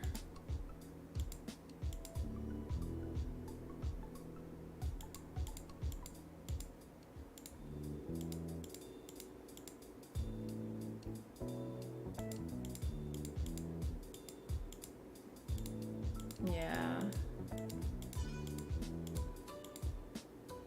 Yeah, let's go with this. You're really satisfied with the feel of your tiny part of the world. As your thoughts drifted, you tried to bite down another yawn. It was no good. Your bed was now lodged in your mind, and all you could think about was collapsing on it. You trudged up the stairs to your room. Well, this is cute. I like it. Stepping inside, you closed the door behind you, blocking the rest of the house. When you turned back around, you realized you were not alone there. Comfortably perched on the windowsill was someone very familiar to you. Please have a deeper voice and please don't be ugly. Oh, wow. He looks like he reads books. Cove Holden. The shock knocked all the words out of you. What the hell? Huh? How are you here? I'm gonna say, what the hell? Surprise. His tone was easy and relaxed. It certainly was a surprise you hadn't expected him to be within the state, never mind your own house. He hadn't answered how he had suddenly disappeared back in Sunset Bird, though to be fair, you had been so astounded there hadn't been much of an opportunity for him to chat with you. Thankfully, Cove was only waiting for a good moment to start and began to explain. So... Wow, his voice is deeper, okay. I got in about 15 minutes ago. No one was home, so I figured I'd come back in the usual way. The window. A small smile had formed on his face. You were still staring at him, unable to blink in case he disappeared.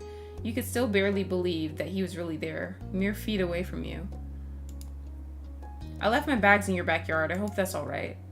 That was when you truly understood. Cove had come straight to you upon getting back to town. You were his first port of call, taking precedence above all else. Even though you hadn't been in when he called, Cove had ensured that he'd see you at the earliest opportunity rather than allowing his plans to change. You laughed. The realization made you bashful. You shook your head at his antics. You stayed frozen, the shock yet to melt away. You walked over to him. You ran to Cove. Their eyes were straining from the effort of remaining wide open. You finally gave in, letting your eyelids close and flash open again. He was still there. Cove dropped from his seat on the windowsill, landing lightly on his feet. He made his way over to you, the smile still resting on his face. You're too crazy. I'm so glad you're here. I missed you. Trouble's back in town. I can't believe my eyes. It's the most amazing man in the world. You didn't need to say anything. You ruffled his hair, you jovially punched him on the arm, you wrapped him in a gentle embrace, you pulled him into a bone-crushing hug. You jumped into his arms, you smiled at him.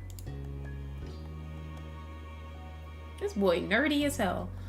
A contented sigh, oh my gosh, I've said contented like 500 times tonight, slipped from Cove's lips as you held him close. He wrapped his own arms around your back in return. Ugh. I hope Derek's cuter than him, because I'm just kidding, kind of. Then Cove leaned back on his heels, pulling you into the air as you were of about equal height. He needed to lean back as much as he possibly could to get you off the ground. You let out a small noise as your feet kicked at empty air. Grinning affectionately, Cove set you back down. He looks way better when he makes that face. I miss you too. Not nerdy. Even if he hadn't said it outright, you would have gotten the message from his body language. Cove was grinning widely, his raised cheeks bearing his eyes which gleamed like hidden gems, but he looked at you as if you were the most exciting treasure of all.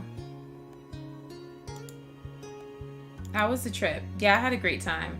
Cove told you about how his trip back had gone. His mom was doing really well. She had a project in the works that she was thrilled about. Yeah, he definitely don't really look like his dad. His dad was kind of, ooh. As a result, Cove was going to be sticking around in Sunset Bird for the time being. Things were settled as much as they ever could be. With Cove back once more, you felt at ease. Cove stretched his arms out over his head, his eyes on the window and the world beyond. The sun had set while you'd been busy reuniting. Well, I should probably get my stuff and see Dad. He glanced over to you with a familiar, expectant look. Want to come with me? You know I do. No, but I'll walk you downstairs. Sure, I can go over for a little while. cool. Cove began to head to your bedroom door. You insisted on a piggyback ride. Cove. He paused, turning to face you. I'm not planning on walking there. Cove shook his head, the smile on his face implying that it was you and your senses he was questioning, not the request.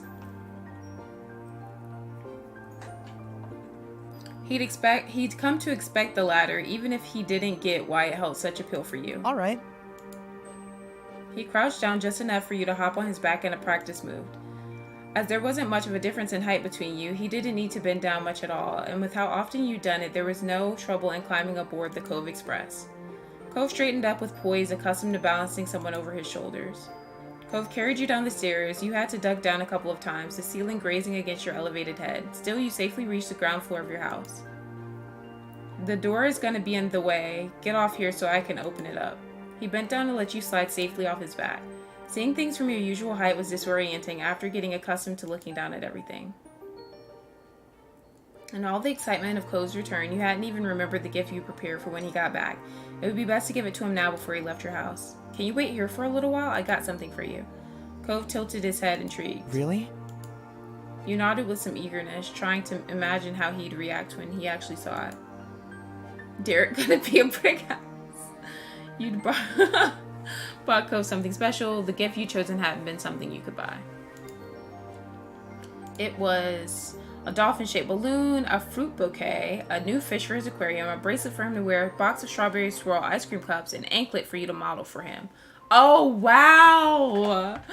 Wow! The dolphin-shaped balloon was when we were kids and we were at the boardwalk. The fruit bouquet was what he had bought over to us that his dad had gave. A new fish for his aquarium because we had named one of his fish. The bracelet, I don't know what that alludes to. I think it's because he gave me a bracelet maybe? A box of strawberry swirl ice cream cups. I think that's when we went to get ice cream at the mall, and then an anklet for you to model for him. That was from the road trip. Oh my god. Oh my goodness. I think this one is like a throwback though. You ran to the closet where you stashed the unwieldy animal-shaped balloon, preventing it from floating away because his balloon had popped when we were kids. You guided it out like a prize seahorse from a stable, the string acting as the reins for the dolphin seed, and headed back to Cove. You were careful, analyzing your surroundings for anything the balloon could be pierced by. It'd be awful, if somewhat ironic, if the new balloon met the same fate as its predecessor. He's like, what the fuck? Cove stared at the floating creature as you approached. His lips parted as he seemed lost in the burrows of his mind. You could practically see flashbacks of childhood days flickering across his face. Then his eyes lit up, his mouth turning into a smile as the connection fully clicked for him. But the initial look of kiddish giddiness quickly softened to a more mature expression. What did I do to make you care so much about me? The question was genuine, though you wondered how he could ask that with such fondness and not have his answer. How could you not care for a man like that? You struggled with how they want me to like this boy so bad, but like I'm not. He's like my buddy. Like, I don't know. You struggle. I don't know. He'd be crying too much for me. You struggled with how to put that into words, settling for passing the balloon to its rightful owner. A couple of innocent giggles escaped from Cove as he took hold of the string. He stared up and down at the dolphin, awed. Well, I remember that time. We were 8. I'd gotten a dolphin balloon like this. It was thanks to you back then, too. We started talking about names, then I crushed it and it popped. You know, for most people, that'd just be a funny story, something to joke about. But I have someone who thinks so much about me that they want to make it better, even years later. He finally looked back at you, his eyes glossy, but his smile wide and tender. He turned and tied the balloon loosely to a cabinet handle. Cove looked up at the balloon with adoration. His eyes were brighter than usual. Though his face was angled away from you, you caught his sunglasses fluttering as if batting away tears. His throat bobbed as he swallowed bubbling emotions. He's like a brother. You knew that Cove could be sentimental. The gift and all the memories and feelings tied up in it seemed to have taken a toll on him. Damn, maybe I should have actually customized him. When he began to sniffle, you felt the need to reach out. Cove? I can't. You just rain. I don't know what to do. He forcefully scrubbed at his eyes like he was trying to push the tears that threatened to spill back in. Oh my gosh. Oh my goodness. Look at him. Jesus Christ. Oh my God.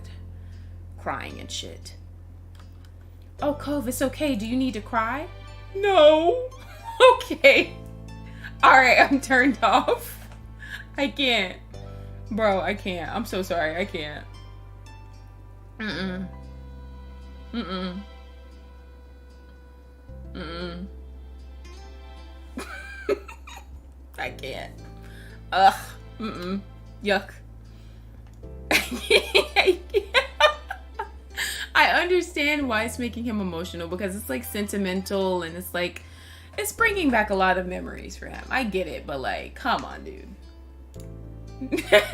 Nevertheless, tears had begun to spill down his cheeks.